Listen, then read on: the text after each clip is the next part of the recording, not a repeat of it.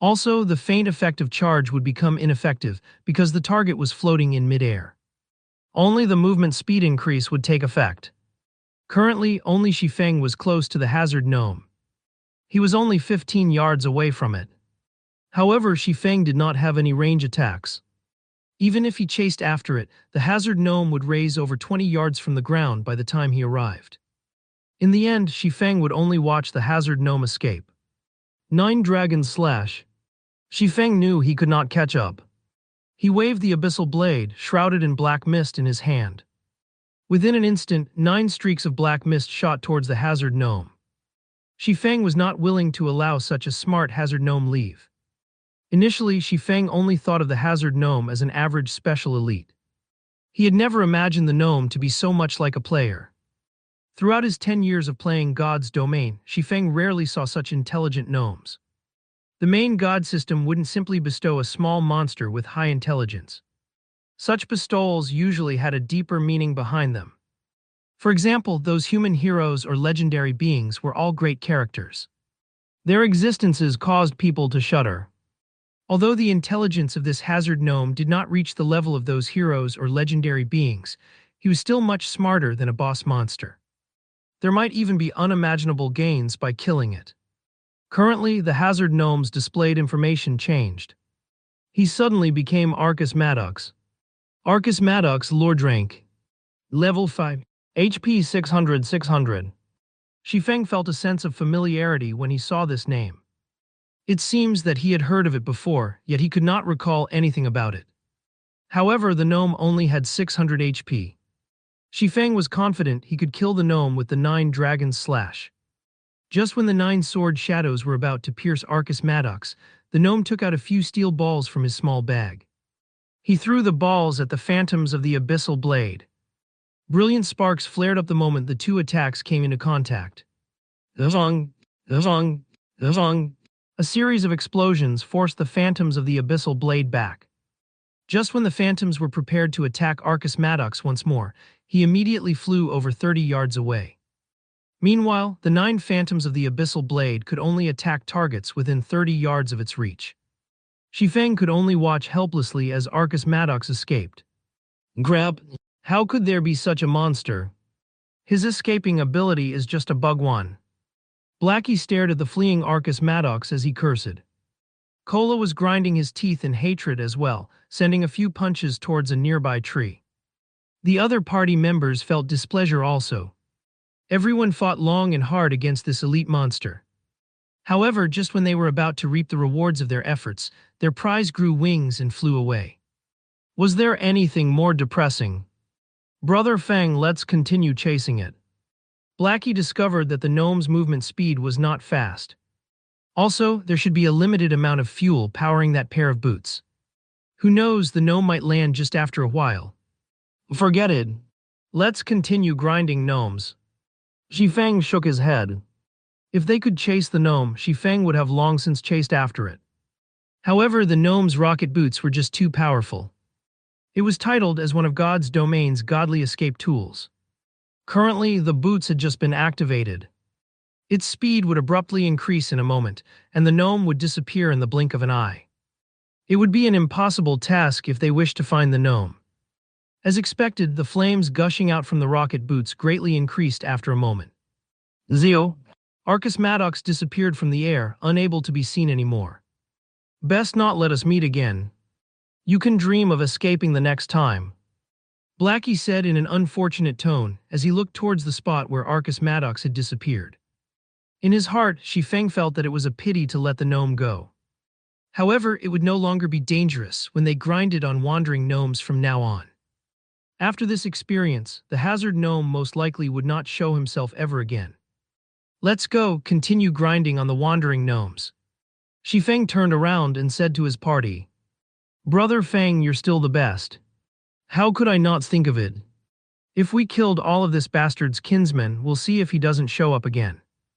Blackie laughingly said. Shifeng was speechless. He turned around and left, no longer paying any attention to the fantasizing Blackie. Suddenly, Shifeng stopped his feet in shock. Damn, our luck really is too poor. I never thought that Arcus Maddox would actually appear here, and he was also a level 5 hazard gnome. Shifeng tightly clenched his fists, his brows wrinkled. It was the first time he became so enraged.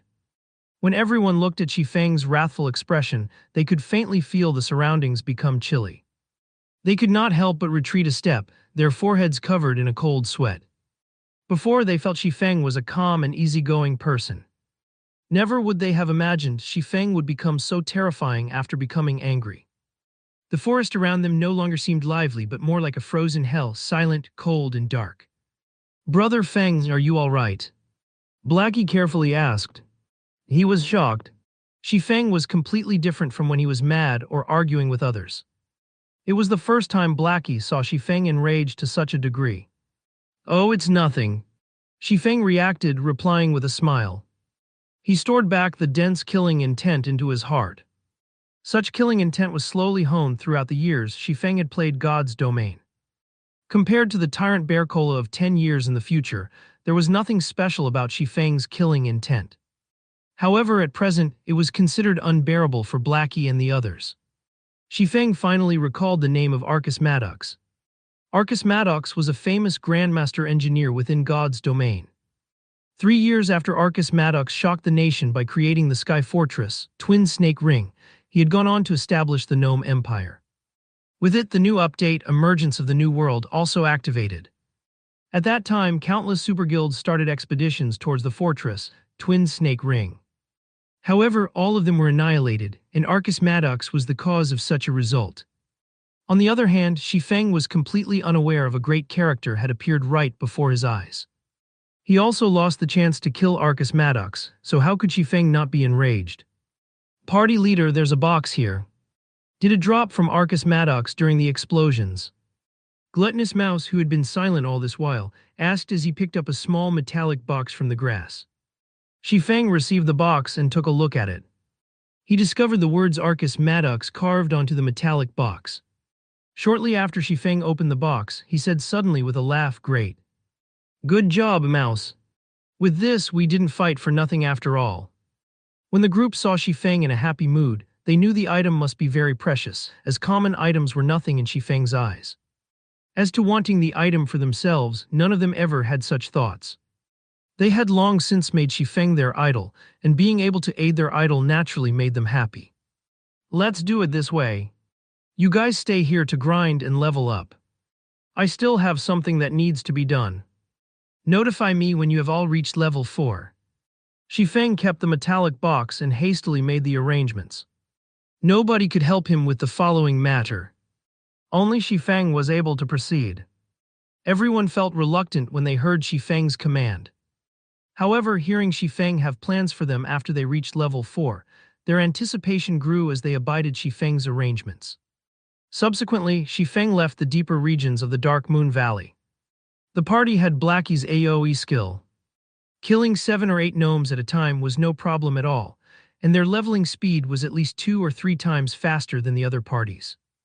On the other hand, what Shifeng needed to do was to utilize this metallic box and to forward the first step of his plans in God's domain. After leaving the Dark Moon Valley, Shifeng rushed towards Scarlet Lake. He had also activated gravity liberation to save more time. The players on their way to the Dark Moon Valley saw Shifeng speeding past them like a gale of wind. His speed was shockingly fast, and his figure was just a blur. "Who is that person? Which assassin is he? His speed is so fast. No, look at his waist. That's a sword hanging there, not a dagger. He should be a swordsman. Grab. Are the current swordsmen that op?" The widely spread rumor on the forums stated that a mysterious swordsman killed the mayor of Red Leaf Town.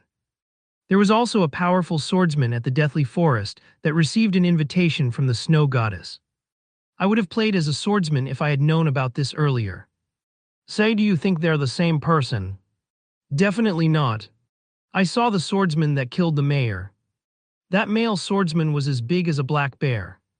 His arms alone were thicker than our thighs. He had forcefully killed that level 15 mayor. The players passing by started a discussion as they watched Shifeng depart. They were inwardly speechless towards the swordsman job. They should have played as swordsmen if there was such a powerful job. However, it was too late now. Xifeng might have laughed it off if he had known their thoughts. There was no strongest job in God's domain, only the strongest player. Xifeng ran for over 2 hours through the vast plains. He activated gravity liberation over tens of times, escaping the pursuit of high-leveled monsters. He passed through the level 6 map, Wolfman's Ruins, in the level 8 map, Aura Fort, before arriving in the level 10 area, Scarlet Lake.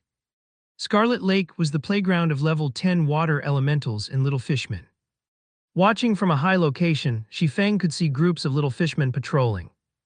The closer it was to the Scarlet Lake, the more there were of little fishmen.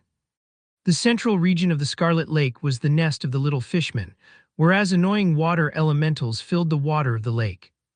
Due to the densely packed and large number of monsters in the Scarlet Lake, the little fishman's curse skill was extremely horrendous. It could absorb a player's attributes and turned it into their own.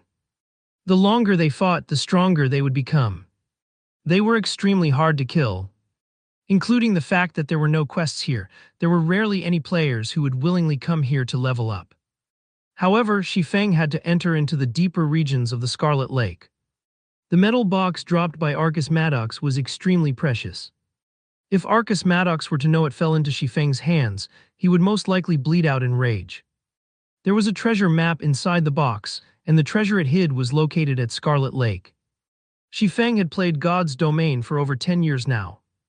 He had done extensive research regarding the history of God's Domain. He truly did not think Arcus Maddox would have this treasure map. It was the record of a heaven-shaking secret. 900 years ago, alchemy master Molotov had created an item with all his effort. Wars were waged between the large countries in God's domain for this item. There were over 10 heroic figures that fought over it. However, this item became lost in the end, its whereabouts unknown. It had become an unsolved mystery in God's domain. Meanwhile, the treasure map in Xifeng's hands by chance recorded the location of this item. This item was the Philosopher's Stone. It was a sacred item for alchemy. If alchemists could obtain the Philosopher's Stone, then they would have the ability to transform stone into gold, amassing immense wealth. They would even be able to revive the dead, breaking the alchemy law of equivalent exchange. Who would have thought such a sacred item would be placed in such an unremarkable location as Scarlet Lake? However, the Scarlet Lake was still a dangerous place for Xifeng. After all was said, there was still a gap of 8 levels between Xifeng and the monsters here. With the suppression due to levels, Xifeng was not an opponent for the level 10 monsters, not to mention the attribute-stealing little fishmen. However, Xifeng could not help but take the risk. The earlier he obtained the Philosopher's Stone, the earlier his heart could be at ease. If he waited until he was level 7 or 8, someone else might claim the item. He wouldn't even be able to feel regret when that time came. Xifeng took out the metal box from his bag, carefully taking out the treasure map within it. He started researching it in detail. The marking on the treasure map was very clear. The treasure was located directly below the little fishman's nest. However, how would Xifeng be able to circle around all these little fishmen? The problem with the water elementals also needed to be solved. Although water elementals had low HP, they had a 60% immunity to physical attacks. They also had a movement speed reduction skill, so they were a headache for melee players. After observing for half an hour, Xifeng discovered that the little fishmen were not always on patrol. They would eventually take a break. Also, these little fishmen were only active by the lake's shores. They hardly ever entered the water because once they entered it, their movement speed would sharply reduce by 60%. Xifeng could use this short rest period to rush into the lake, and once he was in it, the little fishmen would not be able to chase after him. As for the water elementals under the water, Xifeng could use the doppelganger of Phantom Kill to lure them away. Then he could swim to the cavern below the little fishman's nest. If Xifeng did not operate through his plan properly, he would definitely die. If he died, his losses would not be minor. It was not the experience loss that was a problem, however. With his advantage as a reincarnated person, Xifeng could quickly recuperate the experience he lost. Only he would be sent back to the town after dying once, and the time he would waste by returning here was just too much. 10 more seconds. Xifeng watched the patrolling little fishman, his heart estimating the time for him to sprint out. Time passed second after second. A group of patrolling fishmen watched their surroundings. After discovering nothing out of the ordinary, they entered a small wooden hut by the lake to rest, emptying the land by the lake. With all his might, Xifeng dashed towards the shore. When Xifeng was about 30 yards away from the lake, another group of patrolling fishermen discovered Xifeng. They immediately sounded out an alarm, their hands wielding short swords as they rushed toward Xifeng. When faced with 4 level 10 little fishmen, as powerful as Xifeng was, he was not their match. Xifeng's only hope was to jump into the water. However, the little fishmen were very quick, taking only a short moment to catch up to Xifeng. They waved their short swords, slashing them at Xifeng's back. Xifeng knew he could not outrun the fishmen. He turned around and used Abyssal Bind on one of them, then continued by using parry to block another one of his attackers. As a result, Xifeng stopped the other little fishmen from moving forward. Using the power behind the fishman's attack, Xifeng managed to pull away a distance of over 3 yards. He activated gravity liberation and then jumped onto the lake. However, the other little fishmen were quick to catch up, jumping into the lake after Xifeng as well. Blub! 4 little fishmen fell into the water. Xifeng, however, was madly running above the lake's surface. Walking on water was a skill that could only be activated after agility reached 80 points. However, Xifeng had the ring of gravity. As a result, his body had reached a state of near weightlessness after activating gravity liberation. Including his agility that was over 30 points, he too could move on the water's surface. His speed would not be reduced by the water. In a few moments, Xifeng had shaken off the unyielding little fishman. He ran to a location not far from the little fishman's nest, diving into the water. Just after entering the water, Xifeng discovered a cavern that was surrounded by a lot of water elementals. The water elementals were encircling around the cavern as if they were protecting something. Water Elemental Common Monster. Level 10. HP 750-750. Xifeng used Phantom Kill. His doppelganger swam over, luring the water elementals. Just as Xifeng planned, a group of water elementals had discovered the doppelganger. One after another, they chased after the doppelganger. Meanwhile, the doppelganger swam upwards. Although the water elementals had high movement speed underwater, it was an entirely different story when they were above ground. They were the opposite of the little fishmen, becoming extremely slow once they reached the shore. With the water elementals lured away by his doppelganger, Xifeng took the chance to quickly swim towards the cavern. Before Xifeng even reached the cavern, the system notified him of the death of his doppelganger. The doppelganger had only earned Xifeng over 20 seconds. After killing the doppelganger, the water elementals discovered an intruder near the cavern. They all hurriedly swam back to the cavern entrance. After discovering Xifeng, the speed of these water elementals increased by a fold as they sped towards Xifeng. Above the scarlet-colored lake, the speeding water elementals created waves of water that struck at the little fishman's nest. Waves that were as tall as a person enveloped the entire nest, destroying many of the small wooden huts on it. The hundreds of little fishmen inside the nest entered a frenzy. They screamed and bellowed, each of them holding weapons as they jumped into the water and swam towards the cavern below the nest. Dual-layered protection. Xifeng took a look behind him, shocked. As if hundreds of water elementals were not enough, now there were also hundreds of little fishmen following behind. With this amount, even 2 or 3 elite groups of players would not amount to anything. Xifeng had no choice but to increase his speed and rush into the cave. There was still a thread of hope for survival. However, Xifeng's speed underwater was very slow. It was incomparable to the druids who had their seal transformation, where their movement speed was increased by 50% when moving underwater. Instead, Xifeng's movement speed was reduced by 50%. Soon, Xifeng was just 50 yards away from the cavern's entrance. However, the enraged water elementals approached Xifeng as if they were flying, their distance between Xifeng shortening quickly. 42 yards. 28 yards. 20 yards. 10 yards. Just when Xifeng was only 5 yards away from the cavern entrance, the water elementals had caught up with Xifeng. They waved their gigantic icy fists towards Xifeng's head.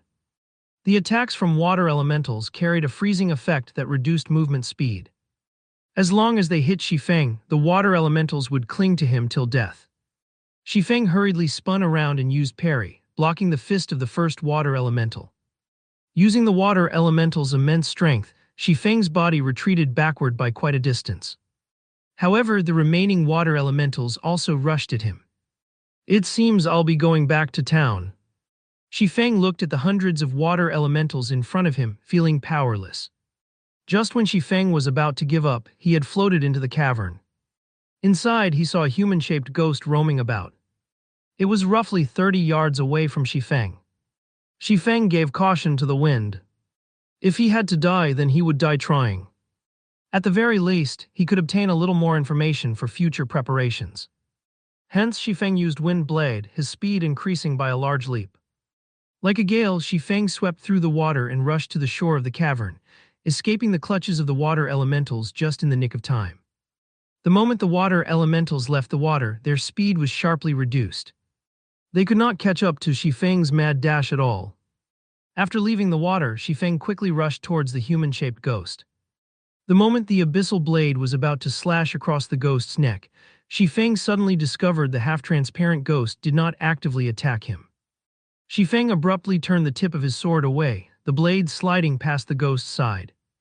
It did not attract the ghost's hatred. Close one, Feng felt cold sweat down his back when he looked at the ghost's information. Brave 1 Floyd. High Lord. Level 25.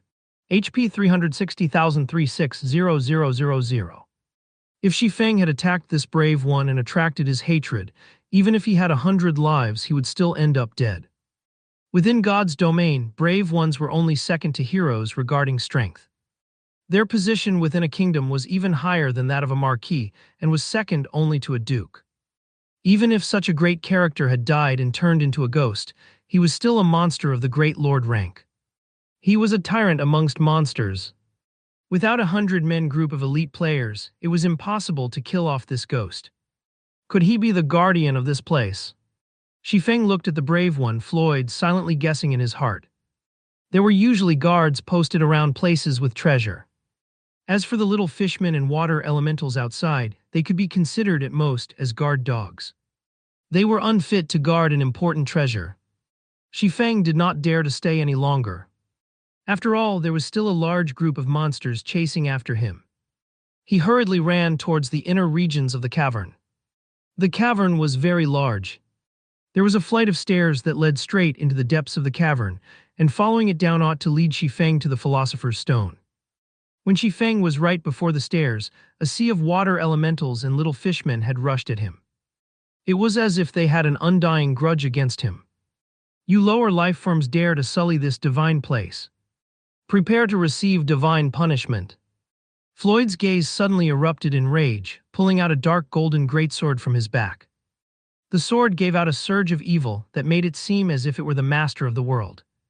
When Floyd raised the greatsword, the surrounding air started becoming heavy, following which, Floyd gave out a loud bellow as his arms swung the greatsword with all their might. A strong wind, followed by a sword flash, swept through all the water elementals and little fishmen. Each and every one of the monsters turned into ash, and the cavern's entrance instantly transformed into a pile of rubble. Strong! Feng exclaimed in shock. He had sorely underestimated the strength of a brave one. Floyd's single sword could easily wipe out a 100-man group of level 30 elite players. A 300-man group might be needed to even have a fighting chance. It was unexpected that the water elementals and little fishmen did not even have the right to become guard dogs. They were all annihilated in an instant. Feng wiped away the cold sweat on his forehead. Luckily, he was a human and not a lower life form. Otherwise, his outcome would be similar to those water elementals and little fishmen. This place is truly vicious. I guess I can only go downward now. Feng looked at the collapsed entrance. Not even an earthworm could find a way through the debris. The stairs that led down were spiral-shaped. The rocky walls surrounding it were also enchanted with a kind of light-based magic, brightening the entire stairwell. However, this stairwell was extremely long. Fortunately, there were no dangers here. After walking for an entire half an hour, Feng finally arrived at the end of the stairwell, at the beginning of a wide and spacious hall.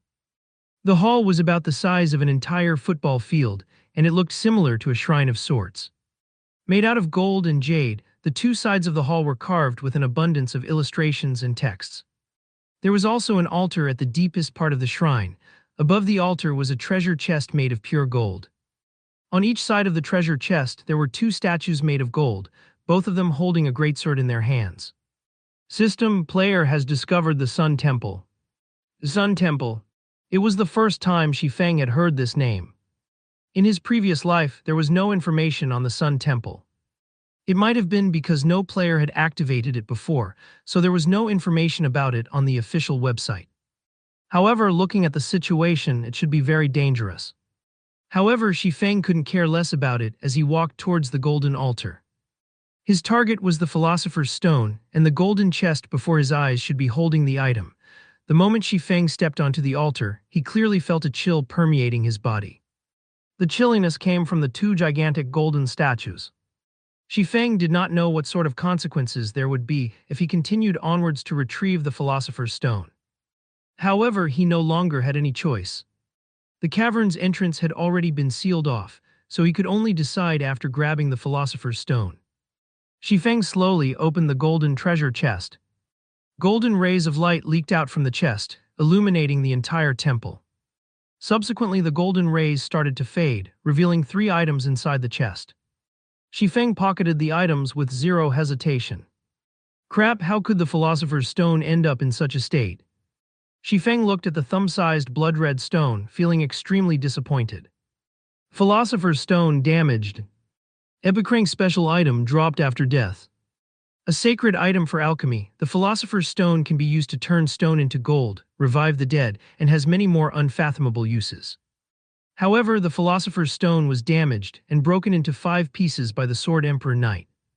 Nevertheless, the Philosopher's Stone possesses immense strength. As long as the 5 pieces are gathered, it will be able to recover all of its strength. Active effect: due to being damaged, the Philosopher's Stone possesses less than a tenth of its original strength. It is only possible to use it for alchemy conversion and elemental refinement. Although the effects were greatly reduced, Shifeng was still satisfied with it. These 2 abilities would enable Shifeng to accomplish a lot. As for the remaining 2 items, one of them was the Golden Greatsword, a level 10 fine gold weapon. The other item was an instantaneous movement, magic scroll. A great treasure indeed. Shifeng looked at the golden greatsword in his hands with extreme excitement. Aside from magic weapons, it was the best item a level 10 player could have. If a level 10 player were to equip this greatsword, they could definitely become invincible amongst players of the same level. At this moment, the 2 statues by the side shook. Their eyes released a red glow, locking their sights on Shifeng. Shifeng used the instantaneous movement magic scroll without hesitation. Golden-colored magical seals suddenly wrapped around Shifeng. The spell on the magic scroll had a cast time of 3 seconds, and it was capable of sending the player to a selected location. This magic scroll was extremely precious. Although there were only a few copies of it in the entire God's domain, dying in this place was a much greater loss to Shifeng. Just as Shifeng was about to be slashed by the golden statues, he vanished from the temple. Red Leaf Town Fountain Plaza. The entire plaza was dyed crimson by the setting sun.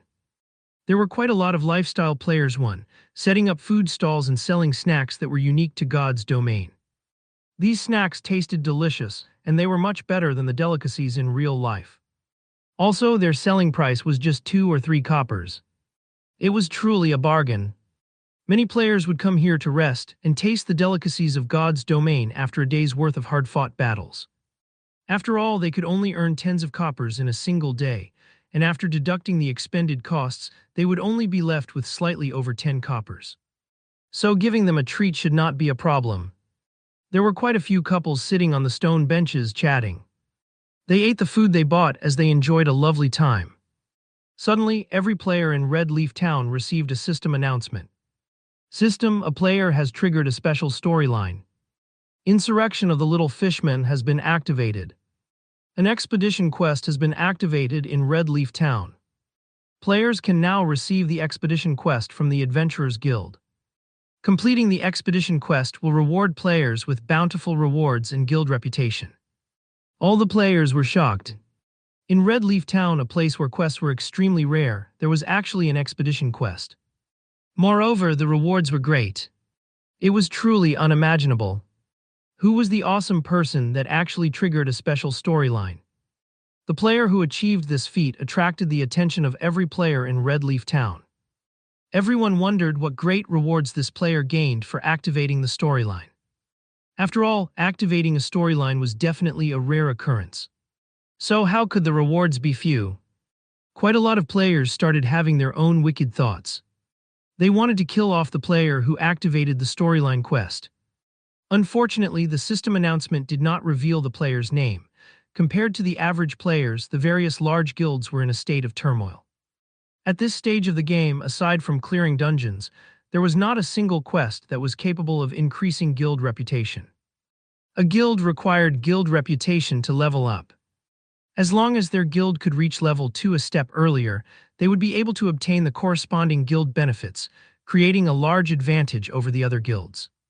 Currently, the other towns surrounding Scarlet River also received the same system announcement. It wasn't just Red Leaf Town. All of the large guilds began strategizing a plan for their crusade against the Little Fishmen. Meanwhile, Shifeng, who was the cause of all this commotion, currently sat inside the auction house. The auction house was a very convenient place. The items placed on auction by players were not just limited to Red Leaf Town. They could be seen and bought in the hundreds of towns and small cities under the influence of White River City. However, the auction house was very cunning. They charged a 5% handling fee for all items auctioned, so the items there are usually very expensive. However, the auction house was unquestionably the best place for players to sell certain items anonymously. Also, it had been quite some time since God's domain started. The players had already amassed quite an amount of coins, and the large guilds should have already piled up a lot of funding. If Shifeng were to set up a stall in Red Leaf Town, not only would he attract attention, he might also be targeted by people like Flaming Tiger. More importantly, the reason Shifeng chose the auction house was that there were too few players in Red Leaf Town who could afford the items he planned to sell. However, it was a different story if there were hundreds of towns competing for them. Hence, Shifeng placed a mysterious iron plate armor on the auction house, setting its base price at 25 silver coins. Then he placed 5 pieces of bronze equipment, with the base price of the plate armor at 3 silver coins and the others at 2 silver coins.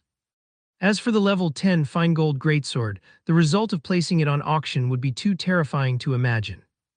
This weapon was worth at least 2 gold coins, which was the equivalent of 200 silver coins. Currently, even 1 silver coin was extremely precious, so who would be able to even afford the weapon? Following which, Shifeng searched his bag via the half-transparent screen. Initially, players were gifted with a bag that had 100 slots. However, it was far from enough for Shifeng. Every player could equip a maximum of 7 bags. So Shifeng immediately bought 6 of the largest bags currently available. Each of the bags had 25 slots, and each sold for 40 copper coins. 6 bags meant 240 copper coins. Such an amount was definitely unaffordable to normal players, but it was just a small sum to Shifeng. Shifeng's storage space increased by a lot after equipping the 6 bags. Afterward, Shifeng left the auction house and set up a stall not far from it. He was not the least bit interested with the storyline quest he triggered. He would not fight over the rewards with the others. He already had his fill, so it was only proper for the others to have the leftovers. Buying magic essences and stones in bulk. A stack 2 of magic essences for 6 coppers, a stack of stones for 10 coppers. Shifeng loudly shouted. At this stage of the game, magic essences were some of the materials needed to practice enchanting, whereas stones were one of the building materials engineers needed. However, many level 0 to level 3 monsters would drop these materials when killed, so they were barely worth anything. The materials the many guilds obtained were also sufficient to supply their own lifestyle players, so they would never buy any of them. As for normal players, they would only occasionally buy these materials. However, there was still an ocean of players that did not know how to deal with these materials. They would usually sell these materials to NPCs at a low price. A stack of 20 bottles of magic essence sold for 5 coppers, and a stack of 100 stones sold for 9 coppers. Shifeng bought them at a price of 1 copper coin higher, so there were quite a lot of players who were willing to sell their materials to him. An extra copper per stack would still be quite a significant income. Magic essence was one of the required materials to make the garrison armor. Besides that, large amounts of copper ore and bronze ore were also needed. These ores were scarcely available, and all the large guilds bought them in bulk. Unfortunately, it was very difficult to get a hold of them. Shifeng also originally planned to grind for ore. However, now that he had the Philosopher's Stone, ore was no longer a problem. The Philosopher's Stone could carry out elemental refinement. That meant it could refine stone. There was a great chance to obtain ore, even rare ore. There was absolutely no need for Shifeng to personally grind for them. He could just buy them at an extremely low price. Because of this, tens of thousands of players had effectively become Shifeng's laborers. Very quickly, a large crowd of players had gathered in front of Shifeng. "Big brother, I have 6 stacks of magic essence here. Will you take them? I have 3 stacks of stone, do you want them?" Many players started asking Shifeng, worried that his bag would fill. After all, they just had too many magic essences and stones. There were no players who were willing to buy these materials. However, it was also a shame to just sell them to the NPCs, so the materials just stayed inside their bags. "I'll take all of them. Just trade them over," Shifeng said. Before this, Shifeng amassed quite a bit of wealth. Including his transaction with Gentle Snow, he was in possession of quite a lot of coins. Shifeng could definitely buy large amounts of magic essences and stones. A player was selling 3 stacks of magic essences here. A player was selling 5 stacks of stones there. Within moments, Shifeng had acquired 60 stacks of magic essences and 85 stacks of stones. The money that remained in his pockets was less than 10 coppers now. "Sorry, but I'm full," Shifeng packed up his stall after explaining. Suddenly, the many remaining players who came to sell off their magic essences and stones had faces filled with disappointment. "Big brother, will you still buy them in the future?" a player asked. "I will. However, it will still be a period before I do buy them. You all can save them up for now," Shifeng resolutely said. The amount of magic essences and stones Shifeng just purchased was far from enough for him to become an advanced forging apprentice 3. After leaving the business street, Shifeng arrived at the Forging Association. He paid 5 coppers to rent a basic forging room for 1 hour. Inside the basic forging room, all the equipment needed for forging was provided. Players did not need to buy their own equipment. The intermediate ranked forging room was a lot better. It could increase the success rate of forging by 3%. However, it costs 1 silver per hour to use that room. As for advanced forging rooms, those were not available in small towns. They were only available in cities. However, their prices were extremely staggering. Forging Association inside a forging room. Shifeng took out a stack of stone, placing it on the table. A stack of stone had 100 pieces in total. They immediately filled up the round table, some even fell to the ground. "Time to see how good you actually are," Shifeng smiled as he retrieved the crimson-red Philosopher's Stone. If the Philosopher's Stone were seen by someone else, the consequences Shifeng would face would be immense. Hence, Shifeng rented a forging room. Without his permission, nobody could enter the room. Shifeng took a piece of stone from the table and used the Philosopher's Stone on it. "System, do you wish to use the Philosopher's Stone for elemental refinement?" Shifeng immediately chose yes. Following which, the Philosopher's Stone started emitting a faint red glow. A mysterious power flowed into the stone. Bang! The stone the size of a fist suddenly turned into yellow sand, scattering to the ground. The result was a failure. However, Shifeng revealed a calm smile at the result. It did not perturb him in the slightest. Afterward, he picked up another stone and tried again. Ore was very precious. A normal copper ore sold for 2 coppers. They were only worth 1 copper coin if sold to an NPC. A stack of 100 copper ore could be sold for 200 copper coins to guilds, and they would still fight over them. Compared to a stack of stone, which only sold for 10 copper coins, copper ore was just too expensive. Elemental refinement extracted the metal element out of the stone. However, some stones did not possess any metal element. So it was only natural that they turned to sand. Such failures were just too common. Bang, bang, bang. There was still no ore after 10 consecutive tries. Shifeng started becoming depressed. The success rate was just too low. Shifeng even started to suspect that these stones were picked from a desert to result in all the yellow sand. Relax, relax. There are still many stones left. Xifeng sucked in a deep breath, reassuring himself. He picked up another piece of stone, trying elemental refinement once more. Bang! This time the stone still scattered into a pile of sand. However, in the middle of the yellow grains, there was a piece of metal that had a purplish red luster. It was copper ore. With the first piece of copper ore in his hands, Xifeng let out a relaxed breath. His hands started moving at a faster pace. All the stones above the stone table turned into yellow sand within moments. The stack of stones had yielded a total of 23 pieces of copper ore and 2 pieces of bronze ore. Compared to copper ore, the price of bronze ore was 3 times that of copper ore. They were worth 3 copper coins when sold to NPCs. Due to the rarity of bronze ore, players would buy them at 7 copper coins apiece. Seeing the ores on the table, Xifeng felt the Philosopher's Stone was truly a gold mine. Even if the Philosopher's Stone was currently damaged, it was still out of the ordinary. It was no wonder why many kingdoms were willing to muster up their armies and fight for the Philosopher's Stone. Having the Philosopher's Stone in hand was the equivalent of having a wealthy treasury. At that time, a kingdom would find it hard not to become prosperous. Xifeng kept the ores on the table and brought out another stack of stones. Stack after stack of stones disappeared, whereas the amount of yellow sand had piled up into a small hill. Fortunately, the forging room could be cleaned of rubbish with just a click of a button. After pushing the clean button, the small hill of yellow sand vanished from sight. After spending an hour's time, Xifeng had refined 40 stacks of stones. He had obtained a little over 7 stacks of copper ore and a little over 1 stack of bronze ore. They would be worth over 20 silver coins if Xifeng sold them.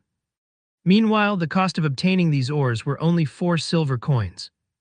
The difference was 5 times the price. It was an absolute profit. Most importantly, ores dropped in very small numbers, so it was impossible to buy them in bulk. Xifeng received a system notification the moment he had left the forging room. System, the violent bear armor you placed at the auction house has been sold. After deducting the procedural fees, 31 silvers 53 coppers have been placed in your bag. System, the dark star boots you placed at the auction house has been sold. After deducting the procedural fees, 3 silvers 21 coppers have been placed in your bag. A series of notifications from the auction house had caused Xifeng's lips into a smile. As expected, the greater the competition, the higher the price would go. Xifeng was very satisfied with the amount the items sold for. He never imagined that a mysterious iron plate armor for shield warriors could actually be sold for over 30 silver coins. It seems there were a lot of wealthy people within the area of influence of White River City. After selling the equipment, Xifeng had suddenly become a wealthy tycoon. With over 50 silver coins in his pockets, even his confidence was different now. Currently, players would still be happy over having 20 to 30 copper coins on their person. Xifeng already possessed more than 50 silver coins. Including the silver coins Gentle Snow owed him, if Xifeng were to sell off the copper ore he had immediately, he would instantly become wealthy with gold. However, he would not sell the ores. These ores were the foundation for Xifeng to earn big money. Following which, Xifeng rented the forging room for another hour. He turned the remaining stones into ores. His luck was better this time around. From 45 stacks of stones, he obtained 10 stacks of copper ore and 2 stacks of bronze. With this, Xifeng had a total of 17 stacks of copper ore and 3 stacks of bronze. It would be quite some time before Xifeng could use them all up. With money in hand now, Xifeng once more arrived at the central area of the Forging Association, at the administration area. Currently, there were quite a few forger players that were groomed by guilds, renting forging rooms. This is just evil. It actually costs 5 coppers for an hour. My guild just gave me 30 coppers. That's not enough at all. That's considered good already. At least the equipment is all there. Look at the forging equipment. Even the most common required a few silvers. An entire set would cost over 30 silver coins. It's just a blatant rip-off. You still haven't seen the intermediate forging room. It costs 1 silver an hour, but the room only increases your success rate by 3%. Even a first-rate guild would not be able to handle such a price. A few forgers continuously complained. They bitterly detested the prices set by the Forging Association. However, there was also a hint of bragging carried in their voices. After all, they had the support of their guilds, whereas normal players wouldn't even be able to rent a forging room, not to mention increasing their forging levels. Shifeng circled these players, walking towards the manager of the association, saying, "I want to rent an intermediate forging room. May I know how long you wish to rent it for?" The ashen youth, who was the association's manager, excitedly asked. Currently, a majority of the adventurers were poor blokes. Every one of them only rented the basic forging rooms, and even then they rented with unwillingness. So a great change occurred to the manager's servicing attitude when he was able to see a rich adventurer like Shifeng. Looking at the time, it was currently morning in the real world. When using the virtual gaming helmet, a person could not stay within God's domain for too long. 2 hours then, Shifeng said after some thought. "All right, here is your key. That will be a total of 2 silver coins." The manager handed the key over to Shifeng, smiling. Shifeng took out 2 shiny silver coins, placing them on the table and turning around to leave. The players who had previously been discussing the deviousness of the Forging Association were all dumbstruck. They even thought they were hallucinating. However, they were indeed silver coins on the table, and not the scarlet-yellow copper coins. "Grab a Tycoon," a male elementalist said in envy. "Brother Tycoon, little sister knows how to warm beds." Another pretty and flirtatious female player winked at Shifeng, flattering him. "Isn't it just some dirty money? I will definitely become an intermediate forging apprentice a step ahead of him," a male priest said in a sour tone, even though he knew it to be impossible. The facilities of the intermediate forging room were much better than the basic one. On the surface, the room itself only increased the success rate of forging by 3%. However, including the facilities that came with the room, the success rate was increased by at least 5%. To a forger, a difference of 5% success rate was like the difference between heaven and earth. Shifeng took the key to the intermediate forging room and went up the second floor, ignoring the flirting young lady. The first floor of the Forging Association only had basic forging rooms, whereas intermediate forging rooms were located on the second floor. When compared to the first floor, there were far fewer people on the second floor. There were only NPCs walking around. Players would not come to this place at all. Also, there were only 20 intermediate forging rooms, unlike the basic rooms which numbered at 50. Shifeng entered the intermediate forging room. The room was much larger and refined. The facilities available were also better than the basic room, especially the hammer and flame. These 2 items were not simple at all. Shifeng held up the silvery white hammer that was placed on the iron-woven felt. 100 refinement hammer, bronze rank. Forging items. When forging, the success rate is increased by 3%. Requirements: strength 4. Just this 100 refinement hammer alone was hard to obtain by players. The best hammers NPCs sold were common hammers. Those hammers did not increase the success rate of forging. As for stealing this 100 refinement hammer, it was an impossible task. Items that belonged to the forging room could not be taken away by players. The flame here was extraordinary as well. Instead of the usual scarlet-yellow color, the flame here burned with a scarlet-green color. It was not a common flame but a mysterious flame. Shifeng took a look at its description. Scarlet Devil Flame, Tier 1 Mysterious Flame. Special item, possesses extremely high temperatures. Items smelted with the flame will have higher purity. When refining potions or forging items, there will be a definite increase in success rates. Mysterious flames were rare and powerful flames. These flames had varying strength, and they could be categorized into 9 tiers. The first tier was the weakest, whereas the 9th tier was the strongest. However, even a first-tier mysterious flame was not something that could be easily obtained by players. Due to the mysterious flame's rarity, its price within God's domain was extremely high. Including the fact that both potion making and forging required mysterious flames, the prices of mysterious flames had become even more shocking. There was once a Tier 4 flame that caused tens of first-rate guilds to fight over it. After the death of millions of players, the flame finally ended up in the hands of the world dominators. Not long after, a master potion maker in World Dominators rose to become a Grandmaster Potion Maker, increasing the influence of the World Dominators by a large leap. Shifeng had a great yearning within him when he looked at the burning, mysterious flame. It was the thirst of a forger.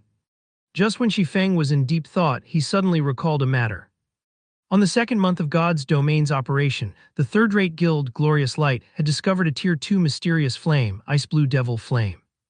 The flame was found in the Hundred Ghosts Forest, and its discovery induced great envy into the other guilds.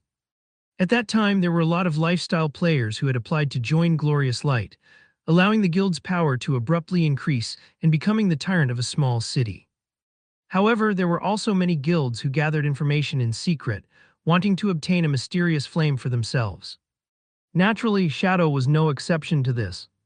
Shadow had discovered the location and method of obtainment of the mysterious flame from Glorious Light's inner circle. Unfortunately, such mysterious flames only appeared once, never appearing again after they were gone. This discovery caused many guilds to waste their efforts. As he was thinking about the Ice Blue Devil Flame, Shifeng suddenly started having intentions towards this mysterious flame. If he could make it his own, it would definitely be of great help to him in the future when he started his own guild. Moreover, the flame would be of great help in pushing Shifeng to become a true Forger 1. However, Shifeng still needed to hash out a proper plan to obtain the Ice Blue Devil Flame. He needed to prepare many things before he could obtain the flame. Following which, Shifeng took out the garrison armor's forging design. Without wasting time, he immediately chose to learn it. System, you have learned how to forge the garrison armor. Afterward, Shifeng placed all the needed materials onto the stone table. Then he took out the immensely precious book of forging and started to forge. Shifeng was a basic forging apprentice. His success rate for forging a level 0 common equipment did not exceed 20%, and after a successful forging, there was a 40% chance for him to obtain 1 proficiency point. If Shifeng were to forge the garrison armor, a level 3 bronze equipment, his chance of success would not exceed 5%. Successfully forging a piece of bronze equipment would bring an additional bonus, which was a 100% chance to obtain 2 proficiency points. However, 1,000 proficiency points were needed to become an intermediate forging apprentice. Obtaining such a large amount of points required equally large funding to support it. There was no way for a lifestyle player to support such a large sum of money by themselves. The forgers in guilds all started out by forging common equipment. There was not a single guild who would allow these lifestyle players to forge bronze equipment right off the bat. To begin with, they didn't even possess a forging design for bronze equipment, and even if they did, they wouldn't carry out such an action. The success rate of a basic forging apprentice was just too low, and the materials needed were just too expensive. A single failure would cost 1 silver coin or more. It was a loss that not even guilds could handle. Moreover, they couldn't even collect that many materials to make the equipment. However, Shifeng did not have such worries. He had the Philosopher's Stone, so he did not lack in resources. Furthermore, the materials needed to make the garrison armor were cheaply priced.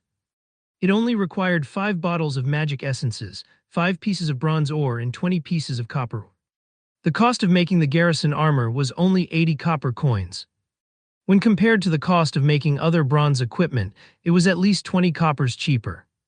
The garrison armor also had very good attributes, so it was extremely welcomed. Shifeng wouldn't have to be troubled over figuring out how to sell it. The most important thing was the Book of Forging. The Book of Forging could increase the success rate of forging common equipment by 70%, bronze equipment by 50%, mysterious iron equipment by 30%, secret silver equipment by 20%, fine gold equipment by 10%, dark gold equipment by 5%, and epic equipment by 1%. With such attributes, the Book of Forging could allow a player to become a master forger easily and unimpeded. Basic forging apprentices originally had a 20% success rate at forging common equipment. Including the 70% from the book, the success rate would become 90%. Further including the facilities of the intermediate forging room and removing the possibilities of mistakes, the success rate of making common equipment was 99% or higher. Unless the player was a pig too, failure was impossible. The Book of Forging's frightening abilities could clearly be seen from this. As for the garrison armor, Shifeng had a 5% success rate for making it. Including the 50% from the book, the 3% from the room's facilities, and also the effects of the mysterious flame, Shifeng now had a 60% success rate for making the garrison armor. Not to mention bronze equipment, even if common equipment had a 60% success rate, it would still drive forger players mad. Such a high percentage for success was something unimaginable to forgers. Following which, Shifeng started slowly making the garrison armor according to the forging design's requirements. He first smelted the copper and bronze ore in the fire. After being in the fire for 5 minutes, the ores started to melt and form a lump. Afterward, Shifeng added in the magic essence, letting it burn for another minute before removing the red-hot ore and placing it onto the metal felt. The ore's scorching hot temperature caused Shifeng to sweat. However, Shifeng did not dare be careless, as the following process was the most important part. After finishing the preparations, Shifeng held the 100 refinement hammer and readied it to hammer the fiery ore. Dang! Dang! Dang! Sparks flew in all directions. The hammering sounds echoed throughout the wide forging room. Shifeng struck every hit with careful precision. In his previous life, Shifeng did not learn forging. He only learned the gathering skill. However, he still knew quite a lot about forging. After all, he had conversed with a master forger quite often, so he was knowledgeable to the degree of not making certain low-leveled mistakes.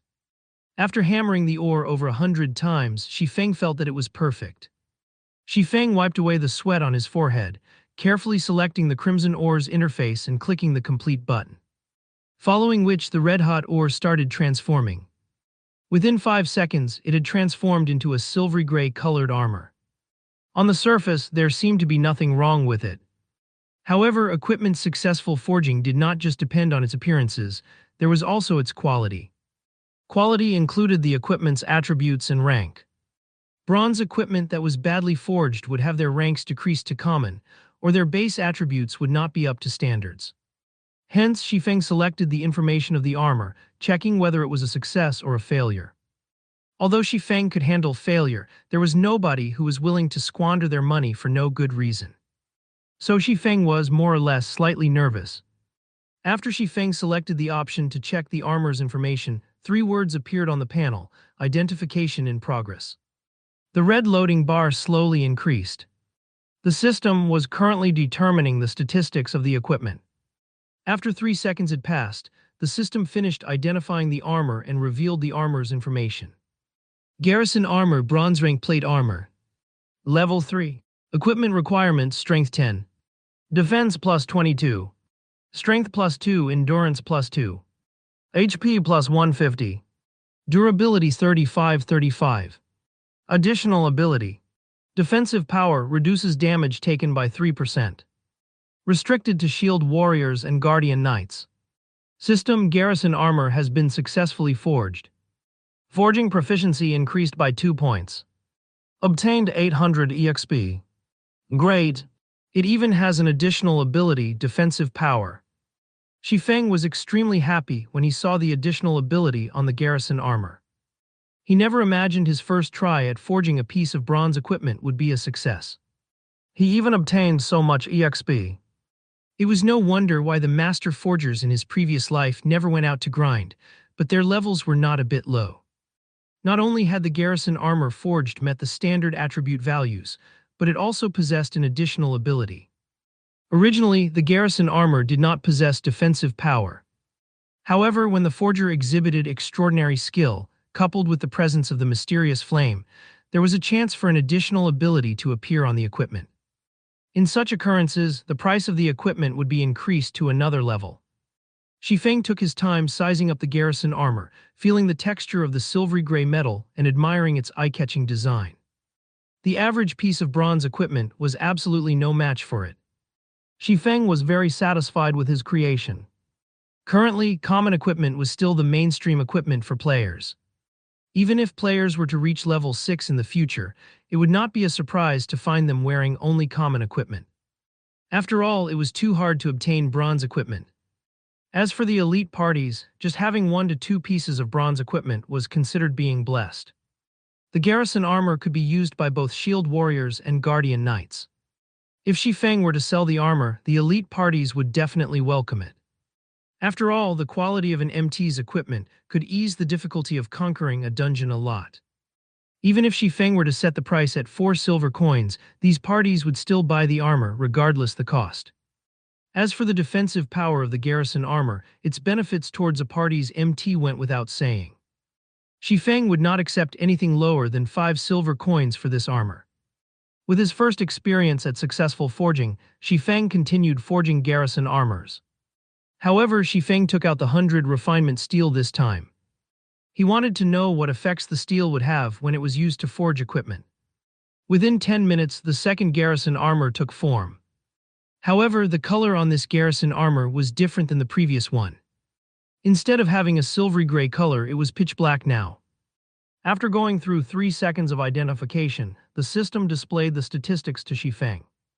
Garrison heavy armor, bronze rank plate armor. Level 3. Equipment requirements, strength 14. Defense plus 25. Strength plus 2, endurance plus 4. HP plus 150. Durability 40-40. Additional ability. Defensive power reduces damage taken by 5%. Restricted to shield warriors and guardian knights. System, garrison heavy armor has been successfully forged. Forging proficiency increased by 2 points. Obtained 1000 EXP. System, due to your forging genius, forging proficiency has been increased by an additional 2 points. Currently, Shifeng had completely forgotten about the additional proficiency points that his forging talent gave him. Instead, his eyes were fixated on the garrison heavy armor. The attributes on the armor were already comparable to a piece of level 3 mysterious iron equipment. The price tag on it was at least 10 silver coins. Shifeng never imagined that the 100 refinement steel would create such large changes. Shifeng had no choice but to admit that the item given by a master forger was not ordinary. Unfortunately, Shifeng only had 9 pieces of 100 refinement steel remaining. Naturally, now that Shifeng knew the effects of the 100 refinement steel, he would not simply squander them away. He would set them aside and use them when he had good equipment to forge. 2 hours quickly passed by. Shifeng forged garrison armors without stopping during this time. He had obtained a total of 23 pieces of garrison armor, but he also failed to forge 4 pieces. Shifeng was very satisfied with the result. A single, successfully forged garrison armor could easily remedy the loss of the 4 failures. At the same time, Shifeng himself had also risen to level 3. His current level was not that far from the expert players. Moreover, his forging proficiency had increased to 44 points. Such an increase was at least 4 to 5 times faster than those forgers that belonged to guilds. Following which, Shifeng left the intermediate forging room and arrived in front of the auction house. He immediately auctioned off the 11 pieces of garrison armor that did not possess defensive power, their base prices set at 4 silver coins. As for the garrison armors and garrison heavy armor that possessed defensive power, Shifeng placed them aside for now. He wanted to let these guilds and elite parties have a taste of the armor first. That way, the remaining garrison armors could be sold at an even better price. Afterward, Shifeng set up a stall in the trade area, casually yelling out. Following which, many players ran over to Shifeng, selling their stones and magic essences to him. After purchasing the materials for half an hour, Shifeng took a look at the time. It was near nightfall in God's domain. The monsters at night became much more powerful, and killing them became much more difficult. This period was not suited for leveling, and Shifeng should rest as well. Currently, he was still using the virtual gaming helmet, not the virtual gaming pod, to play God's domain. The virtual gaming pod could provide the energy and nutrients required by the player's body at any time.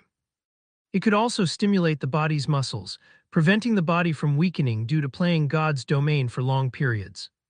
Shifeng's finger tapped and clicked, calling out the system interface and choosing to log off.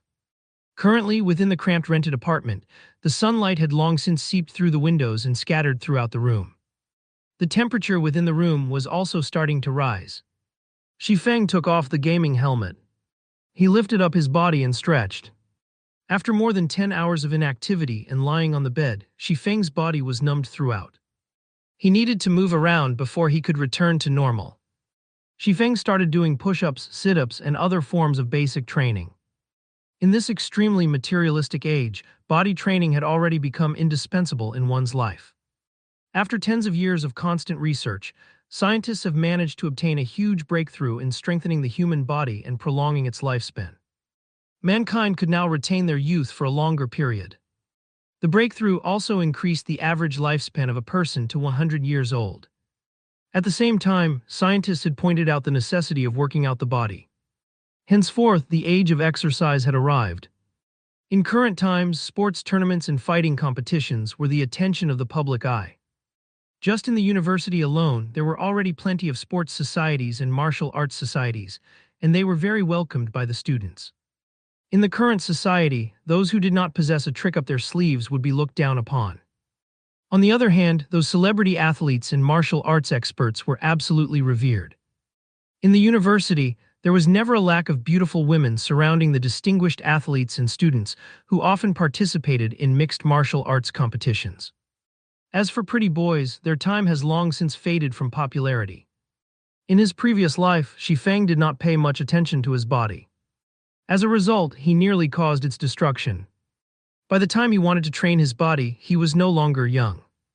Even if he had trained with all his might, the effects would not be great. In this life, Shifeng would not be the same as before naturally. He would not solely pay attention to God's domain, ignoring his body's training. After training for half an hour, Shifeng's entire body was covered with sweat. It looked as if he had just taken a shower. Just when he was about to dine on his cooked instant noodles, his phone started ringing. Shifeng looked at the contacting person. Unexpectedly, it was the usually silent female class monitor, Zhao Ruoxi. "Class monitor, what's up?" Shifeng asked after answering the call. According to Shifeng memories, aside from attending classes, Shifeng never had any contact with the female class monitor. Within the 4 years Shifeng had spent in the university, he had not spoken over 100 sentences with Zhao Ruoxi. "Shifeng, hurry over to school. I failed to notify you of this because you do not live in the male dormitories, but now I'm telling you. At 11 o'clock, there will be an important matter being announced at Teaching Block 3, Classroom 401. Shifeng looked towards the electronic clock on his table. It was already 10:30 right now. He answered, "All right, I'll go there immediately." Cutting off the call, Shifeng immediately ate his instant noodles and hurried to school. When he was on the road, Shifeng finally recalled this incident. It was one of the reasons that caused his parents to fall gravely ill. In Shifeng's previous life, he and Blackie joined Shadow Workshop. When Zhao Ruoxi called him to go to the school, he chose to continue playing God's domain instead of going. He joined Shadow Workshop after much trouble. If he wanted to rise in position within Shadow, he needed to have a good performance. How could he have the time to care about small matters that happened in the classroom? As a result, his university recommendation became non-existent. Although it was just a recommendation, it could allow students to find better jobs. The stress levels of the current society were extremely powerful, and jobs were not easy to find. Such a recommendation would be a stepping stone towards the higher levels of a company. Shifeng's parents were deeply worried after they found out about this incident. It was also because of such worries that caused the mental stress on his parents to increase substantially. Only Shifeng's parents never revealed it to him. Instead, they encouraged him. They didn't want him to worry about their household debts.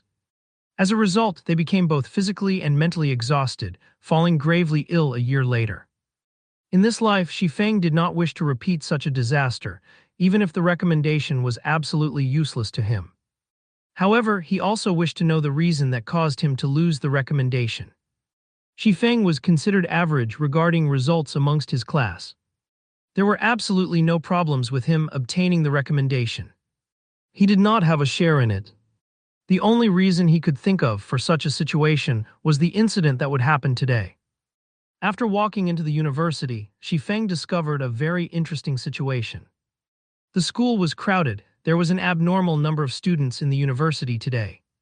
Usually, there would not be that many people within the university grounds. The students would usually study in the library or gather outside to have some fun. Worst case scenario, they would just stay in their dormitories and play games. Unlike the current situation, they wouldn't normally come out for a stroll. When Shifeng walked towards Teaching Block 3, he discovered that the normally empty classrooms were packed with people. All of them were fully occupied. What is happening today? Shifeng was puzzled. The moment Shifeng entered classroom 401, he could feel the air in the room was slightly odd. His classmates all shifted their gaze towards him, their expressions filled with astonishment. Shifeng was like something that should not be there, yet had actually appeared. The male students only glanced at Shifeng. They did not pay him any attention as they continued with their conversations. Meanwhile, some of the gorgeously dressed females in the class sent Shifeng expressions of disgust. However, Shifeng had long since gotten used to such reactions. When he was about to turn around and look at them, the females immediately turned their heads away. "Fellow student Shifeng, you're here. Find a place to sit." When fellow student Ling Feilong arrives, everyone in the class will be present. The female monitor, Zhao Ruoxi, had a calm expression on her face when she spoke to Shifeng as if it was all just for formality's sake. However, Shifeng could faintly feel a hint of expectation in Zhao Ruoxi's eyes when she turned around to look at him. However, that expectation was not targeted towards him, but most probably towards the Ling Feilong she spoke of. "All right." Shifeng nodded his head, simply choosing a corner to sit down in. As for sitting and starting a conversation with the other male classmates, Shifeng could tell it would be impossible just by looking at their expressions. In regards to such a situation, Shifeng could only let loose a bitter smile. In his previous life, he truly has failed at being a functioning human being. However, there was nothing he could do. To save money, he never participated in any of the student gatherings or class events. He had long since become an invisible existence within the class. In the eyes of his classmates, Shifeng might be a very reclusive person. Why is this person here? The class monitor should be the one who notified him. I never thought he would actually show up. He's just an inferior student in the class. Just looking at him makes me mad. Look at how cunning his eyes are.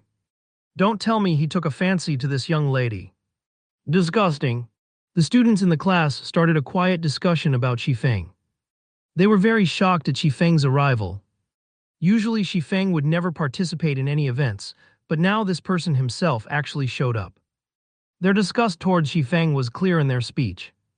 Their tones when speaking also showed how much they looked down on him. The reason for such treatment was because Shifeng was weak. He was also often bullied by students from other classes. Moreover, he was the inferior student who was always too poor to join the class outings. It was just an embarrassment to be in the same class as him. Although their voices were soft, Shifeng could still hear them clearly. It was better to say they let Shifeng hear their conversation. Learning was only secondary in everyone's eyes. The truly important thing to have was a strong body. After all, the current age was one where body training was strongly emphasized upon. However, Shifeng's weak body clearly did not fit the current age. So naturally, he had become an outcast within the class. However, Shifeng simply laughed away at his situation. He was no longer a child, so why would he be angry over the actions of these children? Currently, his heart was only concerned about the matters regarding the recommendation. Not long after, a robust youth entered the classroom. The youth's height was an entire 1.9 meters. This person was Ling Feilong. According to Shifeng's memories, Ling Feilong was a person with many tricks up his sleeve. After he graduated from university, he managed to woo the princess of a large corporation. 3 years later, he became the corporation's CEO. However, due to the virtual world's influence towards the real world growing ever larger, Ling Feilong invested in God's domain as well. At that time, he looked for Shifeng, his classmate, wanting to collaborate in God's domain. At that time, Shifeng was the captain of Shadow Workshop. He was also the guild leader of the guild Shadow. Shadow was barely considered a second-rate guild during those times. However, it still had control over a large city with a population of 500,000 people. Considering they were once classmates, Shifeng agreed to Ling Feilong's proposal. Afterward, although Shadow earned quite a lot of money from the collaboration, Ling Feilong earned even more. At the same time, Ling Feilong groomed several powerful subordinates. Then he somehow managed to gain the favor of a first-rate guild, abandoning Shadow. Everyone watched as Ling Feilong entered the classroom. The male students all stood up, displaying their respect towards him. On the other hand, the gorgeous female students from before sent meaningful gazes towards Ling Feilong. Even Zhao Ruoxi had some changes to her calm expression. Shifeng had plenty of experience with women in his previous life, so he could tell Zhao Ruoxi was somewhat interested in Ling Feilong. What kind of situation was this? Shifeng could not make heads of the current situation. It would be fine if it were just the other students, but Zhao Ruoxi was the class flower. She had a calm personality, an oval face, a graceful body, and even her family background were good. Normally, male students from other classes could be seen chasing after her. However, none of them ever entered her eyes. So why did she take a fancy upon Ling Feilong? Was Ling Feilong fated to become a protagonist in life, a person who was loved and welcomed by all? Everyone sit down. Like a leader, Ling Feilong naturally walked up to the lectern. He gratefully said, "Thank you for coming to congratulate me. I would not be here today were it not for all of your support. Brother Feilong, you are too humble. More than 5,000 people entered the school's fighting competition, yet you've managed to enter the top 10. You are the pride of our class. You now have the rights to enter Jin High City's fighting competition without going through the preselections. This feat is not achievable by the average person. You mustn't forget about us once you've become a martial arts master in the future." "That's right, Brother Feilong. We're looking forward to you becoming the champion." The students in the class gave their congratulations one after the other. Some of the female students even thought of throwing themselves at Ling Feilong. However, Shifeng was an exception. He was truly dumbfounded. Originally, he thought a huge incident occurred, but it was just the school's fighting competition having just ended. They were only here to congratulate Ling Feilong for being able to enter the city's fighting competition. If it was before, Shifeng might have envied Ling Feilong. After all, there were just too many people who liked fighting competitions. Those who were able to participate in the city's fighting competition were much more appreciated than some big celebrity. This was due to the difficulty of entering the fighting competition. There was a strict selection system, and it was considered good to have 3 to 4 people selected out of 10,000. If these selected participants performed well, they might even get a contract to become the spokesperson for a large enterprise. With all the celebrity advertisements that would be offered, it wouldn't be difficult to amass wealth. Their futures would have boundless prospects. However, along with the rise in popularity of God's domain, people became even more addicted to fighting battles and wars in the game. After all, being able to personally experience the fight was still the best experience. The lack of danger of fighting in the game only made it even more exciting. As a result, many experts became idols of the players in God's domain. As everyone was giving their congratulations to Ling Feilong, the person himself had his eyes swept over to a corner of the room, the corner where Shifeng sat. His eyes held a hint of dissatisfaction when he looked at Shifeng. He was the pride of the class and even more so a future celebrity. Yet an inferior student like Shifeng actually did not intend to flatter him. After a round of flattery, Ling Feilong allowed the students to return to their seats. "I thank everyone for your support. Please quiet down for a moment. I am here today because I have a matter that I wish to discuss," Ling Feilong said. Hearing Ling Feilong's announcement, everyone listened attentively. Only Shifeng remained uninterested towards Ling Feilong's matter. However, Shifeng could not help but pay attention after hearing Ling Feilong speak. "It's something related to the school's recommendation." Ling Feilong calmly said, "Everyone knows how I am obsessed with fighting. However, my grades at school aren't that good, so it has caused some problems with my recommendation. So I wish for someone here to give up a spot.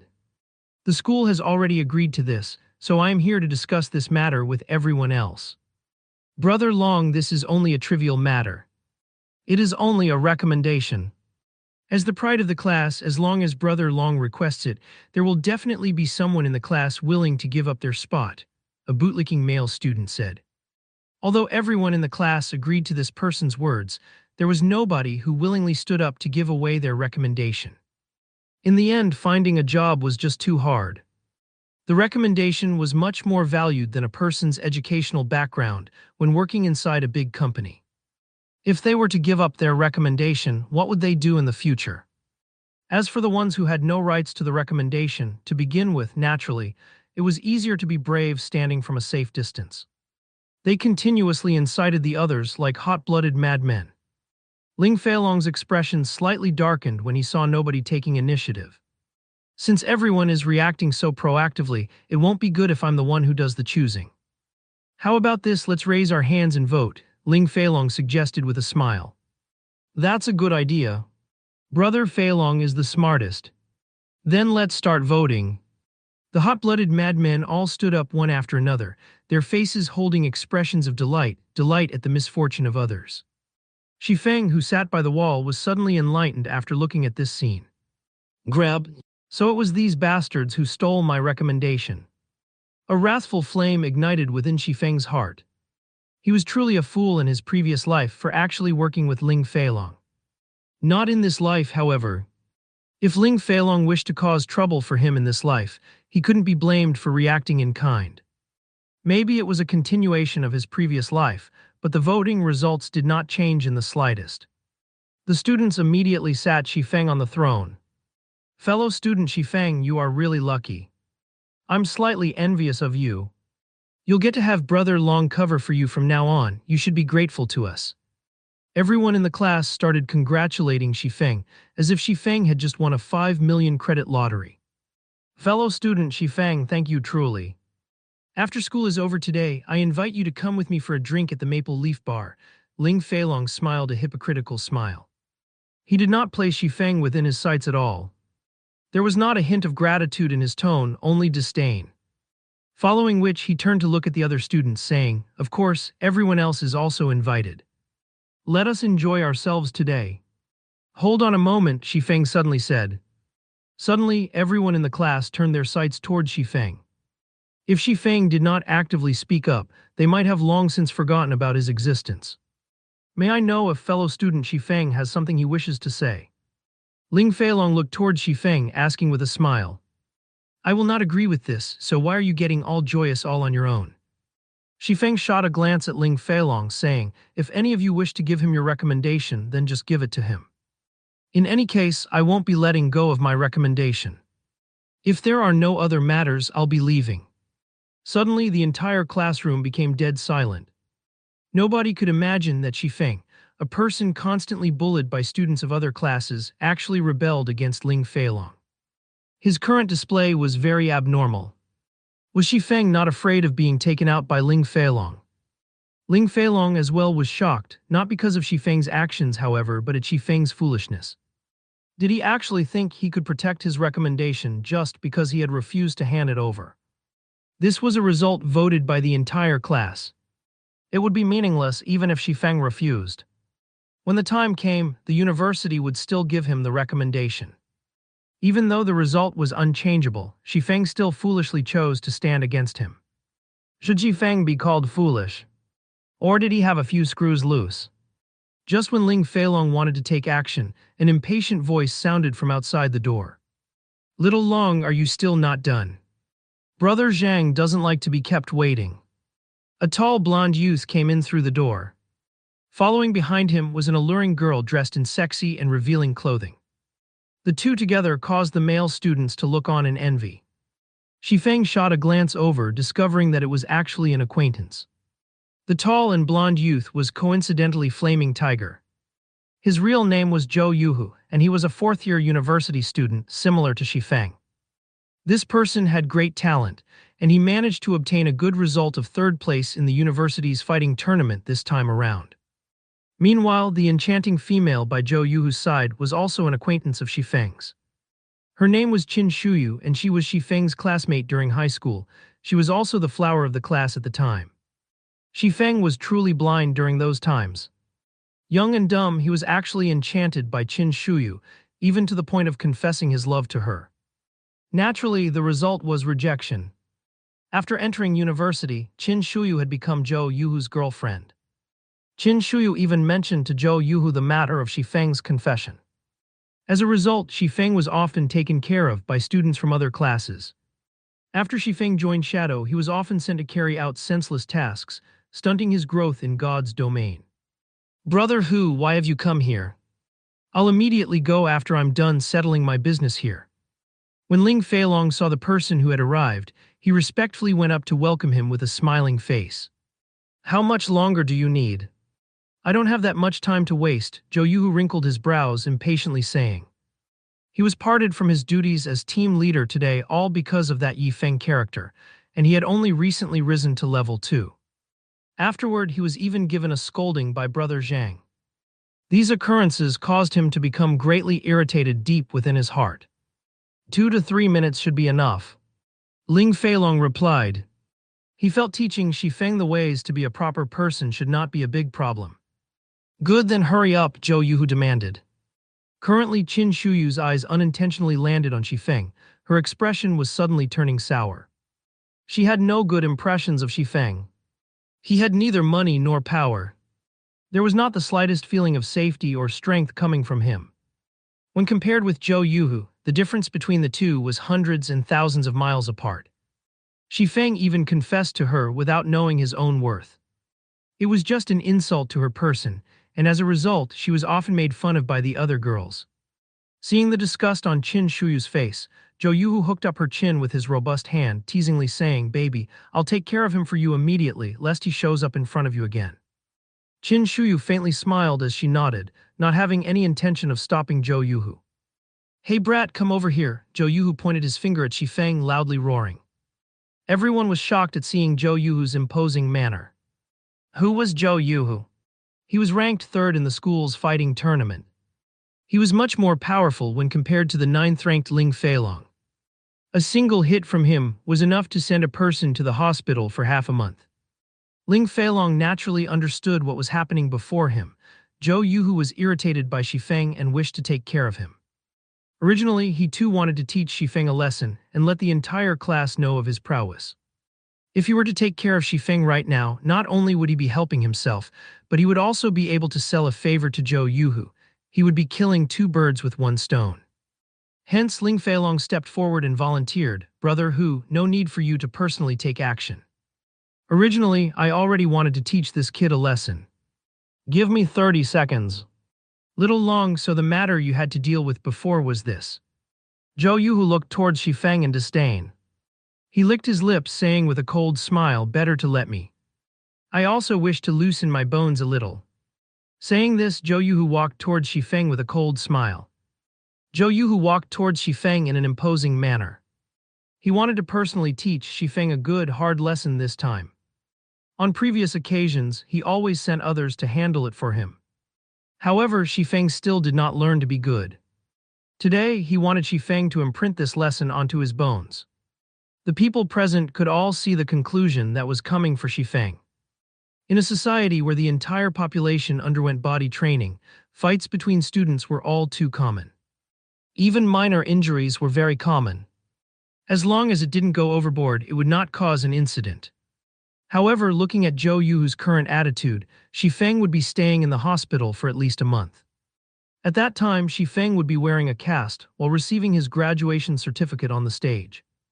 "Hold it, Zhou Yuhu. This is our class. On what basis does an outsider like you have to come and bully someone from our class?" Zhao Ruoxi's delicate body suddenly blocked Shifeng. She was not the slightest bit threatened by Zhou Yuhu's imposing aura as she berated him. Zhou Ruoxi's actions unquestionably left everyone else in shock. They never imagined that the normally gentle and graceful Zhao Ruoxi would stand up for an inferior student. She was even challenging Zhou Yuhu. She had such a strong heart to be so brave. "Ruoxi, don't stir up trouble. Brother who only wishes to give Shifeng some pointers. This should be Shifeng's good fortune. Shifeng is always being bullied by others, but with Brother Hu's pointers, he might have some growth and learn to be a proper person," Ling Feilong explained with a smile. Due to Zhao Ruoxi's above-average appearance and attractive curves, he long since treated her as his personal property. Never would he have imagined that she would stand up for Shifeng. Suddenly, the rage towards Shifeng burned even greater in his heart. However, it would not be good for him to reveal that rage, so he simply tugged at Zhao Ruoxi's delicate hand. He wanted to pull her away, stopping her from being a hindrance. "Fellow student Ling Feilong, as the pride of the class, are you just going to watch as one of our classmates being bullied?" Zhao Ruoxi shook off Ling Feilong's hand, looking at him and asking angrily. She originally thought Ling Feilong was in possession of a good personality. He also performed exceptionally in the fighting competition. So she thought he was a good prospect. However, she didn't think that he was just a hypocrite. "Ruoxi, how could you say such a thing about me? You are misunderstanding. It isn't my fault that Shifeng does not know how to be a proper person. Now that Brother Hu is going to teach him how to become one, it would be beneficial to him in the future," Ling Feilong said with a righteous expression, as if everything occurring was for Shifeng's own good. "Are you?" Zhao Ruoxi was greatly angered by Ling Feilong. She promptly turned towards Shifeng, saying, "Hurry up and leave. I'll hold him off. This little girl is interesting and very sexy. I like it." Zhou Yuhu's eyes started sizing up Zhao Ruoxi, liking very much what he saw. His lips could not help but curl up into an evil grin as his hand stretched to caress Zhao Ruoxi's delicate face. He was no longer paying any attention to Shifeng. However, before his salty pig hand could touch Zhao Ruoxi, it was slapped away by another. "Zhu Yuhu, since you wish to trade notes with me, I can agree. However, just trading notes would not have much meaning to it. How about we spice it up a little?" Shifeng proposed with a calm smile.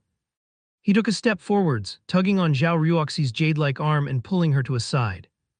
Zhao Ruoxi did not react to Shifeng's actions at all. Until she was dragged behind him, she only then began to look at Shifeng's average stature in stunning shock.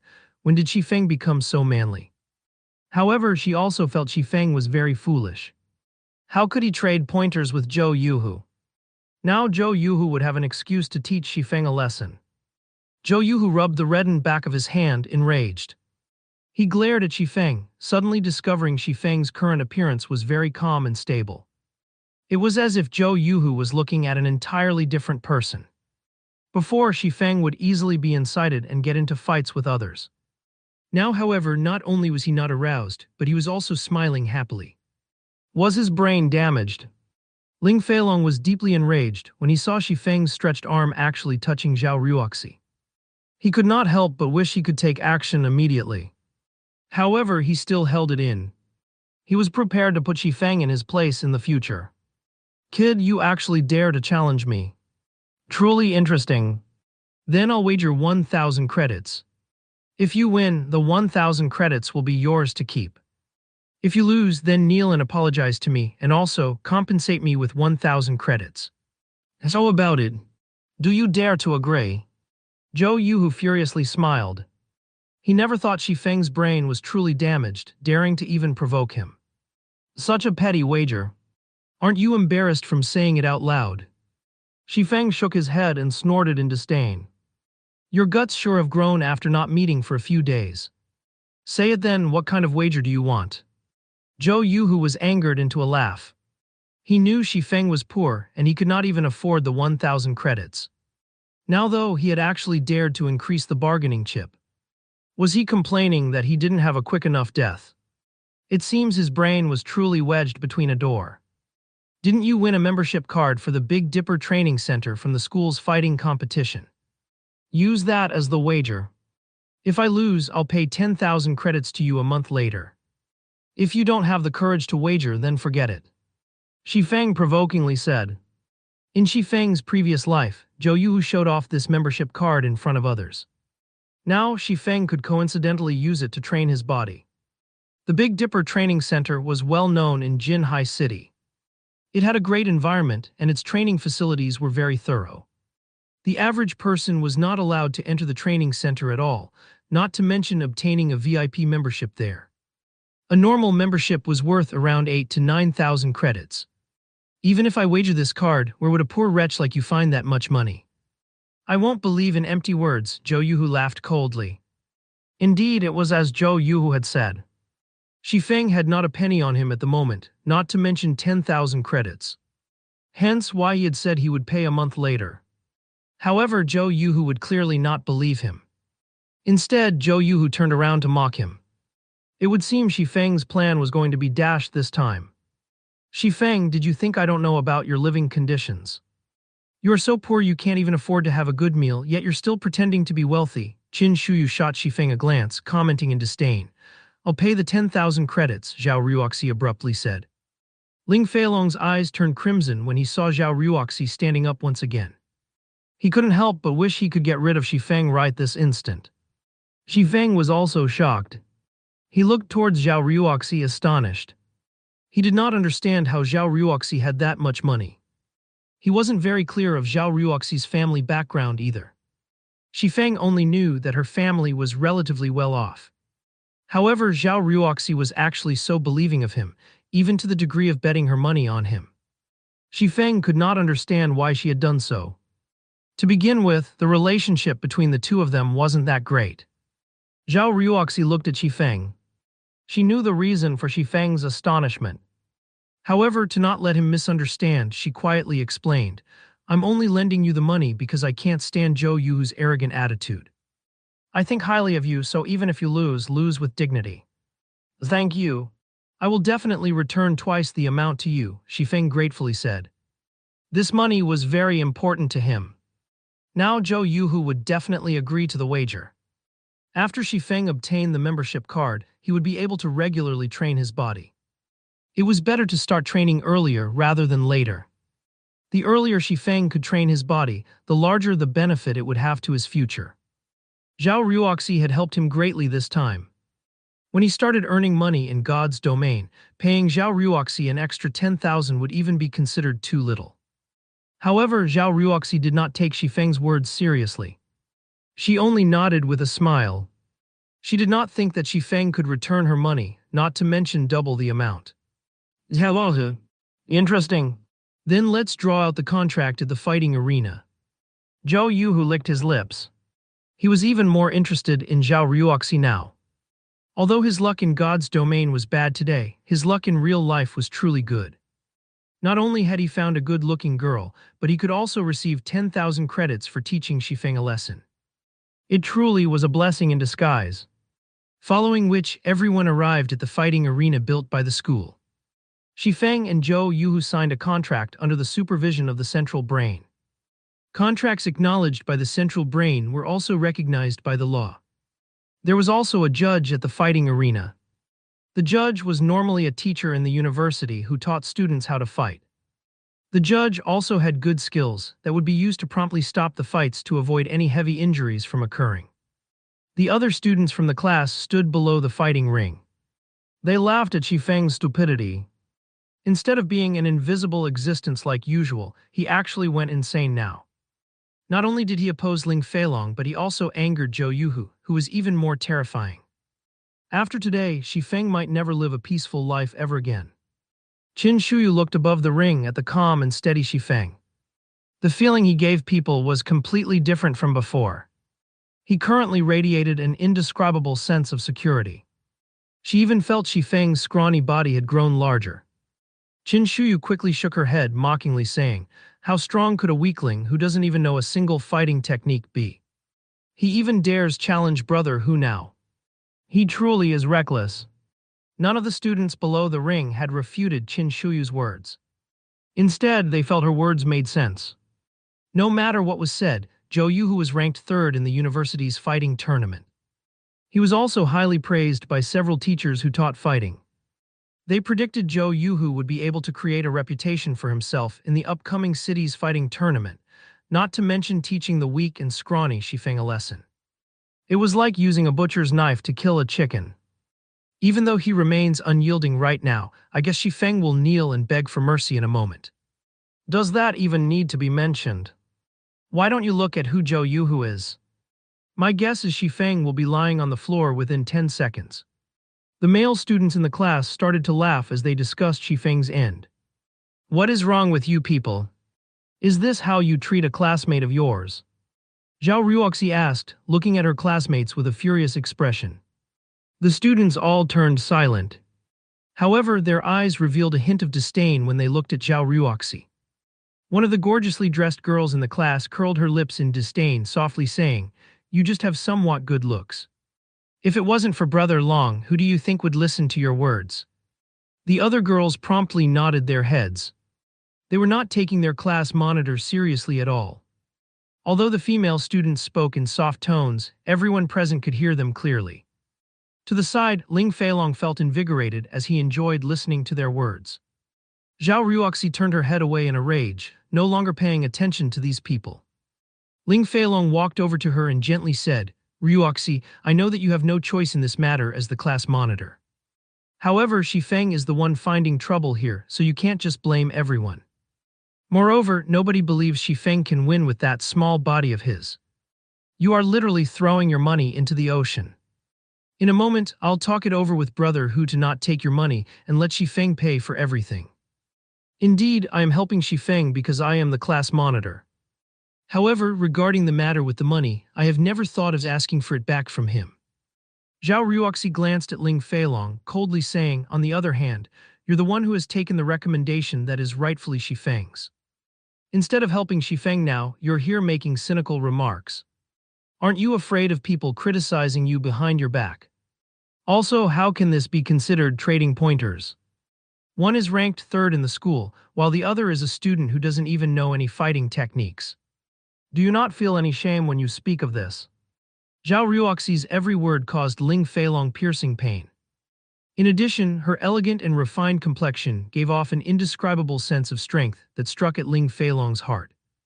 Ling Feilong was speechless as he turned pale from anger. Just as Zhao Ruoxi had said, every class had a fixed number of spots for the recommendation. Only students with results amongst the top 20 in the class were qualified for this recommendation. However, Ling Feilong had managed to obtain the qualifications to participate in the city's fighting competition after much difficulty. If others were to know that he was a university student without a recommendation, it would be an absolute humiliation. The school had previously considered such reputational problems as well. Hence, they had made it so that the top 5 contestants of the fighting tournament would receive a recommendation, even if their studies were not good. However, Ling Feilong was only 9th ranked, so naturally he could not obtain it. Hence, he had suggested such a matter to the school. Seeing that Ling Feilong's results were in the top 30 of the class, not that far from the 20th place, the school had decided to agree to his request. However, the condition was someone had to willingly give up their recommendation. As for how he would get someone to give up their spot, that all depended on Ling Feilong himself. Shifeng was just a weakling. Originally, Ling Feilong had intended to utilize the collective intentions of the class, in addition to his own strength, to easily oppress Shifeng. Then, after giving Shifeng some benefits, this matter would be considered over. However, Shifeng's actions were completely different from what Ling Feilong had imagined they would be. Shifeng had not taken him seriously in the slightest and had threatened him without hesitation. Now he was even ridiculed by Zhao Ruoxi. Ling Feilong's heart was currently filled with an inextinguishable wrath. Correct, this isn't an equal fight. However, can Shifeng blame others for being weak himself? Who was the one who agreed to this competition? Surely you can't blame me for this. Ling Feilong looked at Zhao Ruoxi with blood-red eyes. If Zhao Ruoxi did not have a beautiful appearance and attractive body, he would have long since sent a slap flying over. However, he endured it. Using force was definitely not a smart move. Moreover, Zhao Ruoxi's family background was not simple at all. If he caused an incident now, his entire life would be over. Also, when Ling Feilong thought about how he could toy with Zhao Ruoxi in the future, the rage in his heart calmed down slightly. Brat, after making me take such a loss, just you wait and see, Ling Feilong glared at Shifeng, silently swearing. Above, in the fighting ring, Shifeng only smiled in disdain when he felt the hostility coming from Ling Feilong. However, he had to agree to one of Ling Feilong's words. This was indeed an uneven fight. In Shifeng's previous life, although his physique was not comparable to those first-rate fighters, he could still beat them into submission. The thing he relied on to win was the life-or-death battles in God's domain. What was a 100-battle hero? After living through 100 wars, it would be hard not to become an expert hero. It was the same with many martial artists. Their training usually involved pushing themselves to the edge, using the feeling of having their lives hanging by a thread to train and improve themselves. However, such a method was too dangerous. The average person would definitely not do such a thing. It was extremely easy to go overboard and lose their lives. After Shifeng went through extremely realistic life-or-death battles, the increase to his battle experience and techniques rapidly grew. His skills in battle even exceeded the national fighting competition standards by several levels. In 10 years' time, any reputable melee player in God's domain could easily defeat the current fighting champion of Jinhai City, not to mention Shifeng, who was once the captain of Shadow. In Shifeng's eyes, the university's fighting tournament was just like children playing house. Moreover, regarding physique, his current body exceeded his body 10 years later. Fighting would not be a problem, even if he had to face up to 5 or 6 Ling Feilongs. Brat, you sure are carefree to be looking around. Watch how I'll fix you up.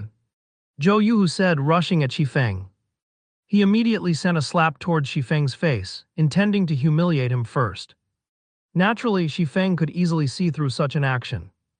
However, Shifeng stood unmoving even though he was facing off against someone much stronger than he was. Shifeng sent out a casual punch towards Zhou Yuhu's face, completely ignoring Zhou Yuhu's slap. Zhou Yuhu never imagined that Shifeng's fist would have such precision, aiming directly at his face. Instinctively, Zhou Yuhu had used his hands to block off this fist.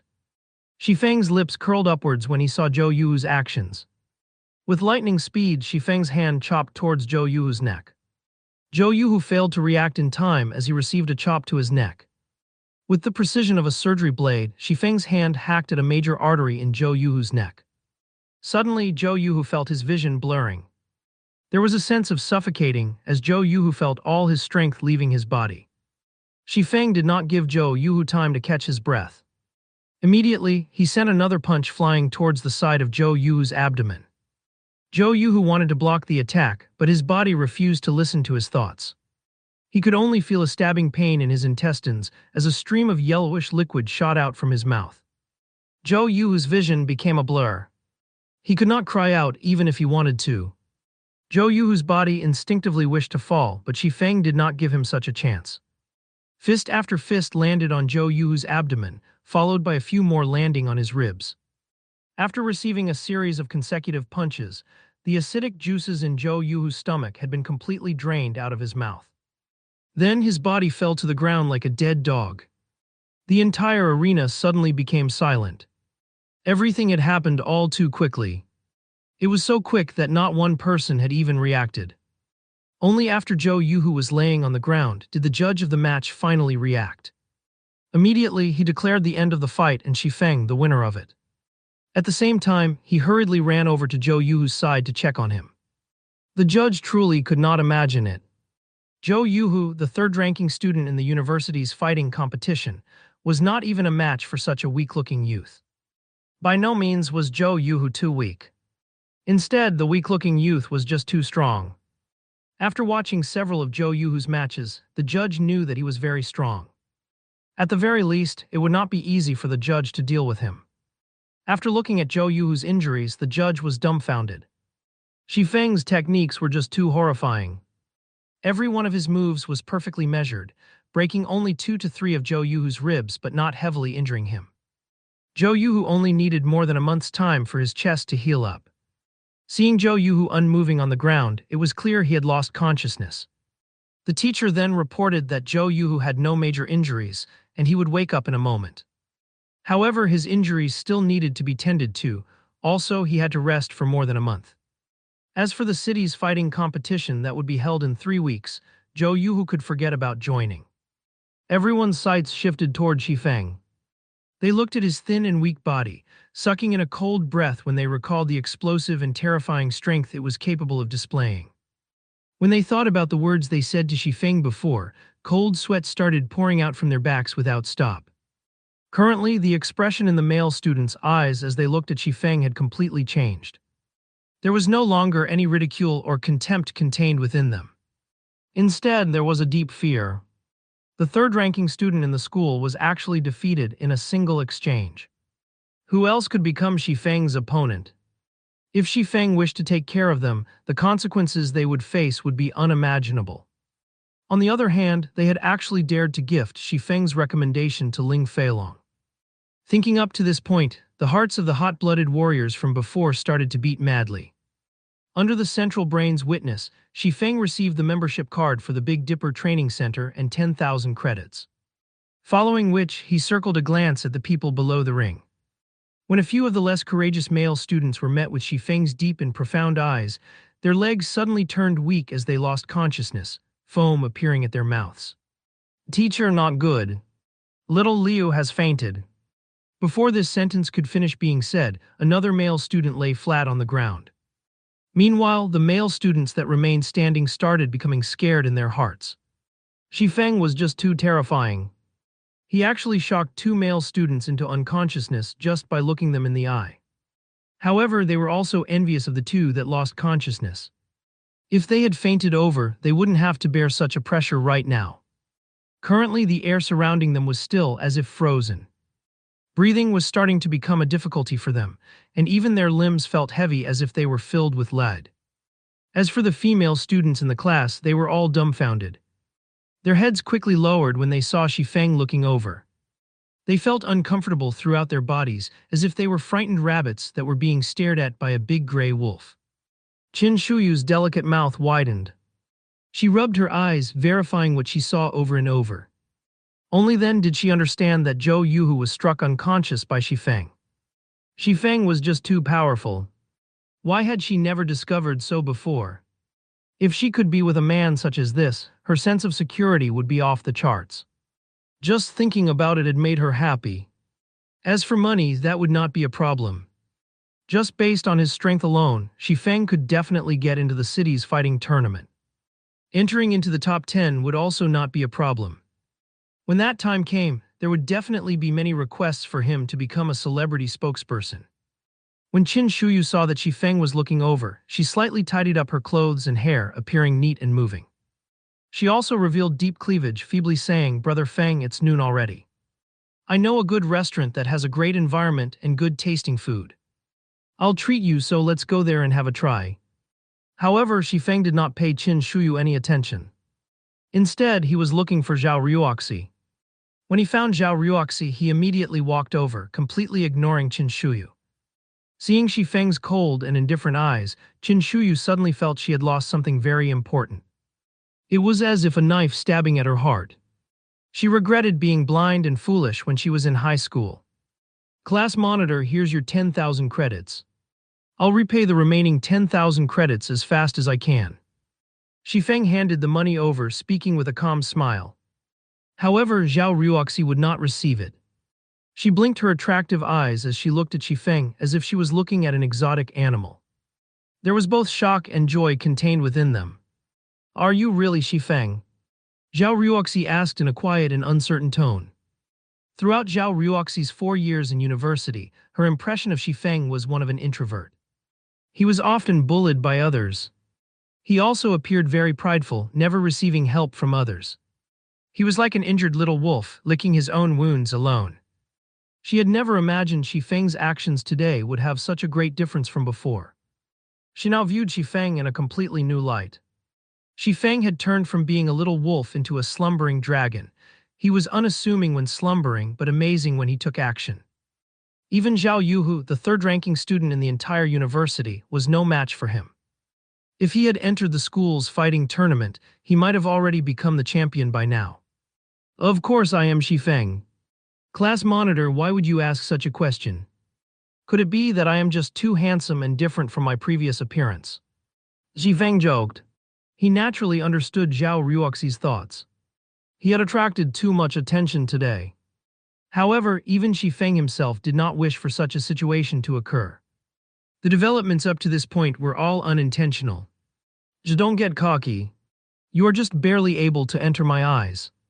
Zhao Ruoxi immediately snatched the money from Shifeng, her fair and delicate face revealing a calm smile. As if she had thought of something, she quietly said, "The fellowship party hosted by the university is in 10 days. There will also be the upper echelons of well-known corporations in Jinhai City attending the party. Aren't you trying to find a profitable career? This is a good chance, so you should consider attending." The moment Zhao Ruoxi finished speaking, she thought of Shifeng's financial situation. He definitely did not have the money to attend the party. Hence, she quietly said, "As for the fee required to participate in the fellowship party, I can pay it for you." Shifeng gave Zhao Ruoxi's words some thought. The fellowship party hosted by Jinhai University annually was a big event, and that person might even participate in this party. Hence, Shifeng nodded his head in agreement, saying, "Thank you, class monitor. I'll go. As for the participation fee, I'll pay that myself." Zhao Ruoxi was slightly glad when she heard Shifeng agreeing to go. However, there was an indescribable sense of disappointment when she heard Shifeng saying that he would pay the participation fee on his own. The conversation between the two was also heard by everyone else. However, everyone doubted their hearing when they heard their class monitor, Zhao Ruoxi, actively invite Shifeng to the fellowship party. She was even willing to pay for his participation fee. Zhao Ruoxi was a truly beautiful woman, only she normally made no efforts to enhance her looks with makeup. Her clothing was also very common. However, it was still unable to mask her elegant and refined face and exquisite body. As long as she dressed herself up somewhat, even the school's top beauty might not be her match. Hence, there were quite a few rich and influential men who tried pursuing Zhao Ruoxi. However, every one of them was rejected. Ling Feilong was the only one who had managed to shorten the distance between them after much difficulty. However, it was only to the degree of getting Zhao Ruoxi to treat him somewhat better. Zhao Ruoxi's pridefulness was clear to behold. Now, however, Zhao Ruoxi had actively invited Xifeng. It was an absolutely jaw-dropping scene. With such a beauty inviting them, who could refuse? However, Xifeng had tactfully rejected Zhao Ruoxi's kind intentions. By the side, the wrathful flame in Ling Feilong's heart burned madly as he listened in on the two's conversation. Xifeng, one must properly know one's own worth. There will be many great figures of Jinhai City attending the fellowship party. Just based on the clothes you are wearing, the security might even chase you away. At that time you'll embarrass everyone in our class, Ling Feilong mockingly said. You don't have to worry about this point, fellow student Ling Feilong. Xifeng turned to look at Ling Feilong. He pointed towards the ring, a cold glint flashing past his eyes as he coldly said, On the contrary, didn't you say you wanted to teach me how to become a proper person before? This place is the fighting arena, so why don't we exchange some pointers? Teach me how to become a proper person. Xifeng, you don't get ahead of yourself. I am only following the suggestion of the entire class, Ling Feilong stuttered as he looked at Xifeng with hesitant eyes. He suddenly felt chills throughout his body, inadvertently retreating a step back. Having him exchange pointers with Xifeng was just digging his own grave. For those who have never participated in a fighting competition, they would not be able to know the true meaning and horror of the exchange between Xifeng and Zhou Yuhu. Zhou Yuhu was very powerful, and even Ling Feilong himself knew he was definitely not a match to Zhou Yuhu. However, Zhou Yuhu was still dispatched by Xifeng within a moment. This fight could not even be considered a proper fight. It was just a one-sided play. The suggestion of the entire class. Xifeng swept a glance towards his classmates standing to the side, coldly saying, What were your suggestions? Naturally, everyone would not stand on Ling Feilong's side. Even an idiot could tell how afraid Ling Feilong was of Xifeng. Fine, I admit defeat. It was I who was blind. You tell me what's to be done. Ling Feilong looked above the ring at the unconscious Zhou Yuhu, gritting his teeth while saying, If he were to come into conflict with Xifeng right now, he would not have any chance of resisting. He also did not believe that Xifeng would show mercy. If he had continued offending Xifeng, he would definitely be laying on a hospital bed for at least a month. When that time came, he would not be able to even participate in the city's fighting tournament, and such a loss was not something he was willing to bear. The 5,000 credits voucher for the Big Dipper Training Center awarded by the school, Xifeng demanded. The Big Dipper had the best nutritionist in Jinhai City. With this voucher, Xifeng could replenish the nutrients required by his body and quickly improve his physique. Ling Feilong was extremely unwilling to give away the Big Dipper voucher. This was an item that could not be bought outside, even with 10,000 credits. After receiving the voucher, Xifeng left the fighting arena. Xifeng started training his body immediately after returning to his rented apartment. After tiring himself out, he looked for information related to God's domain and Jinhai City on the internet. He was making ample preparations for his future development plan. It was especially true for the fellowship party this time around. He had to prepare sufficient information before the fellowship started. Otherwise, it would be too hard to carry out his plan. When noon came, Xifeng ate his lunch and lay on the bed. He wore his virtual gaming helmet, starting his second day in God's domain. Dark clouds hovered over the skies of Red Leaf Town, surrounding the full moon that hung in midair. On the streets, magic lamps brightly lit up the town. Xifeng had just logged in.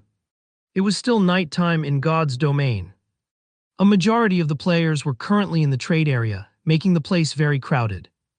There were only a scant few experts who would hunt for monsters to level up at this time of day. During the daytime, the street of the trade area was desolate. However, that street had currently turned into a bazaar, bustling with noise and excitement.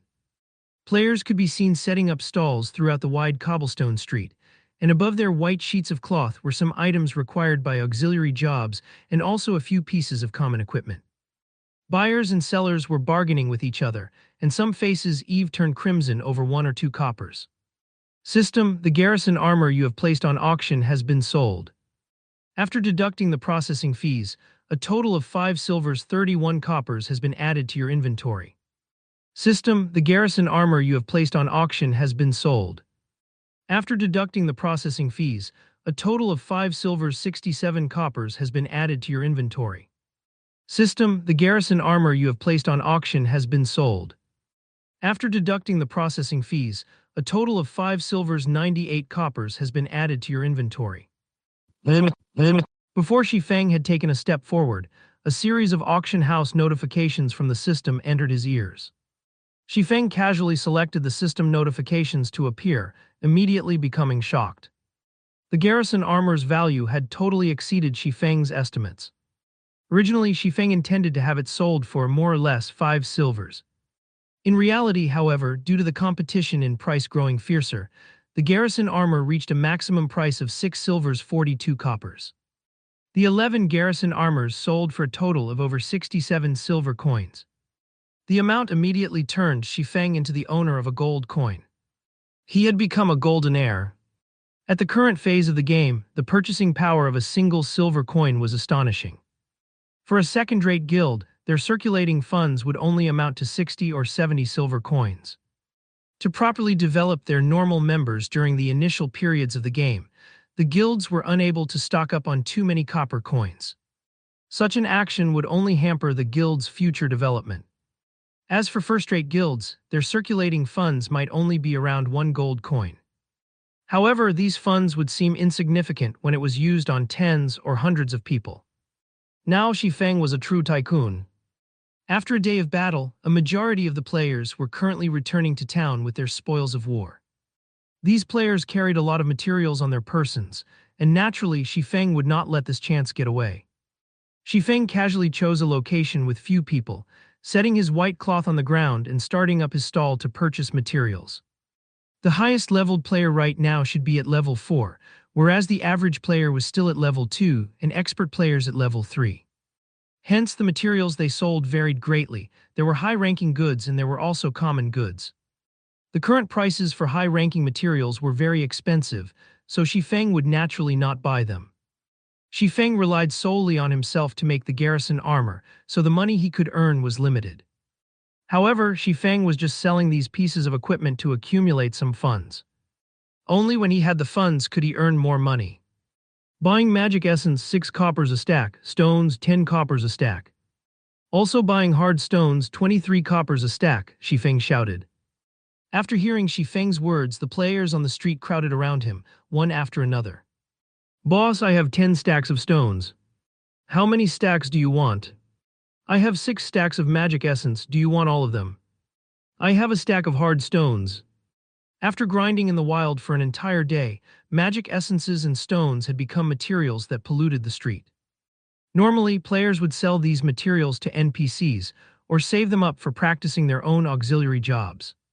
However, materials such as hard stones were very rare. They were usually found in level 3 areas, only being dropped by kobolds or little rock monsters. There were 20 pieces of hard stones in a stack, and they were worth 20 coppers when sold to NPCs. Hard stones were used in forging, however it was quite luxurious to use them at this stage of the game. Guilds very rarely purchased hard stones, so their prices were not very high. However, they would have a great purpose once players reached level 7. There were many special monsters in the level 7 monster areas, and it was extremely taxing on the durability of a weapon to fight against these monsters. A weapon would break when its durability reached 0. Once a weapon was broken, the chance of successfully repairing it was only around 20%. If failed, it would turn into scrap. Meanwhile, hard stones could be used to make whetstones. When used on a weapon, it could temporarily increase its damage. More importantly, it could recover a weapon's durability by 5 to 10 points. With the whetstone, players did not have to return to town just to repair their weapons, saving them a lot of time and also increasing their monster grinding efficiency. In Shifeng's previous life, hard stones were sold with extreme popularity. The price of whetstones increased with even greater speed, allowing many forgers to make a hefty profit. To quickly increase their levels and gain an advantage, Shadow Guild had also been butchered by those sharks. They could only grit their teeth as they bought the whetstones. In this life, it was Shifeng's turn to make a huge profit. He was going to stock up these hard stones in advance. After purchasing materials for over an hour, Shifeng had a total of 80 stacks of magic essence and 120 stacks of stones. As for hard stones, Shifeng had only collected 12 stacks of them, a very small amount. Shifeng's bag was quickly filled. He had no choice but to make a trip to the bank's warehouse to store all these items. The bank's warehouse had a fixed space of 500 slots. Expanding the warehouse's space for the first time would give an additional 500 slots at the cost of 20 coppers. The second time was 1,000 slots for 50 coppers. Afterward, every 1,000 slots would cost 1 silver coin, and every additional 1,000 slots would result in a management fee of 10 copper coins per week. Currently, such an amount of money was nothing to Shifeng. Immediately, Shifeng expanded 3,000 slots, and in the future he would have to pay a processing fee of 30 coppers every week. After storing all the materials, Shifeng ran towards the auction house. The auction house linked together all the small towns under the influence of White River City. Although there were few people who sold common materials here, there would surely still be some people who sold hard stones. Only the prices they set were slightly higher. However, players would have no choice but to buy whetstones for their weapons when they reached level 7. So Shifeng wasn't concerned about the loss of money. After arriving at the auction house, Shifeng discovered a very peculiar situation. There were quite a lot of logistics members of guilds present at the auction house. Each and every one of them were standing guard at the auction house, and it was a wonder what they were actually waiting for. Shifeng randomly chose a place to sit down, calling out the operating panel of the auction house. Just when Shifeng was searching for hard stones, he heard a few logistics members of guilds complaining to each other. How long more do we have to wait? Why is that garrison armor still not showing up? Let me buy it so I can report back. You've only waited for 3 hours. I've already been waiting here for more than 10 hours. You haven't seen the intensity of the competition for the garrison armor. I've heard because of this garrison armor, there were quite a few guilds who were able to kill many wild special elites, reaping astonishing gains. There was even a guild that managed to obtain quite a few pieces of equipment and skill books, thanks to the garrison armor. So everyone is here to fight over it. Unfortunately, the remaining few pieces of garrison armor have all been bought. Exactly. Our guild is currently regretting it dearly. If we had known how greatly we would fall behind to those guilds, we would have bought the garrison armor, even if we had to pay 7 silver coins for one. Now the higher-ups have already given the order. As long as the garrison armor appears, we definitely must buy it. During the discussion held by the logistic members, Shifeng was also surprised by the speed of the garrison armor achieving his desired effect. Hence, Shifeng took out the remaining 7 garrison armor that possessed defensive power. He stealthily placed them on auction, setting the base price for each piece at 8 silver coins, 2 silver coins higher than his original estimation. However, these guilds should be able to accept such a price. As for the best garrison heavy armor, Shifeng would only sell it after a period of time has passed.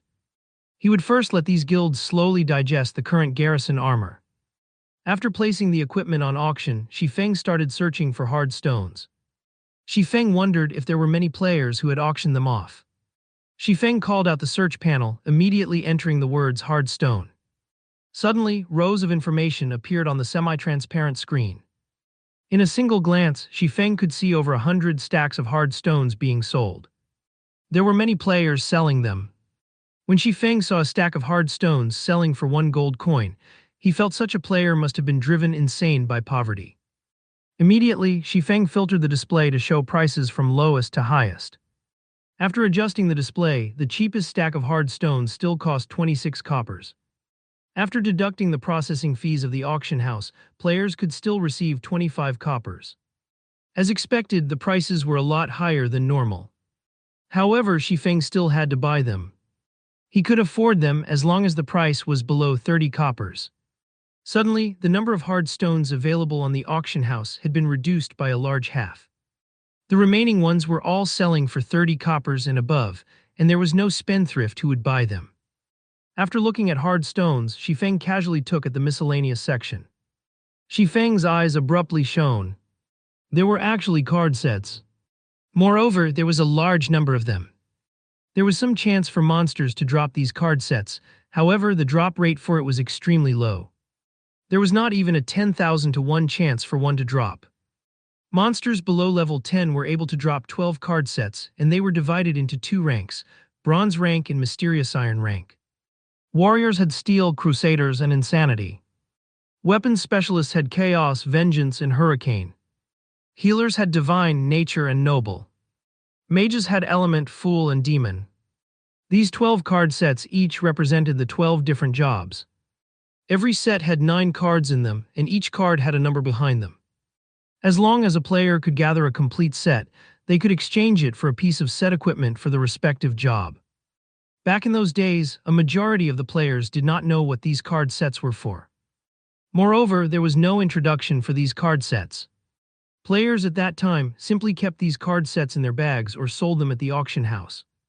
Only when the normal mode of the 50-man level 10 dungeon near the city was cleared, did these players discover there was actually an NPC that would trade for these card sets. Depending on the rank of the card sets, they could be traded for either Bronze or Mysterious Iron set equipment. These set equipment were absolutely marvelous. A Bronze set of equipment could rival an entire regular set of Mysterious Iron equipment, whereas a Mysterious Iron set of equipment could rival an entire regular set of Secret Silver equipment. So these card sets that nobody cared about before suddenly turned ragingly popular overnight. Every card was sold at an astronomical price. Even so, many guilds were still frantic over them, constantly purchasing them. Meanwhile, there were hundreds of card sets currently displayed in front of Shifeng, yet there was actually nobody who wanted them. Each card was being sold at no more than 5 coppers, and even the maximum was 7 coppers. Shifeng bought them clean without hesitation. Shifeng did not think much of the cost. What's more, they would not increase in value even if he had left them in his bag. Using the money to grow money, now that was the way of the king. After Shifeng was finished with collecting hard stones and card sets, he was left with no more than 14 silver coins. Following which, Shifeng searched for skill books through the search panel. To determine a player's strength in God's domain, other than looking at their equipment, the number of skills they had learned was another factor. If a player possessed many skills, they could have a large variety of attack patterns to use in battle. An expert swordsman could usually utilize more than 20 skills in battle, whereas first-rate experts could use more than 40 skills in battle. As for the top-tier experts, they did not need to be mentioned. Shifeng was a first-rate expert, yet he possessed less than 10 skills. His condition was truly pathetic. However, there were very few skill books currently being sold. Under normal circumstances, players would usually use skill books on themselves or trade them for a skill they were able to use. Shifeng went through more than 10 pages in one go. As long as he saw a skill usable by swordsmen, he immediately bought them. When Shifeng arrived at the final page, his mind turned blank. Are you kidding me? Even Defensive Blade is being sold. Shifeng went wild with joy. The Defensive Blade was a swordsman's powerhouse skill. It was also a sure-kill skill when dealing with mages. However, the skill also had a damnable drop rate. Even in his previous life, Shifeng only managed to get his hands on the skill after he was well over level 40.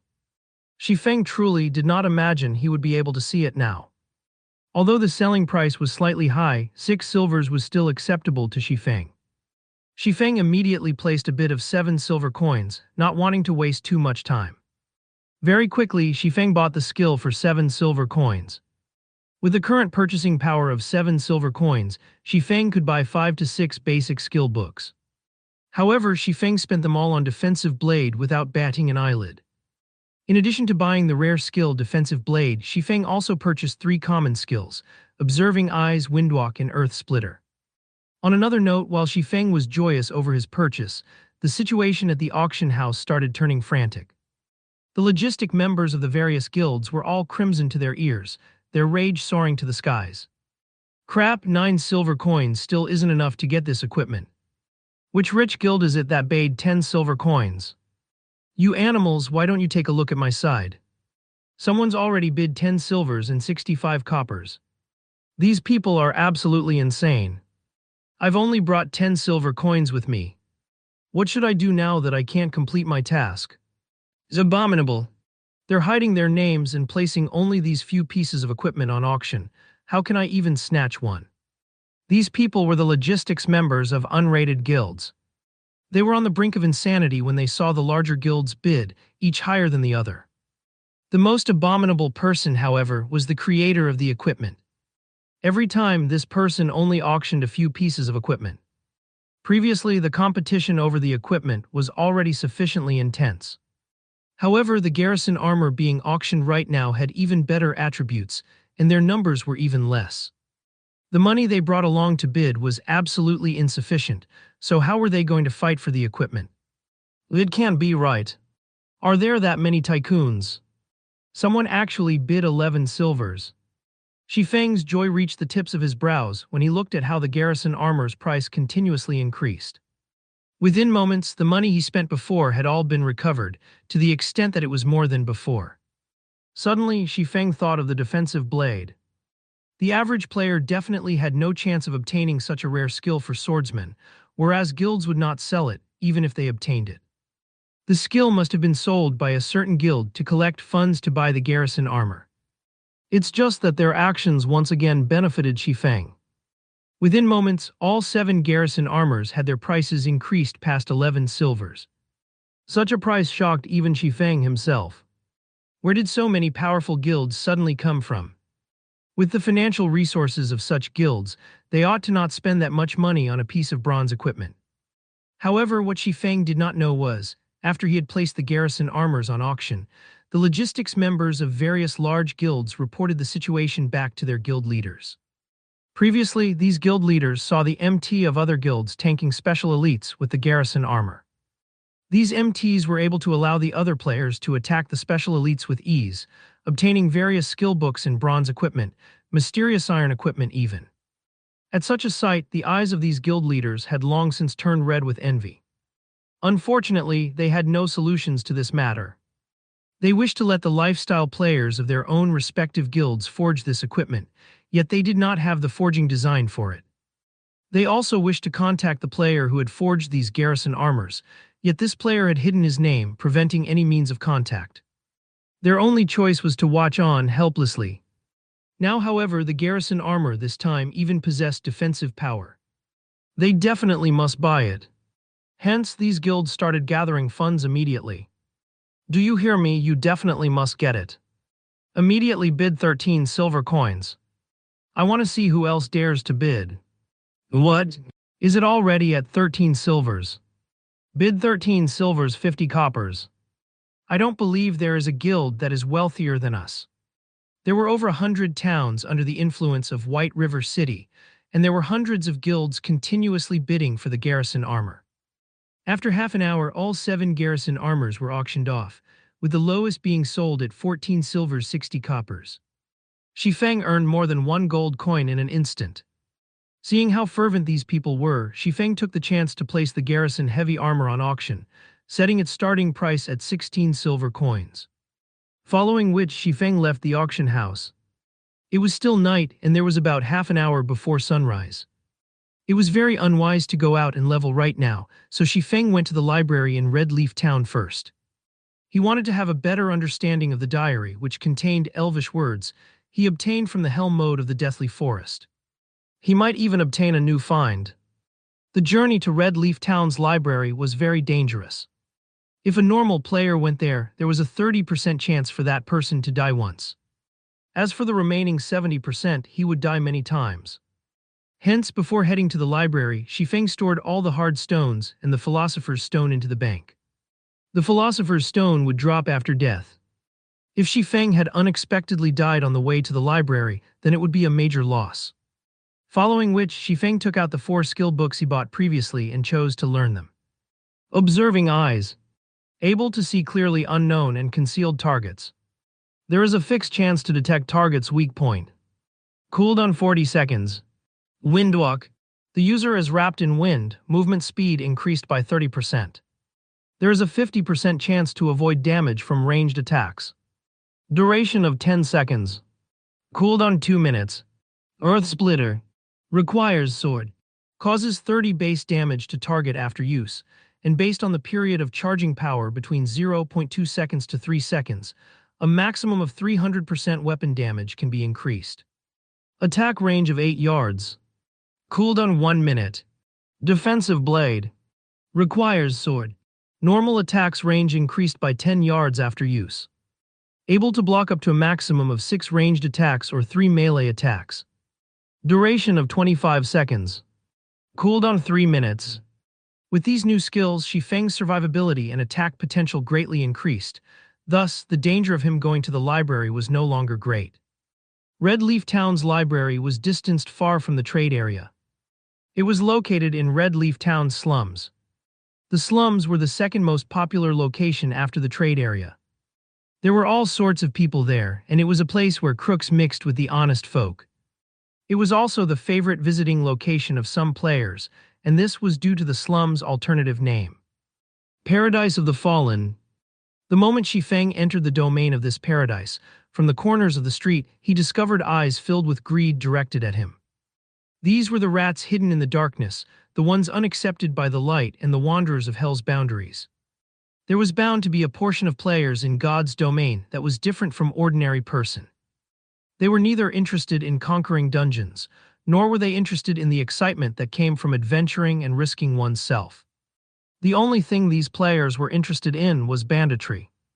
They would kill other players and plunder their equipment, then they would sell it to others for a high price, making a bountiful amount of money. During daytime, these players would hunt for and plunder the players with good equipment. At night, they would return to the slums to dispose of their stolen goods, then party with the money they just earned. They would brag about their harvest to display their own strength, using the chance to elevate their position in the slums. Ordinary players would never set foot in this place. If they did not possess sufficient strength, the only result would be a return via death. The reason being this location was not protected by the guards. Shifeng simply glanced at the players hidden at the corners of the street. He discovered the indicators for all of these players were colored red. It was clear to see that they had done many kill and plunder deeds. Within God's domain, red players were not allowed to enter guarded areas. The equipment drop rate upon death for these players were also increased, and the penalty for death may be increased up to a maximum of 300%. Moreover, they would be apprehended and jailed by the guards if they were to enter guarded areas, and the duration they were jailed depended on their crime value. However, even with all these disadvantages, there were still many players who had chosen to go down this path. After all, the rewards came very quickly this way. Red players also had a place they could stay in Red Leaf Town. For example, the slums. Moreover, if one wished to receive a good quest in the slums, one had to be a yellow player or even a red player. Regarding these players who lived on the edge of a knife, Shifeng paid no attention to them. He immediately headed towards the main road of the slums. On both sides of the street, there were quite a few flirty ladies dressed in revealing clothes. When they noticed the clothing Shifeng was dressed in, they started flinging coquettish glances at his direction. They wanted to spend a pleasant night with Shifeng, earning some coin along the way. "Little brother, are you here for some fun? Come over here to Big Sister. Big Sister guarantees that you will have a pleasant night." An alluring lady dressed in vibrant red leather clothing blocked Shifeng's way. Shifeng immediately used observing eyes. Charlene Elite Rank. Level 8. HP 1200. Ha ha ha, Charlene, you're trying to sneak a bite again. How can you not invite us to such a happy occasion? A group of robust and fiendish men walked over, each of them carrying a cold grin on their faces. Is this a robbery? Shifeng took a look at his surroundings, calmly asking. He discovered himself already surrounded by NPCs. There were also a few red players by the corner of a broken house, sneers on their faces. In God's domain, it was very common for players to be robbed by NPCs. Moreover, it was also not Shifeng's first time being robbed by NPCs. The incident that left the deepest impression on him was when he was at Creation Mountain Range. It was there that he was robbed by an NPC warlord. At that time, Shifeng could only helplessly pay out a road toll. Currently before him, there was a level 8 elite NPC, in addition to a group of level 7 common NPCs. It was a scene very commonly to the slums, but Feng had nobody to blame but himself for coming to this place. Brat, since you look like an upright person, we won't trouble you too much. Hand out 5 silver coins and we'll let you pass. Otherwise, we'll personally take action, a scarred man said with a sneer. Then come over here and get it, Feng sneered as he pulled out the abyssal blade. If you were to pay the road toll, then congratulations. Not only would you lose your money, but you also had to lose your life. You would lose at least a piece of equipment that was on your person. This was the reason why normal players had a 30% chance of dying once in the slums. If you wanted these NPCs that wandered the boundaries of darkness to uphold their promise, there was definitely something broken with your brain. Charlin's attractive face revealed a trace of malevolence. Brat, you are courting death, a level 7 blade-wielding man rushed at Feng. Feng stabbed the abyssal blade towards the man without hesitation. Double chop chop, thundering flash, earth splitter. Sword slash after sword slash pierced through the man's neck and heart. With a body fully geared with bronze equipment, combined with the abyssal blade's attack power, Feng's attacks had immediately reduced the man's 750 HP down to 0. Still want to continue? Feng glanced at the surrounding NPCs, sneering. The NPCs were all shocked by Feng. They all parted and gave way to Feng, one after another. Meanwhile, the players hiding in a corner were also shocked.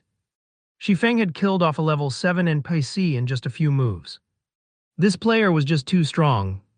Naturally, these players would not find trouble with a player whom they knew was strong. In the slums, strength was everything. Stealthily, these players left the scene of the incident. Only Charlin stayed behind with an interested expression. Little brother, you are really powerful. You've made Big Sister truly admire you. I wonder where you are headed. Big Sister can guide you there and save you a lot of trouble, whereas you only have to pay a very small price. Charlin walked towards Feng, offering with a calm smile. No need to trouble yourself. I'm familiar with the way to the library. Feng did not wish to get entangled with these NPCs. He only wished to search for clues regarding the Elven Diary. Charlin smiled with even more joy when she heard Feng decline. I am the librarian, Charlin. You can ask me matters regarding the library. There is no one more familiar with it than myself. Charlin puffed out her prided twin peaks, smiling sweetly. Isn't Red Leaf Town's librarian a holy sister? Feng did not believe her. No, are you talking about this? Charlin took out a set of nun's clothing and changed into it within an instant. Suddenly, her wild demeanor completely vanished. She was like an angel that had descended to the world, incomparably divine. Her presence made others desire repentance before her. At the same time, the information that Charlin displayed had changed. Holy Sister Charlin, Divine Official. Level 20. HP 10,001-0000. Feng was also shocked. What kind of situation was this? Even NPCs had a side job. Feng was still slightly unable to accept Charlin's makeover. However, Feng could be considered lucky for being able to meet the rumored librarian. According to the information he knew, the librarian of Red Leaf Town was full of mystery, her whereabouts unknown. Feng never imagined the librarian to be the female NPC who participated in a robbery against him. If Feng had truly started a fight with Charlin just now, the consequences would be unimaginable. What did playing the pig to eat the tiger mean? Charlin was definitely a veteran in this field. Divine Official was the Tier 3 job advancement for an oracle. In the case of swordsman, it was called Sword King, whereas between these two was the Sword Master. Even if a Divine Official was only level 20, she could still easily dispatch a level 50 lord. Perhaps Charlin was the most powerful NPC in all of Red Leaf Town. Hee, do you believe me now? Charlin giggled at Feng. Her entire body radiated a golden glow, as if she were the reincarnation of Mother Mary. Since you have some business with me, let's talk about it at the library. System player has activated the epic quest, Darkness Descends. Contents unknown. Feng stumbled suddenly when he heard the system notification, nearly falling. What was the reason for him to actually trigger this epic quest? Darkness Descends was the famous epic quest of God's domain. From the information he collected from the internet and Shadow, the difficulty for completing this epic quest was truly unimaginable. Of course, the rewards were also unimaginably bountiful. In Shifeng's previous life, the person who completed this epic quest was the Spirit Emperor Fantasy Extinguisher. He was a legendary character amongst summoners. He was globally ranked within the top 20 summoners and top 500 in the entire game during the peak of God's domain. Although he was only ranked within the top 500 within God's domain, it should not be looked down upon. The entire world had a total population of 100 billion. Although there were only 100 million players in God's domain currently, this number would increase past 10 billion in a year. In 3 years, the number of players playing God's domain would go past 30 billion. Being able to rank within the top 500, Fantasy Extinguisher was definitely an amazing expert. However, the thing that made Shifeng feel odd was why this epic quest was found here. Fantasy Extinguisher's starting location was not in Starmoon Kingdom. Instead, it was in Black Dragon Empire, which was far from Starmoon Kingdom. Black Dragon Empire was far more powerful than Starmoon Kingdom. Its landmass was 3 times that of Starmoon Kingdom's. The competition between players and guilds there was much fiercer. Could it be a reward for getting the first clear on the hell mode of a dungeon? Shifeng silently guessed as he followed Charlin. He felt it was a great possibility.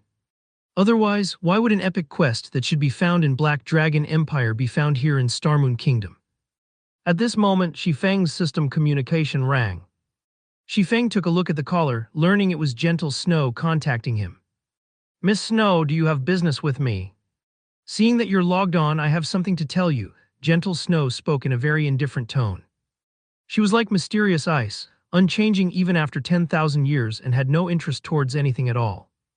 "I'm in need of money to purchase something, so I might need more time to return the 15 silvers that I owe you. At the latest, I will return it to you by the end of today." "All right. If you are really in a bind, tomorrow is fine as well," Shifeng calmly replied. He no longer paid any heed to the 15 silver coins Gentle Snow owed him.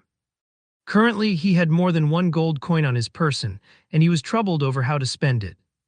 Gentle Snow was slightly surprised by Shifeng's indifference even toward that much money. However, since Shifeng had already said so, naturally, she would not be courteous to him.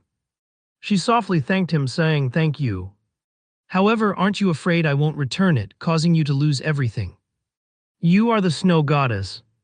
Why would you even try to cheat an average player of such a small amount of money?" Shifeng said with a grin. "Average? You dare call yourself average? Even I am shocked by the map and strategy you provided. We only spent an hour to clear the normal mode of the Deathly Forest, then went on to clear hard mode as well. Unfortunately, hell mode is just too hard. We could not clear it no matter what." Gentle Snow faintly smiled, saying, "I'm very curious as to how you all managed to clear hell mode. If you said it was due to your party members' help, I would not believe you." To conquer the hell mode of the Deathly Forest, she especially rushed over elite members of Ouroboros from other towns. However, they couldn't get past the first chieftain rank boss, Willy, no matter what they did. Willy's damage was especially terrifying. Even a shield warrior fully equipped with bronze equipment could not tank it. Gentle Snow truly could not understand how Shifeng's party had cleared hell mode. "Just lucky," Shifeng honestly said. "Since you don't want to say it, I still have to fight over a piece of equipment, so I won't speak with you any longer. Don't forget our dungeon appointment." Gentle Snow did not continue pursuing Shifeng about how he was able to clear hell mode. Just hard mode alone gave them a great harvest. "Fight over equipment. Is it the garrison heavy armor?" Shifeng casually asked. "And how did you know? Are you also fighting for this equipment?"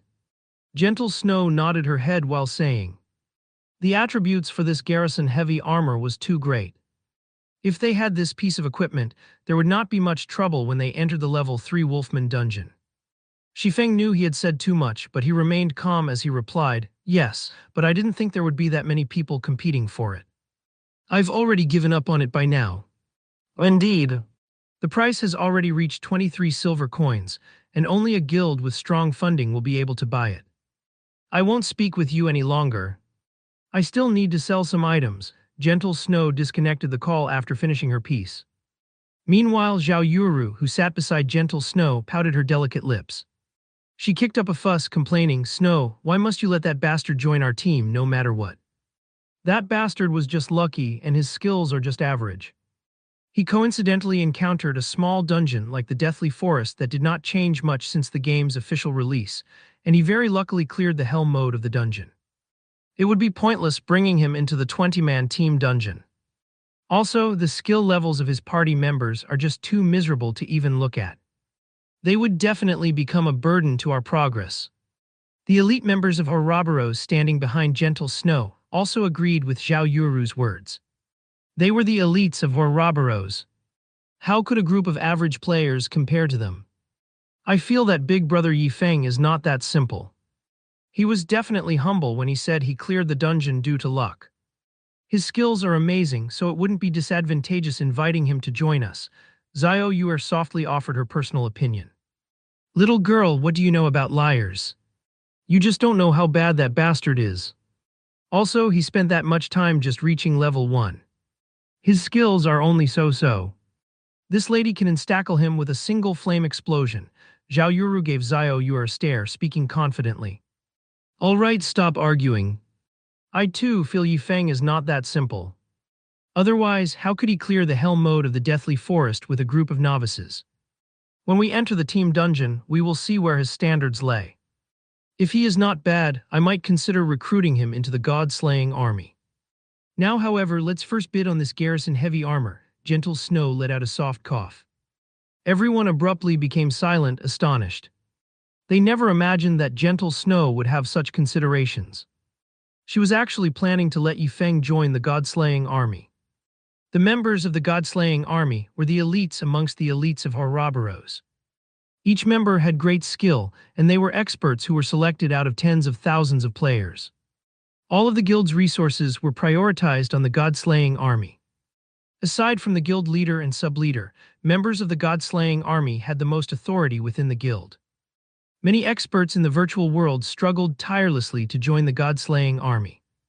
However, a large majority of these people were all rejected. On the other hand, Yifeng, who suddenly appeared before them, actually possessed a very great chance of entering the god-slaying army, and such a sight had caused great envy within them. When Gentle Snow disconnected the call, Yifeng let out a breath of relief. Fortunately, he was not discovered. If Gentle Snow found out that Yifeng was the creator of the garrison armor, terrifying consequences might have occurred. Also, Yifeng did not doubt the possibility of Gentle Snow utilizing a forceful approach. The Snow Goddess was not an empty title. Her Iron Fist methods have tongue-tied countless experts. Otherwise, she would not have been able to take care of so many experts. However, Yifeng discovered an interesting matter from Gentle Snow's words. The many guilds in White River City have already started attaching great importance towards the garrison armor. This meant the reputation of the garrison armor had already spread. Currently, the garrison armor's popularity might have reached its peak. It was a great chance for Yifeng to sell the garrison armor in large quantities, earning a ton of money. After another period had passed, the garrison armor's worth would not be as great as it was now. Let's first take a look at the epic quest, then I'll return to making the garrison armors.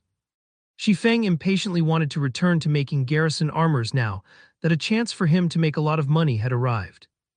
However, the epic quest currently before him was much more important. If he gave it up part way, he would definitely regret it for the rest of his life. This epic quest played a big role in allowing Fantasy Extinguisher a legendary achievement. Naturally, Yifeng would not let go of this chance meeting. After spending 20 minutes maneuvering along the narrow pathways of the slum area, Yifeng finally arrived at the library. On his way here, Yifeng discovered the wonder of having a divine official walking by his side in the slums. The NPCs who intended to rob him all backed away accordingly after seeing Charlin's attire. Otherwise, Yifeng would have needed to spend over an hour for this trip, continuously battling against these sewer rats. Moreover, these NPCs were literally dirt poor. Yifeng would not obtain any rewards for killing these NPCs, not even EXP. The library of Red Leaf Town had a withered appearance. The building only had 2 floors to it, and there was nobody present to manage it as dead leaves could be seen climbing the walls. Entering the library, dust and dirt covered the entire building. The books laying on the wooden table had long since been parceled up by a layer of dust. The library looked more like a haunted house than a place in which people once lived. Apologies. It has been a long time since anybody has visited, so I haven't been tidying up the place. Just sit wherever you want, Charlene faintly smiled as she pointed towards a dust-covered chair, not understanding that her action was very inappropriate. Revered divine official, I have come here because I wish to have this diary translated, Shifeng said, getting straight towards the point. His eyebrows slightly wrinkled when he looked towards the finger-thick layer of dust covering the chair. He truly did not wish to dirty his clothes. However, Charlene remained minding her own business as she searched for something on the bookshelf. It was like she did not hear Shifeng speak at all. Shifeng was long used to such behaviors, so he chose to remain silent. There were all sorts of NPCs in God's domain. It was especially true for important NPCs. Unique and bizarre behaviors were considered small matters. There were well-known NPCs that were much more damnable. These NPCs caused many first-rate guilds to curse their mothers. After waiting for 10 whole minutes, Charlene finally came out from the pile of bookshelves. In her hands, she held a thick and tattered old book. I know why you are here. The moment you've set foot in the slums, I could sense the evil energy coming from your body, Charlene said gravely. She placed the tattered book on the table, causing all the dust in the building to abruptly soar. Let me have a look at the item. Shifeng naturally knew the diary triggered such a scenario. He took out the tattered diary from his bag, carefully passing it to Charlene. Charlene was not in a hurry to receive the diary. Instead, she chanted out a phrase of divine words. Suddenly, streaks of golden divine words wrapped around the diary. Just when Shifeng was wondering about Charlene's actions, a change suddenly came over the diary. Black smoke suddenly appeared on its pitch-black cover, and a sinister-looking face came into view. It looked as if it was in extreme pain. Evil be gone. Divine spear. Charlene shouted, her jade-like hand drawing out divine words in midair. At the same time, she started singing out a Tier 3 divine curse, her voice echoing throughout the entire library. A golden-colored hexagram appeared above the library, covering the entire building, and from the magic formation, 3 golden spears of judgment came flying out. The spears pierced the diary, tearing apart the sinister face. Ha ha ha, I won't give up. We will meet again. The sinister face loudly laughed as it spoke the bone-chilling words. Both of its eyes were firmly affixed toward Shifeng, as if the words it spoke were meant for him. Within a moment, the black smoke above the diary dispersed. Meanwhile, Charlene's forehead was covered in sweat. Her complexion was deathly pale, and she currently looked extremely weak. System, you have been cursed by a great demon 1. All attributes reduced by 50%, experience received from killing monsters reduced by 95%. System, you have been eyed by a great demon. The phantom of the great demon will come for you in 30 days. If you are killed by the phantom, your body will be taken over by the great demon. Crap. Make it more ruthless, why don't you? Regardless of how self-restrained he had been, Shifeng could not help but curse when he saw this notification. When compared to human standards, a great demon was the equivalent of a Tier 4 job. It was on the same level as a sword emperor. Although it was just a phantom, it would still require Charlene, who had a Tier 3 job, to handle it. However, instead of aiming for Charlene, the great demon actually went for a bystander and a minor character like Shifeng. With this curse around, how would he be able to level up? Not to mention the 50% reduction in attributes. It had caused his attributes to sink down to the level of an average player. It would be a problem if he wanted to kill monsters of a higher level. He also had to face the phantom of the great demon. Miss Charlene, are you all right? Although he was cursed, Shifeng still spoke politely. Charlene shook her head slightly, speaking with a smile, nothing too bad. I never imagined that you would actually bring such a terrifying item. You've weakened me quite a bit. However, the problem has been resolved now. If you had dragged on for a few more days, your body might have been possessed by the great demon, and your body would suffer in hell for all eternity. Thank you, Miss Charlene. If it weren't for you, I might have already been dead. Although Charlene's words felt somewhat wrong, Shifeng had still thanked her. He rejoiced at the fact that he had come to the library without delay. Otherwise, he would truly be finished. However, the problem right now had yet to be resolved. No need for thanks. This diary is not as simple as it seems. It is a key. In it records the method to unlock the curse on a gate. Your job now is to find this gate, Enter through it with this diary and find the Bible of darkness that is kept within. I can destroy the Bible of darkness as long as you retrieve it for me. Once it is destroyed, the great demon would not be able to descend, Charlene explained. System, Epic Quest Darkness Descends accepted. Find and destroy the Bible of darkness and prevent the great demon from descending. Rewards unknown. Although Shifeng had known about the extreme difficulty of completing an epic quest, there was still no need for it to be so damnable. At the very least, the quest should tell him where to find the Bible of darkness. In Shifeng's previous life, Fantasy Extinguisher had completed this quest in Black Dragon Empire. However, Shifeng couldn't just go to Black Dragon Empire. Even if he went there, the teleportation gates had not been activated at this stage of the game, so he would have to run there. However, even if he ran till his legs broke, he would still need to waste several months before he could reach the borders of Black Dragon Empire. Shifeng entered deep thought.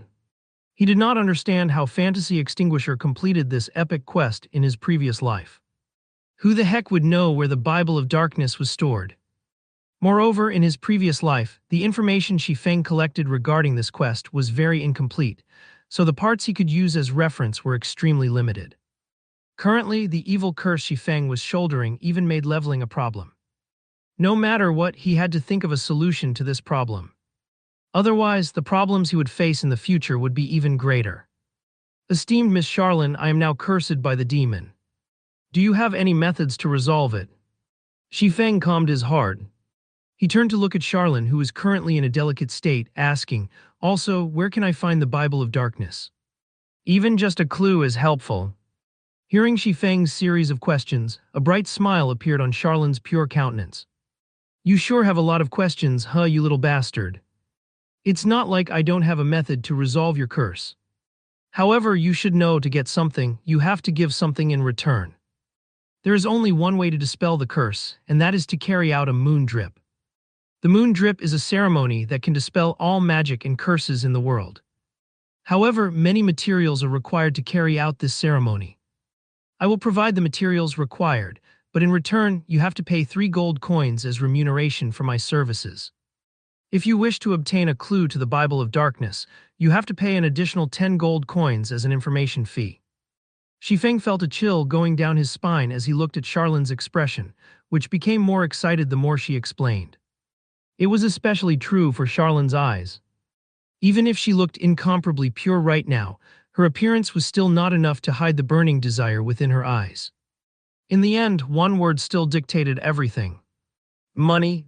System, do you wish to accept the quest to dispel the curse? Esteemed Miss Charlene, I am willing to pay the remunerations. What else could he have said? However, Charlene's asking price of 3 gold coins was just too high. There was not a single player in White River City who could afford such an amount right now. Since you are willing, then pay a deposit of 1 gold coin. Charlene stretched out her delicate hand without restraint. Seeing Charlene's actions, Shifeng suspected that she had some sort of X-ray technique. However, he had to pay the money sooner or later, so Shifeng reluctantly handed over 1 gold coin to Charlene. The moment Shifeng had handed over the money, he went from being a wealthy tycoon to being a poor peasant. Here, this is for you. You need to fill the energy within this thing first. It will lead you to the Moonlight Forest to collect 30 pieces of moonstone. It's fine if you just bring them back to me. Charlene took the shining gold coin with lightning speed, then took out a fist-sized crystal orb and passed it to Shifeng. System quest moon drip accepted. You must collect 30 pieces of moonstone and 2 gold coins for Charlene. Upon completion, Charlene will dispel the evil curse of the great demon on you. Shifeng received the crystal orb and took a look at it. Teleportation magic orb.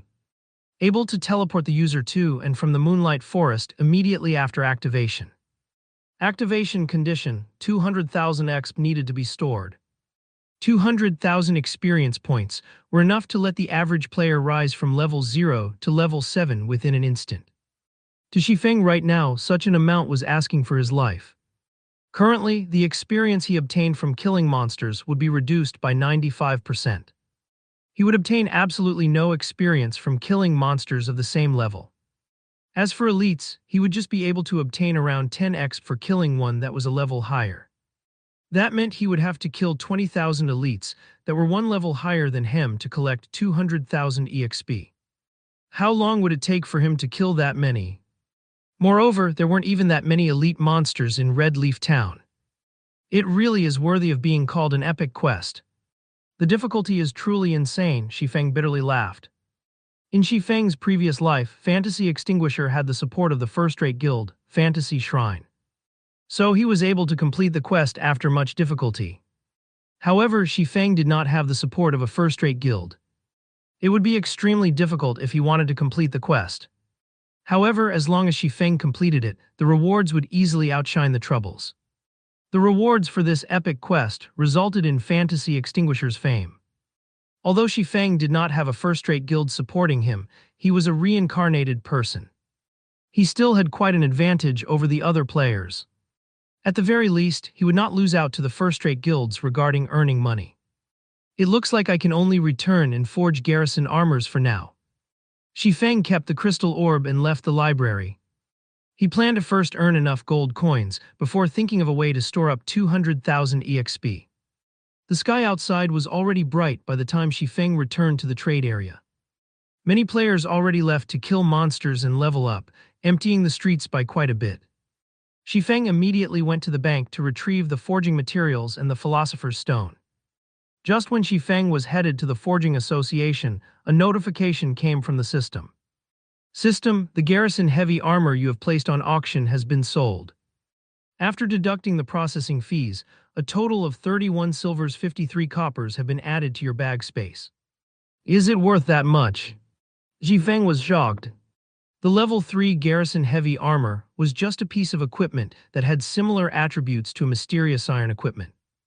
At most, it was worth 20 silver coins. Now, however, it had been sold for over 30 silver coins. One could just imagine how frantic these guilds were towards the garrison heavy armor. Shifeng's enthusiasm was further boosted with the arrival of this information. He could not help but wish he could immediately forge 100 pieces of garrison armor, selling them and making a big profit. Hence, Shifeng activated Windwalk as he rushed towards the Forging Association. Without hesitation, Shifeng reserved an intermediate forging room for 20 hours. If he did not reap the money of those guilds right now, he would not be doing justice towards his own reincarnation. Inside the forging room, Shifeng refined all the stone he collected, going all out as he forged the garrison armors. When the first garrison armor was successfully forged, System garrison armor has been successfully forged. Forgery proficiency increased by 2 points. Obtained 800 EXP. System, do you wish to store the experience obtained in the teleportation magic orb? Suddenly, Shifeng halted the work he was doing. He called out the system interface, taking a careful look. I obtained 800 EXP from forging. Shifeng placed a hand on his chin, pondering. Suddenly he said with a smile, how could I forget about this in a panic? The curse is only aimed at the experience obtained from killing monsters. It has no effect towards experience that is rewarded. Although a lot of time was needed to forge a piece of equipment, it was a different story if the success rate was very high. Shifeng's leveling speed at that time would be a lot faster than the average player, even with the 95% experience reduction state he was currently under. With such an opportune method in hand, the difficulty of the epic quest had been greatly reduced in an instant. Moreover, Shifeng had the Book of Forging. It could increase the success rate of forging the garrison armor up to 60%. With it, Shifeng's leveling speed would greatly surpass even the expert players. It would not be long before he would finish collecting the 200,000 EXP. In such a way, Shifeng could earn not just money, but experience as well. It was killing 2 birds with 1 stone. It was absolutely great. Fantasy Extinguisher most likely did not imagine there was such a quick method to dispelling the curse. Thinking up to this point, Shifeng immediately adjusted for the system to distribute 100% of the experience he obtained to be stored in the teleportation magic orb. Then he picked up an ore and started happily forging equipment. Because of his improved mood, Shifeng's hands became much more nimble. The 100 refinement hammer in his hands was like a musical instrument, rhythmically beating out a moving melody. By the time Shifeng regained his sense of self, he was suddenly dumbfounded by the garrison armor before him. The current garrison armor before Shifeng was largely different than the previous ones. Its design had largely changed, and even the color had become a pale gold. This was absolutely not the garrison armor. Crap, Shifeng understood he had failed. Before, he was too absorbed into his own excitement while he was forging the equipment. He smashed the hammer in whichever way he wanted, giving the garrison armor a completely different appearance. He even felt good about it. Still, the appearance of this new plate armor looked extremely cool. It would definitely look majestic while worn. Following which, Shifeng chose to identify the equipment's information. The system took a whole 10 seconds before giving a conclusion this time. Unnamed bronze rank plate armor. Level 3. Equipment requirements Strength 12. Defense plus 23. Strength plus 3, Endurance plus 3. HP plus 120. Durability 35. Additional ability. Healing power, healing effects received are increased by 10%. Restricted to shield warriors and guardian knights. System, unnamed equipment has been successfully forged. Forging proficiency increased by 3 points. Obtained 1100 EXP. System, congratulations. You are the first player to forge an entirely new piece of bronze equipment in God's domain. Obtained 3000 EXP. Rewarding 1 runic hammer mysterious iron rank that increases forging success rate by 5%. System, please give a name to the equipment you have created. You are also able to leave a personal mark on this piece of equipment. Shifeng was slightly shocked when he saw these notifications. He had unintentionally remodeled the garrison armor and successfully at that. He even created an entirely new piece of bronze equipment. His luck was truly good. The attributes of this equipment had already reached the level of an average mysterious iron equipment. If only the materials used were not so poor, it would definitely have become a mysterious iron equipment. In God's domain, players were able to create equipment. However, this was an extremely difficult task to accomplish. Not only did the player have to be extremely familiar with forging, but they also had to have a thorough understanding of the various materials available. After undergoing hundreds of trials, only then could completely new and good quality equipment be created. Usually, players who wanted to create new equipment would only start to do so after they had risen to become an advanced forger. After all, to become a master forger, not only did a player require sufficient proficiency, they also needed to create 3 entirely new pieces of mysterious iron equipment, and also 1 entirely new piece of secret silver equipment. Only after all those conditions were achieved could a player become a master forger. Due to this condition, the players who became master forgers were extremely rare. Meanwhile, Shifeng unintentionally created an entirely new piece of bronze equipment. Of course, the Book of Forging's effect played a large part in contributing to this success. Since the color has become a pale gold and it's giving off a dull glow, let's call it the Glimmer chess piece. Shifeng immediately confirmed the equipment's new name. After which, he left an imprint of a black flame at a corner of the equipment. This imprint was the equivalent of a forger's name. In the future, when others see this symbol, they would know that this equipment was created by Master So-and-so. At the same time, the symbol also served to prevent others from falsifying the equipment's original creator. In the blink of an eye, the equipment's information also had a change to it. Glimmer chestpiece, bronze rank plate armor. Level 3. Equipment requirements Strength 12. Defense plus 23. Strength plus 3, Endurance plus 3. HP plus 120. Durability 35. Additional ability. Healing power, healing effects received are increased by 10%. Restricted to shield warriors and guardian knights. On the right breast of the Glimmer chestpiece, the mark of a black flame appeared. The flame constantly faded in and out of existence, further enriching the aesthetics of the Glimmer chestpiece. System, black flame imprint has been successfully registered. This imprint has been bound to your gaming account, and nobody else is able to use it. System, naming successful. Forging design for the Glimmer chestpiece has been automatically generated. Player can now voluntarily draw the forging design for the Glimmer chestpiece, allowing others to learn the forging design. Suddenly, an additional window appeared in Shifeng's lifestyle panel.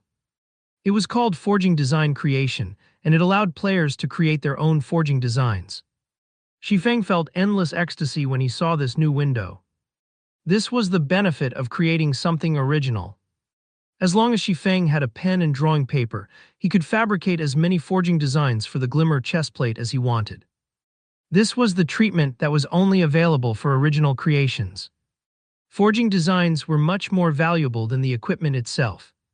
In Shifeng's previous life, countless master forgers constantly researched various materials and used all sorts of methods to develop new equipment.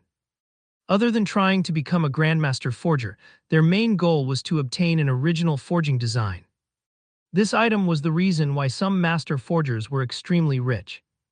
The process of fabricating a forging design was very simple, and they could easily make tens to hundreds of them anytime they wanted. Otherwise, how much money could they make, even if they exhaust themselves by forging equipment every single day?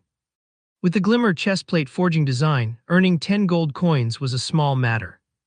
At that time, it was even possible for Shifeng to earn up to 30 or 40 gold coins. After all, there were a lot of players in White River City and no shortage of guilds either. Afterward, Shifeng continued forging Glimmer chestplates, no longer forging garrison armors. Both of them required the same materials to make. However, the Glimmer chestplate had a cooler-looking appearance and even came with an additional ability. There was another benefit for an original creation.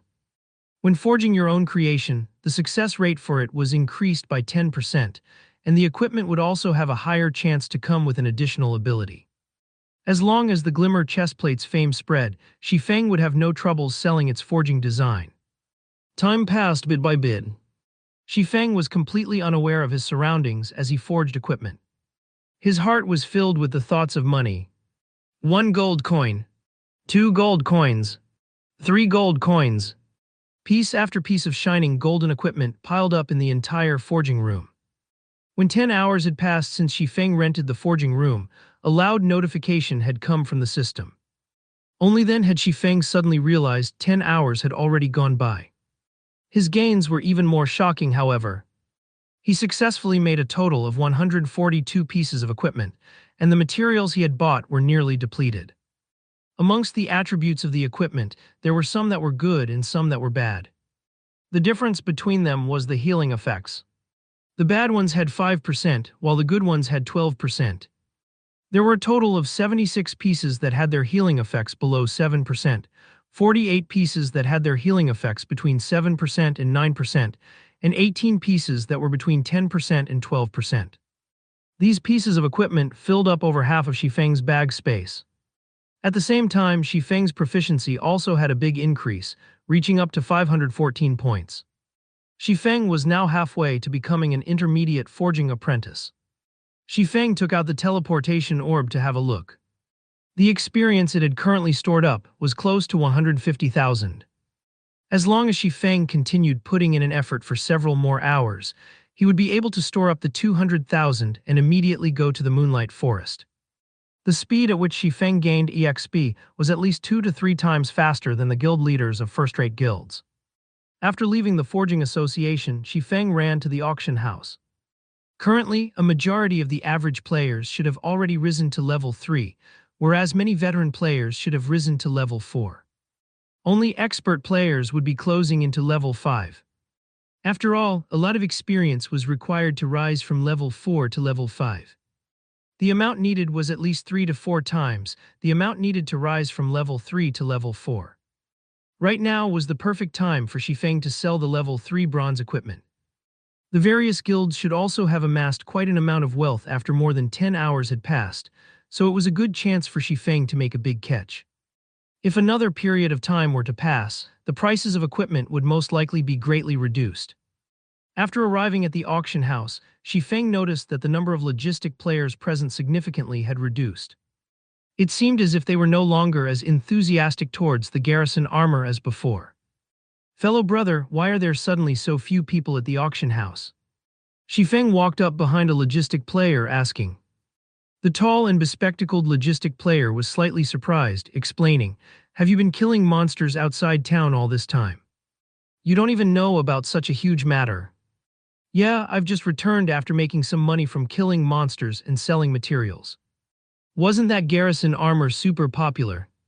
"I too wanted to buy a piece," Shifeng nodded. "No wonder you don't know about it. 3 hours ago, a player called Hammer Trading had sold a lot of level 3 bronze plate armor equipment. Although the attributes on it were slightly weaker than the garrison armor, its price was extremely low, costing only 4 silver coins. Moreover, that player even announced that there would be discounts if you contacted him and ordered in bulk. Naturally, the various guilds all contacted him and ordered. That equipment is now extremely popular, so who would remain here and pay attention to the garrison armor? Hammer Trading. Shifeng wanted to confirm once more. Correct. He even posted a thread on the forums criticizing the black-hearted forger that made the garrison armor. Currently, the thread has already received more than 7 million clicks. With it, that guy has quickly become a famous person in White River City. I heard many large guilds have already sent out an olive branch to him, trying to recruit him with a high price. The logistics player had a face filled with envy while he spoke. He couldn't help but wish he could turn into Hammer Trading. That way, he would be able to live a life filled with beauties and riches. Shifeng only smiled at the player as he turned to walk towards an empty seat. He sat down and called out the game's official forum. He wanted to have a good look at this Hammer Trading who nearly robbed him of his business. In Shifeng's previous life, Hammer Trading did not reveal himself as quickly as this. Before Shadow scouted him, he had been playing God's Domain with tens of fellow schoolmates. With the support of these schoolmates, in addition to some chance meetings that had allowed him to become an intermediate forging apprentice, he managed to become acquainted with the upper echelons of Shadow. At that time, there were very few intermediate forging apprentices. The bronze equipment that was forged at the time was also very popular. Seeing such a situation, Shadow also wanted a share of the profits. So they paid a large price to hire Hammer Trading. Along with the continuous support of Shadow Workshop, Hammer Trading grew to become a shocking figure, becoming a relatively famous forger and earning Shadow a lot of money. Afterward, Hammer Trading also obtained the Forging Talent 1, in addition to the great support from Shadow, allowing him to become a master forger. During those times, he did not have the slightest hint of respect for Shifeng, who was the guild leader of Shadow at that time. In the end, with the strong support of Hammer Trading, along with several master forgers and master potion makers, Lan Hua financial groups gladly agreed to World Dominator's acquisition of Shadow. Otherwise, Lan Hua financial groups would not have agreed to the decision without hesitation and dismissing Shifeng at the same time. Shifeng opened the forums for Starmoon Kingdom, his heart lamenting over how fate was toying with him. In this life, just when the garrison armor was beginning to sell like hotcakes, Hammer Trading appeared to break off his road to wealth. Shifeng couldn't help but admit that he and Hammer Trading were rivals in life. Shifeng stole the forging talent from Hammer Trading, whereas Hammer Trading turned around to break off his road to wealth. Browsing the forums of Starmoon Kingdom, Shifeng quickly discovered a thread marked in red, positioned at the top of the forum. Upholding justice starts from us. We absolutely cannot let this black-hearted forger do as he pleases. I am a forger with a kind heart. These large, bright red words caused Shifeng's brows to furrow. What kind of trouble is he trying to cause here? The number of clicks exceeded 10 million. Out of curiosity, Shifeng had opened the thread. Shifeng looked at the eloquently written condemnation that had over 10,000 words. The article had justifiably mentioned that the cost of making a piece of bronze equipment did not even exceed 1 silver coin. However, the black-hearted Shifeng sold his equipment for up to 30 silver coins. He was ripping off other players. Hence, Hammer Trading wanted to oppose Shifeng. He was even willing to sell level 3 bronze equipment without limit. Only due to the failure rates, he had no choice but to sell them at 4 silvers apiece to reclaim his cost of making. This article received the support of a lot of players. They had all declared that they would no longer purchase the garrison armor, and that they would support Hammer Trading's actions of kindness. Shifeng was speechless after reading the entire article. The entire article was just trying to put a smear on his reputation while heightening Hammer Trading's own self. At the same time, Hammer Trading wanted to state that he too could forge bronze equipment. He was clearly trying to use Shifeng as a stepping stone to raise his own worth and fame. He wanted to let the many large guilds extend an olive branch to him, and in turn raising his own worth. However, Shifeng had to admit that Hammer Trading had succeeded. Not only had his fame risen in a burst, but many second-rate guilds had also sent him an invitation. There were even a few first-rate guilds who were willing to discuss matters of cooperation with hammer trading. Crap, not only has he broken off my path to wealth, he still wants to use me as a stepping stone. Feng could no longer hold back his 2 lifetimes worth of rage. He wanted to properly teach hammer trading a lesson. Did he think he was awesome for selling level 3 bronze equipment without limit? Feng did not wish to have any relation with hammer trading if he did not try to use Feng as a stepping stone.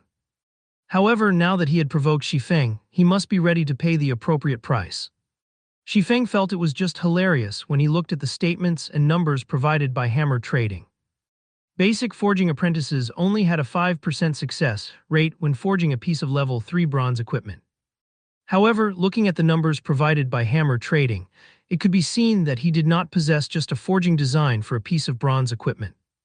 He must have also obtained an item that increased the success rate for forging. In addition to using the intermediate forging room, his success rate should be around 20%. That was why he dared to spout nonsense and brought out several pieces of equipment for auction to prove his words. However, according to Feng's estimates, to raise his reputation, hammer trading was taking a loss of 1 silver coin for every piece of bronze equipment he sold. Although Feng did not know how much funding hammer trading had, he was still 10 years too early from competing with Feng. Selling at 4 silver coins, is it? Feng would sell his equipment at 4 silver coins as well. He had the Philosopher's Stone and the Book of Forging, so his initial cost was just slightly more than 10 coppers. Including his terrifying success rate, Feng was looking forward to seeing who had the last laugh. Without holding anything back, Feng immediately posted a thread on the forum anonymously. The article was titled "Shockingly High-Quality Plate Armor on Auction House." Afterward, he called up the interface for the auction house, placing 20 pieces of the worst glimmer chestplate on auction. The healing power on the glimmer chestplate had a remarkable effect on MTs when inside a dungeon. It was even better when compared to the garrison armor. When compared to hammer trading's savage chestplate, it was more than 2 times better. Players would naturally know which equipment to choose when they saw the glimmer chestplate. Hammer trading, didn't you want to be famous? I'll let you become super famous. I'll turn you into a celebrity. Feng revealed a cold grin as he closed the interface. He turned around and left the auction house, setting up a stall outside to purchase stones and hard stones. 2 minutes after Feng had posted his thread, a few players noticed Feng's post. Average players were still very attentive towards high-quality equipment. Currently, the average player did not even possess a piece of bronze equipment, not to mention high-quality equipment. So naturally, they wanted to get a glimpse. The moment these players arrived at the auction house, they were stupefied by what they saw. The attributes on the glimmer chestplate was just too good, especially the healing power. It was definitely the most beloved ability for an MT when inside a dungeon. After they finished looking at the attributes, the players chose to try wearing it. They looked at their own appearance when wearing the glimmer chestplate. Streamlined mold, dashing figure, and even a faint radiance coming off their bodies. There was also a flickering black flame on their left breast. They looked absolutely awesome. It was as if they had become the heroes from Legends while wearing the glimmer chestplate, valiant and powerful. Then they looked at the selling price. It actually only required 4 silver coins. These players did not dare believe their eyes. Such high-end equipment was only selling for 4 silver coins. If they did not buy it, they would be doing a disservice to their own lives. Even if they did not have much money on their persons, they were willing to sacrifice everything they had to buy the glimmer chestplate. Within a short 15 minutes, Feng's post had become the topic of the forum. There were even players who posted the information and appearance of the glimmer chestplate, the equipment instantly arousing everyone's exclamation. Shield warriors and guardian knights could not help but wish they could obtain this high-end equipment right that instant. However, when they wanted to go to the auction house and buy it, there were only 4 pieces of the equipment remaining. Moreover, every one of those pieces had their prices bade up to more than 6 silver coins. One MT from an elite party had reluctantly chosen to borrow money from all over the place. In the end, he successfully won a piece for 7 silver coins. When the glimmer chestplate arrived in his hands, he no longer minded the money he owed for it. With such attributes and dashing appearance, he would not have any troubles earning money in the future. Just a short 20 minutes after Shifeng placed the Glimmer chest plates on auction, all 20 pieces of them had been sold off. The Glimmer chest plates' popularity was far better than the garrison armor. There were even quite a few players showing off their purchases on the official forum. Previously, these players had to beg, using various methods, to join a party. Now, however, with their majestic-looking equipment, a simple shout would garner them tens of invites from elite parties for their own choosing. Following the Glimmer chest plates' rise in popularity, the players that failed to buy one were all beating their own chest in anguish. They hated themselves for not borrowing money to buy the piece of equipment since, right now, it was no longer being sold. Meanwhile, the Forging Association in Golden Sand Town was packed with people. The spacious hall was entirely occupied by players. The players present were the spokespeople for various guilds. They were here for only one purpose, and that was to invite hammer trading to their guild. Amongst the guilds present, there were quite a few that were very famous. There was no lack of spokespeople for third-rate guilds. If it were during ordinary times, these spokespeople would act proud and arrogant. They would use a condescending attitude when dealing with lifestyle players. Even so, these lifestyle players would still treat them with great respect. They would even shed tears of emotion, pledging their loyalty to the guild as they quickly signed the contract, becoming a part of a large guild. However, the current trend of the game had changed. The higher-ups of the guild strongly emphasized that they, the spokespeople, must definitely invite hammer trading. Otherwise, they could start packing up their bags. Hence why these guild spokespeople were like obedient grandchildren, standing and waiting in the hall for hammer trading's summons. Inside an intermediate forging room on the second floor. "Brother Hammer, you're so awesome. I admire you so much. Before, those third-rate guilds would not recruit you no matter what. Now they're just like grandchildren waiting upon you. They would not leave even if you chased them away." A sexy female cleric in her mid-20s hugged around Hammer Trading's robust arm, giggling and speaking with admiration. Her bulging chest was rubbing against his arm. Hammer Trading had a very brutish appearance. He had a thick beard and beady eyes, and his skin color was similar to yellowish wax. Judging from his appearance, he looked to be over 30 years of age. Nobody was able to tell, however, that Hammer Trading was just a university student in reality. His age was just slightly over 20. Ha, this is just a small matter. However, I truly have to thank the fool who opened the road for me and has even hidden his name. He made all the large guilds know of my importance. Hammer Trading heartily laughed. He silently praised his own intelligence and wisdom for being able to think up of a plan to utilize that anonymous forger's fame. It allowed him his current good fortune, becoming every player's idol. Wait till I've entered a first-rate guild and rise into their upper echelons. It will be truly awesome. Right now, I'm just showing a small part of my prowess. Let those third-rate guilds continue waiting outside. I can use them to raise my own value and fame. "Boss, what are we going to do about all the orders we've received?" an assassin asked. Hammer Trading rolled his eyes at the assassin, saying in disdain, "Who cares about them? I'm taking a loss of 2 silver coins per piece of equipment. Do they think I'm running a charity? My goal has already been met. I'm only waiting for the first-rate guilds to come. Don't bother with the other players, just tell them that we're too busy and don't have time." To use Shifeng as a stepping stone, Hammer Trading used up all the silver coins belonging to his classmates. He also spent a lot of credits to purchase a lot of materials in silver coins. Yet he only forged over 10 savage chest plates from all those materials. So selling each piece at a maximum of 4 silver coins caused a major loss for him. However, all his sacrifices were worth it. As long as he was recruited by a first-rate guild, he could get as many materials as he wanted, a huge salary, and even a line of female players desiring his attention. Hammer Trading felt invigorated just from thinking of all these benefits. Suddenly, a berserker entered the forging room with a panicked expression. "What happened, Hadron? Seeing as you're in such a hurry, has the upper echelon of a first-rate guild arrived?" Hammer Trading teasingly asked. "Big trouble. A lot of top-tier equipment has suddenly appeared at the auction house. All the players on the game's official forum are discussing it now, and the number of clicks on the post is madly increasing. The post has over 5 million clicks right now, and many guilds have started to notice it. Moreover, the equipment is being sold by the same anonymous forger. The equipment's price is set at a minimum of 4 silver coins.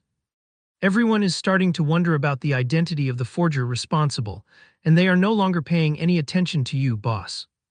Moreover, there are already a few first-rate guilds who made a declaration on the forum. They are willing to hire that forger with a high salary and make him the chief forger of their guild. A few representatives of large guilds downstairs have also started leaving for the auction house. Hammer Trading's expression froze when hearing Hadron's words. He only managed to attract the attention of first-rate guilds after much difficulty. However, now that anonymous forger stole his wind, if he did not steal it back, those first-rate guilds would most likely forget about him. He has such nerve to steal my wind and position. Don't blame me for not being polite. Making that kind of top-tier equipment has a high cost and low success rate. If you sell it at 4 silver coins, then I'll sell at 3 silver coins. I wonder just how much you can afford to lose. Hammer Trading abruptly stood up. He wanted to let Shifeng know he would definitely not let the position of chief forger and his future happiness go. He was already taking a loss of 2 silver coins for making the savage chestplate that had inferior attributes. Then Shifeng would at least lose 4 to 5 silver coins for selling each piece of top-tier equipment at 4 silver coins. Maybe even more. Hammer Trading believed he could outlast Shifeng.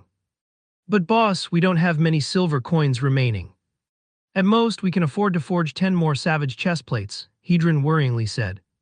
What is there to be afraid of? I still have some funds. Worst comes to worst, I'll spend some more credits to buy materials and silver coins. I believe I can get rid of that little bastard. For every piece of equipment that little bastard sells, he's taking a loss of at least double or triple of ours. Why should we be afraid? Hammer Trading confidently asked. He assured himself that Shifeng too was trying to attract the attention of first-rate guilds by doing such lossful business. However, he would definitely be the final champion.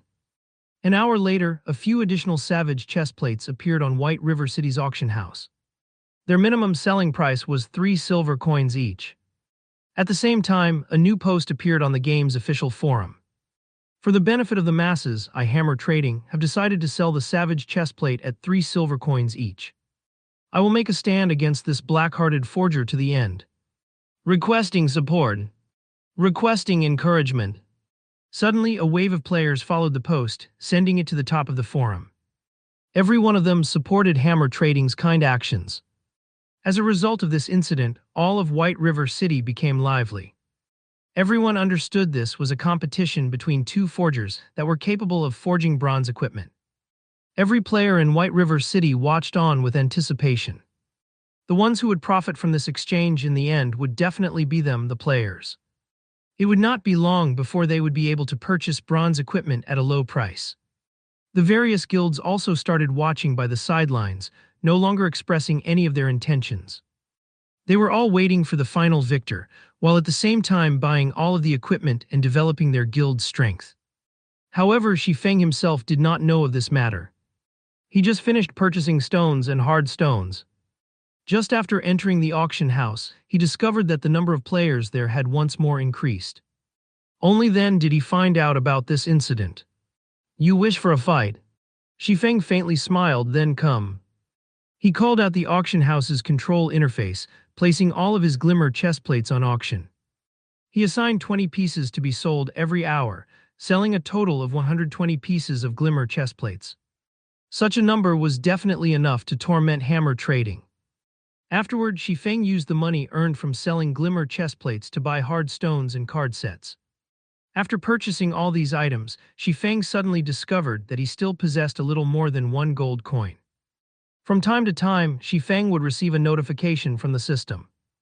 It would state that another glimmer chestplate had been sold, and some amount of silver coins have been deposited into his bag. Shifeng felt the more silver coins he spent, the more silver coins he had.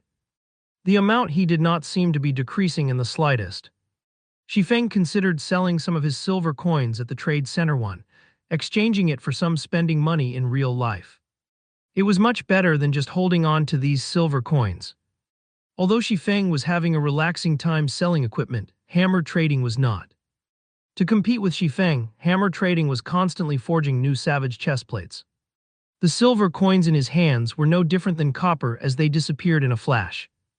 Hammer Trading also had to spend credits to purchase more silver coins, giving him an immense heartache. However, when he thought of Shifeng spending much more than him, his heart soothed by a lot. He wanted Shifeng to go bankrupt. Meanwhile, Shifeng left the lively auction house. He arrived at the bank, storing all the card sets and hard stones he had collected into his warehouse. Shifeng was extremely excited as he looked at over 1,000 slots of his warehouse filled. This was the benefit of being reincarnated. In his previous life, he in a miserable state thanks to these items. Now, however, they became one of his biggest sources of income. In the eyes of others, these items were still worthless. However, they would be priceless in the future. Their values could increase by over 10 folds, even tens of folds. It was especially true for card sets. A complete set would be worth tens of times more than a single piece. Even so, the large guilds would still have a hard time obtaining them. After he was finished storing the items, Shifeng made a trip to the grocery store. He bought 5 stacks of white paper and 1 stack of pen and ink. These 2 items could be bought at extremely low prices at the grocery store. A stack of 200 white papers only sold for 10 copper coins, whereas a stack of 20 bottles of black ink sold for 15 copper coins. The best feathered pen also only sold for 20 copper. Even so, Shifeng's casual purchase far exceeded the daily income of an average player. An average player would definitely be unable to spend in such a way. However, to Shifeng, these copper coins could no longer be considered money. Moreover, these items were all necessary for making forging designs. Shifeng would still buy them even if they cost 10 silver coins. After buying the items, Shifeng headed for the Forging Association. "Sir, do you need any cooling beverages? I have here the best fruit juice in Red Leaf Town. It tastes extremely good, and it is only 1 copper coin per cup." A fragile-looking young lady nervously asked a male guardian knight. The girl was holding onto a small basket, her doll-like eyes carrying with them earnest expectations as she looked at the man. "Zgram, don't annoy me. It's just a virtual item, moreover a beverage, yet you are actually charging 1 copper coin for it. I wouldn't want it even if you were giving it for free." The guardian knight cursed in rage, pushing the 16 or 17 years old girl away. He then added, "My luck is just bad. Just you wait and see, I'll take care of you if I don't get to buy a glimmer chest plate because you delayed me." The girl that was pushed down but did not cry. Instead, she stood up without wavering. She clapped the dust off her clothes, proceeding to another player with a smile on her face. Xifeng was faintly shocked. He never imagined the girl to be so tough. The average female player usually would not carry out such laborious tasks, not to mention receiving the insults from other players. When Shifeng looked at this girl, he was reminded of his own past self. Shifeng used observing eyes on the girl.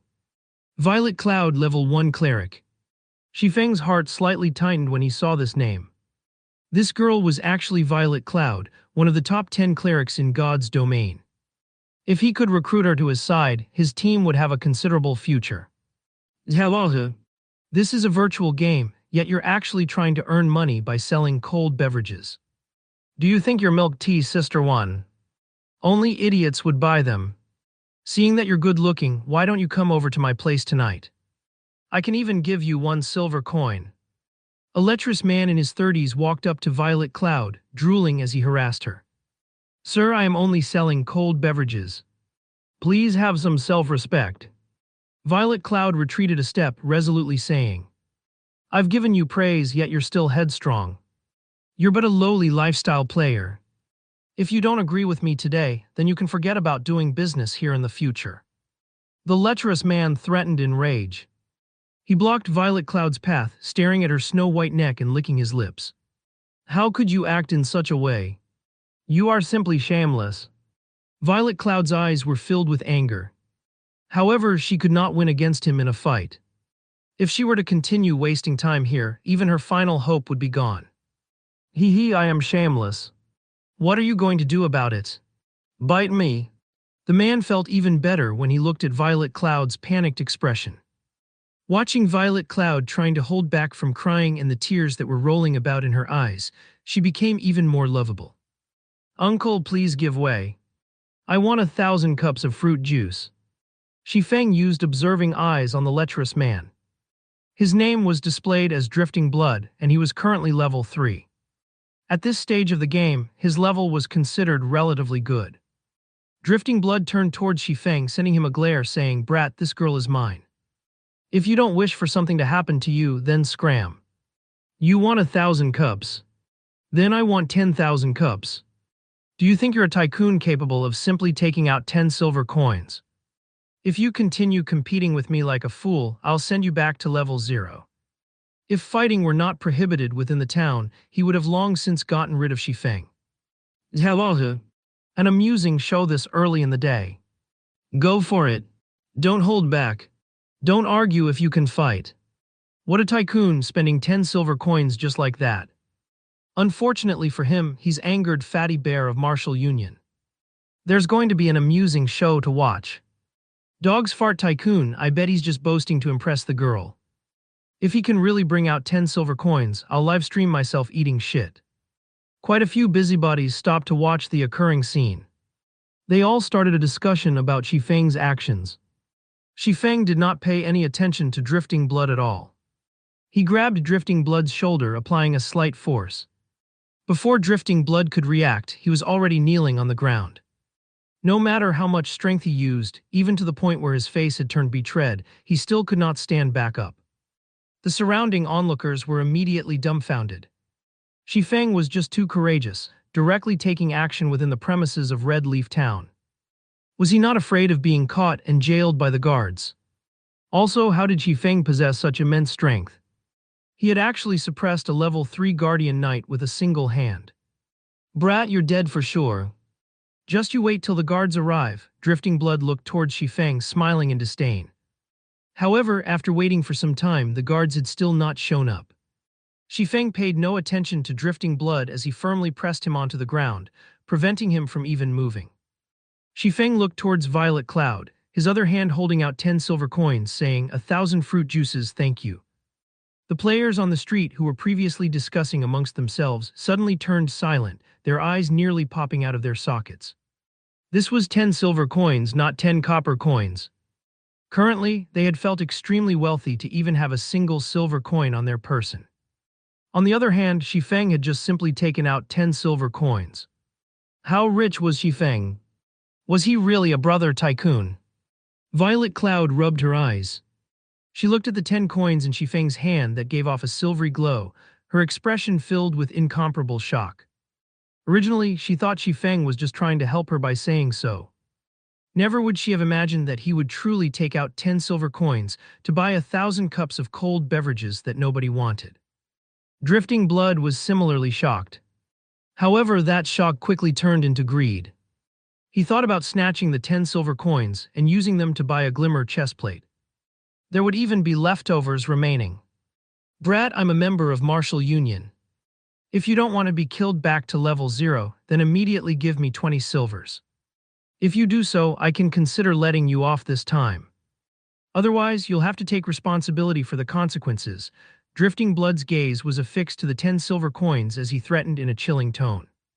Paying no attention to Drifting Blood, Feng looked at Violet Cloud.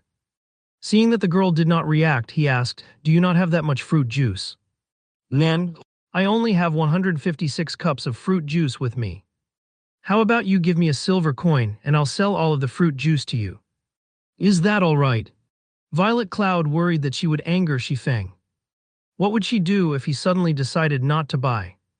At the same time, she also wanted to thank Feng for helping her, so she reduced her selling price. "All right. I wonder how long it would take for you to make 900 cups of fruit juice." "I want all of them," Feng nodded after some thought, asking. The surrounding players were all dumbfounded. What was he planning to do? Did this brat know the value of 10 silver coins? Did this brat truly fancy this young lady? "I'm very slow at compounding fruit juice. If Sir is willing, I can be done in 30 hours. Violet Cloud became extremely glad at Feng's words. However, when she thought of her extremely slow speed, she worried that Feng would no longer wish to buy them. So she stretched out 5 fingers, hurriedly saying, "How about this? I'll just charge you 5 silver coins for 900 cups. Looking at Violet Cloud's panicked expression, Feng could not help but break into a laugh. No need. I can still afford to pay such an amount of money. If you really sold them to me for 5 silvers only, then you wouldn't be able to earn much. Feng waved his hand. Feng was not in a hurry to turn Violet Cloud into one of his subordinates. However, he was absolutely not going to let her go. If Feng acted too impatiently, he might cause her to grow suspicious of him. So it was better to deepen their relationship first. Nobody could have imagined that Violet Cloud, one of the top 10 clerics in God's domain, would have such an appearance. A cleric god. That was a genuine tier 6 job. After 10 years passed, there were only a few who reached that standard. Even Fantasy Extinguisher was just a spirit saint, at the pinnacle of tier 5 10 years later. However, as a future cleric god, Violet Cloud was actually a lifestyle player during the initial periods of the game. It was such a waste of talent. Normally in God's domain, only players without any skills would earn money through methods other than killing monsters. However, the popular auxiliary jobs usually had very high requirements, such as a lot of funds coupled with extremely low success rates. It was extremely hard for a player to survive in such a way without the support of a guild. Meanwhile, auxiliary jobs such as chef was much easier. The cost to support it was also extremely low, and players alone could be supported by it by themselves. If their talents were high and they were capable of creating delicious cuisines, they could still earn quite a lot of money in God's domain. However, delicious cuisines usually required advanced cooking recipes and materials. These items were hard to obtain, so trying to earn a lot of money would not be easy. It was truly hard to imagine that a future cleric god would be such a clumsy young lady. He recalled that Violet Cloud was one of the members of Ouroboros during her first 3 years in God's domain. When the snow goddess left Ouroboros, Violet Cloud similarly left the guild. From then on, she was just a solo player. When she had become a tier 4 great cleric, countless first-rate guilds tried recruiting her with shockingly high prices. Ouroboros also tried countless times to invite her back. Unfortunately, Violet Cloud did not pay attention to any of them. Her actions greatly angered those first-rate guilds. Since they could not obtain her, they would destroy her. Hence, they sent many experts to assassinate Violet Cloud. Unfortunately, not only did Violet Cloud not get destroyed, instead, she became even stronger. She massacred the players sent by these guilds, giving them a crushing defeat. Not long after, she advanced her job to tier 5, becoming a brilliant cleric saint. This caused those first-rate guilds to become even more helpless. In the end, Violet Cloud became a tier 6 cleric god. At that time, she searched for all those first-rate guilds to have her revenge.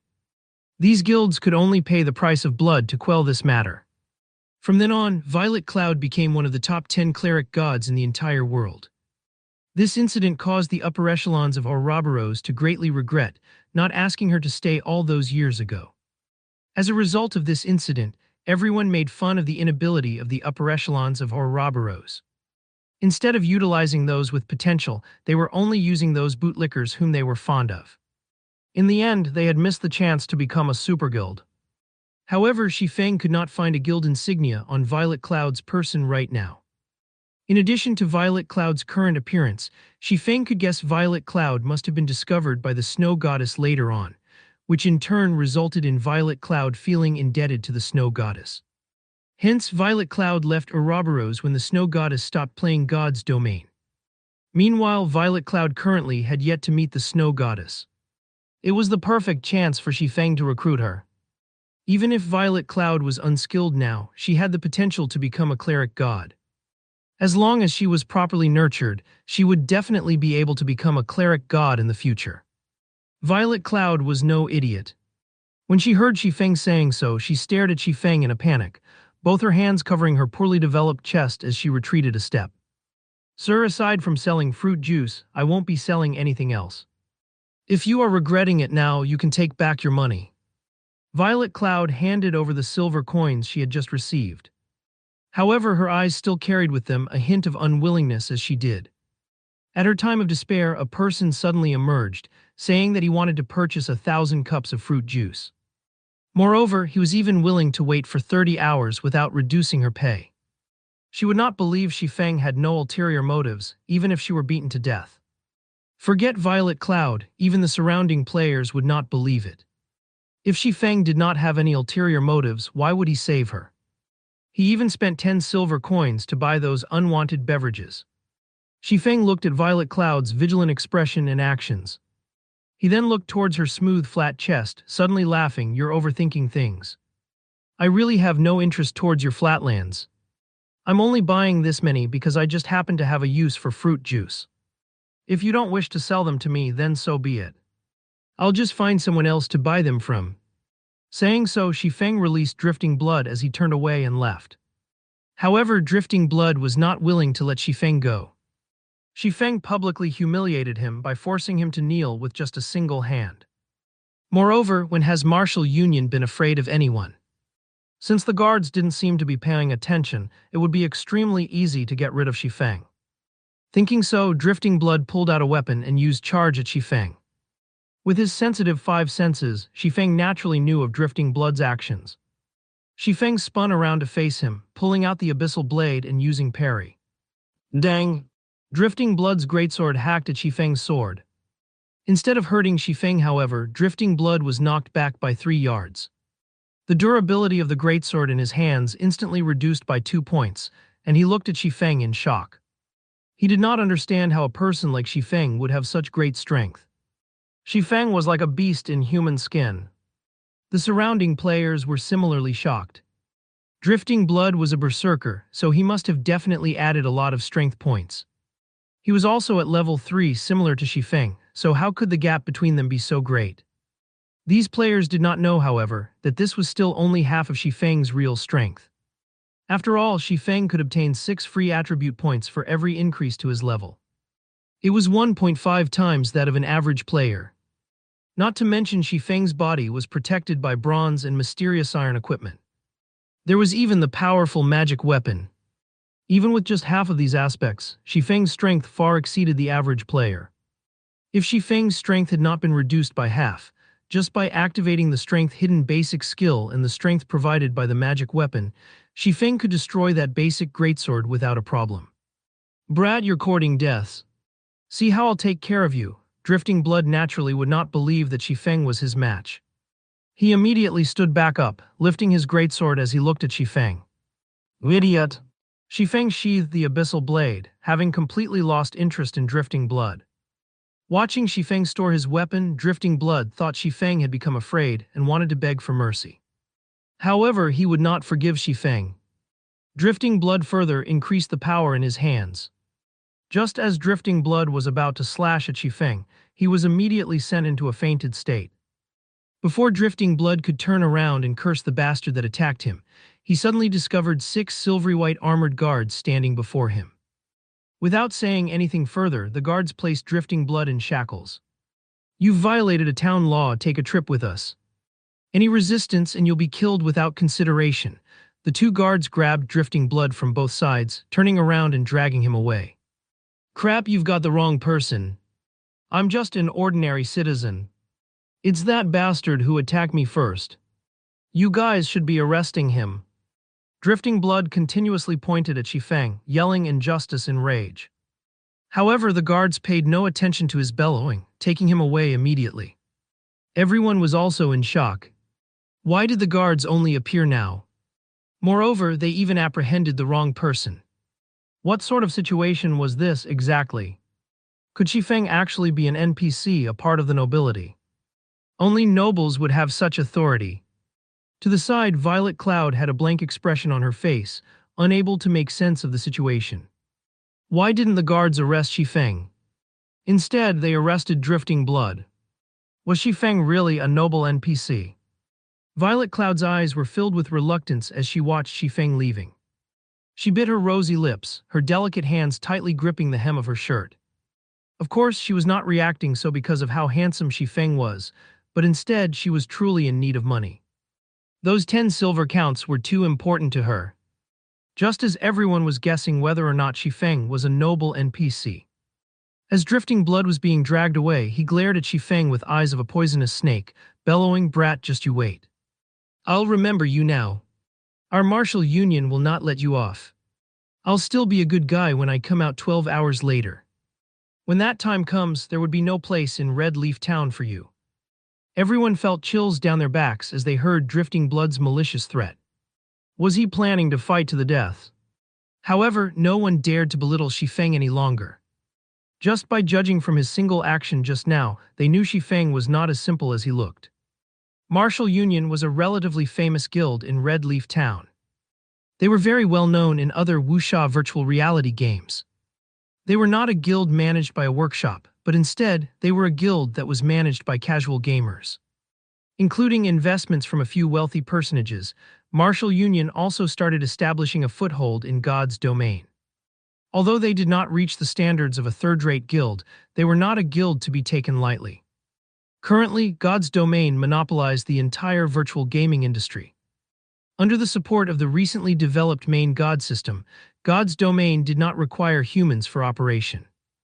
The main God system assured fairness in the game, and it would also constantly evolve the game, continuously pumping out various quests, dungeons, hidden locations, and so on. God's domain was a living game, and it was something that no other virtual reality game could compare to. The maps in God's domain were also immensely vast, sufficient for the entire population of Earth. Moreover, a majority of the things available in real life could also be experienced within the game, in addition to things that could not be found in real life. God's domain was slowly trending towards becoming a second world, and other virtual reality games had no chance of competing with it. After Drifting Blood was dragged away by the guards, everyone's gaze turned towards Shifeng. They all held curiosity on their faces, and their eyes tried to see through Shifeng. They wanted to know whether or not Shifeng was an NPC. Unfortunately, no matter what kind of observation skills they used, the results told them that Shifeng was 100% a player and not an NPC. This only further increased everyone's confusion. Yet nobody dared to go over and ask Shifeng, as Shifeng might not even answer them. If by chance they were to cause Shifeng displeasure, who knew they might be the next Drifting Blood? Shifeng looked at the puzzled faces of the people around him. He merely revealed a faint smile at the sight as he turned to leave. After living in God's domain for 10 years, he long since clearly understood the rules of God's domain. A player would be captured and jailed if he were to attack another player inside a safe zone. However, as long as an action did not cause any damage, even if it were an intense bodily contact, the guards would not pay heed to it. Pressing onto Drifting Blood and clapping his shoulders were both actions that did not cause damage. It was just that the strength behind it was different than what one would normally use for such actions. Naturally, the guards would not care about such actions. However, Drifting Blood used Charge, a skill that would cause the target to enter into a fainted state in addition to damage. Moreover, there were also his aggressive actions. The guards naturally would not let him off freely. Meanwhile, female players only had to activate the anti-harassment system to prevent harassing players from doing anything to them. However, Violet Cloud just recently entered God's domain, so it was natural for her not to know about it. Regarding Drifting Blood's threat, Shifeng paid no heed to it. Martial Union was a guild that did not even reach the standard of third rate. Shifeng previously used to lead the weak shadow to stand off against many first-rate guilds, and these first-rate guilds were helpless dealing with them. Martial Union, a leisure guild that only had several thousand players, was not worth even mentioning. If they wished to find trouble with him, he would just deal with them. As a reincarnated person with a magic weapon in hand, what was he afraid of? As for deepening his relationship with Violet Cloud, Shifeng could only leave it aside for now as he searched for another way. The girl's vigilance was just too heavy for him to get through. However, Shifeng understood her reasons. If it were the snow goddess standing in his place, Violet Cloud might have a different reaction. Shifeng bitterly laughed, shaking his head as he left. "Sir, please hold on a moment," Violet Cloud finally said, no longer able to endure it. The enticement of 10 silver coins was just too great. This was her biggest chance. If she were to miss it, what would happen to her sick mother? "Lo, did you change your mind?" Shifeng turned around to look at Violet Cloud's troubled expression, smiling as he spoke. Violet Cloud stayed on guard as she looked at Shifeng's eyes, trying to discern any bad intentions within them. However, no matter how she looked at them, she could not discover any special emotions within them. Instead, she could feel a vast ocean hidden within the depths of Shifeng's eyes. However, she still asked in caution, "You truly want only the fruit juice and absolutely won't have other requests?" Shifeng was sweating profusely in his heart. For her to seek confirmation over and over, just how unreliable was he? He would have left long ago, were it not for her potential to become a cleric god, as even he was unable to endure being thought of as a lecherous bastard by others. In any case, I'm in need of a chef to make some things for me. How about this? We'll set up a contract and I'll hire you to be my chef. I'll give you the same treatment as a lifestyle player in a third-rate guild. You should be able to relax with the main god system's guarantee. If you don't have any problems, then follow me. If you still can't feel reassured, then just stay here, Shifeng let out a sigh, speaking unhurriedly. Violet Cloud was dumbfounded. The man before her was actually hiring her, and he was even giving her an ordinary job. It should be known that chef was a lifestyle job that nobody thought highly of. No one ever hired chef players. She had heard before from her best friend the treatment of a lifestyle player in a third-rate guild. At that time, her friend even showed off that her boyfriend was a lifestyle player in a third-rate guild, and how great the monthly treatment he received was. If he performed well, there would even be various kinds of benefits. The treatment was much better than many jobs that were available in real life, and this caused Violet Cloud to be extremely envious. I'll follow you. However, I work very slowly. Is there really no problem? Violet Cloud ground her teeth, deciding to agree with Shifeng. If she were to let go of this chance, what sort of future awaited her? Judging from his various performances, Shifeng did not seem like a bad person. Moreover, she was just a very ordinary female player. There was absolutely no need for him to conspire and trick her. This was a virtual world. If she did not reveal her address in real life, Shifeng would not be able to track her at all. Moreover, Shifeng would have to bear a great risk in doing so. Follow me then. I still have some things I need to buy. Shifeng nodded his head, appearing to be very calm. However, inwardly he was in ecstasy. He had swindled a cleric god into his hands just like that. As for the snow goddess, Shifeng could only apologize and say, "First come, first served." Subsequently, Violet Cloud left with Shifeng. Shifeng brought along Violet Cloud, returning to the grocery shop once more. He bought an assortment of equipment used by chefs such as pots, spatulas, knives, and so on, spending less than 2 silver coins in total. Afterward, he went to the Chefs' Association, spending 1 silver coin to purchase 2 sheets of basic cooking recipes. One was a recipe for cooking wolf meat, the other for making an energizing drink. At the same time, he spent an additional 5 silver coins purchasing plenty of materials that were required by these recipes, as well as the materials for the fruit juice. Violet Cloud was shocked by Shifeng's actions. He actually spent so much money buying so many things. He was just too rich. Her previous notion of Shifeng being unreliable completely changed now. The materials and recipes Shifeng had spent so much money buying were sufficient to allow her to promote herself to an advanced apprentice chef. This was a treatment not even the lifestyle players of first-rate guilds would receive. However, what Violet Cloud did not know of was that Shifeng felt that these items were very cheap. It was truly easy to nurture a chef. All the materials required by the recipes could be bought from the NPC, and it only took 10 silver coins to nurture an advanced apprentice chef. Such an amount of money would not even be enough to squander for nurturing a forger or potion maker. Shifeng then rented a basic kitchen, bringing Violet Cloud to it. After you sign the contract, all these materials and recipes will belong to you. You only need to create 900 cups of fruit juice first.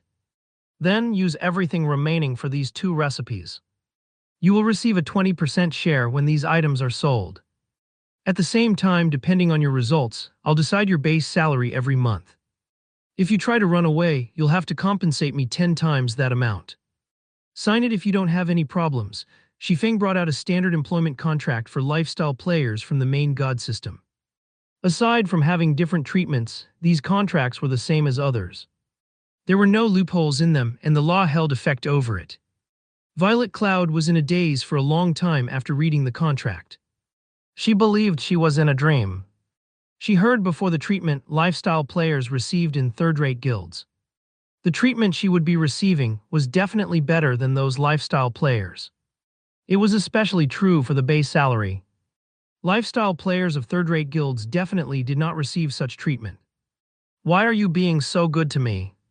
Violet Cloud looked at Shifeng with wide, teary eyes asking. She wanted to know the reason. Don't misunderstand, I'm only in need of a chef. I've only hired you because I can see you're a very hardworking and earnest person. If you try to take advantage of the situation and fail to hit my requirements, then you can get lost. I'm not interested in nurturing someone useless, Shifeng suddenly spoke in a grave tone. He wanted Violet Cloud to know that it was not easy to become his personal chef. That was because people were bound to become wasteful when they constantly received things without effort. Violet Cloud was frightened after being told so by Shifeng. She lowered her head, no longer daring to ask any more silly questions. Judging from Shifeng's attitude, it was clear that he was indeed looking for a chef, and that she had just been chosen by chance. Hence, Violet Cloud lifted the pen and signed the contract. This was her final chance at escaping her desperate situation. She definitely must grab a hold of it. Boss, will I be making them here? Violet Cloud immediately entered her role, appearing very respectful. She took a look at her surroundings. The environment here was very good, and it was also very peaceful. However, the rental for the basic kitchen was by no means cheap. Yeah, you'll be manufacturing the items here from now on. I've already applied for the membership here so that you can come here anytime. There's enough money stored for you to use a long period. There won't be anyone here to disturb you. The facilities here are also thorough, so your success rate can be increased by quite a bit. If you don't have any problems, then you can start working now. In 30 hours, if I don't see the 900 cups of fruit juice, then you may leave. Shifeng was very satisfied with Violet Cloud's attitude. He turned and left after finished saying his piece. As for luring Violet Cloud onto the path of battles and leveling, more time would be needed to slowly lead her towards that path. Moreover, Shifeng had a great purpose for fruit juice. It would not be a bad choice to allow Violet Cloud to make them for him. Violet Cloud's eyes followed Shifeng's back as he left. Her heart was filled with gratitude towards Shifeng. She made a firm resolution to work properly and to not disappoint her new boss. After leaving the Chefs Association, Shifeng returned to the Forging Association. Currently, the number of forgers in the Forging Association was constantly increasing. These players formed small conversation groups, either discussing how to increase their success rates or discussing the struggle between hammer trading and the mysterious forger.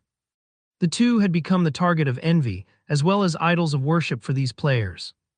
Did you see the article posted by Hammer Trading just now? Of course I've seen it. I never imagined Hammer Trading would be so hot-tempered as to actually insistent on challenging the mysterious forger. He even declared that the first one to withdraw from this price war would be a son of a bitch. Ah, I truly envy them. They had actually obtained a bronze forging design.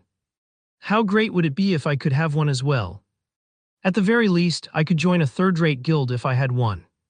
What do you even know?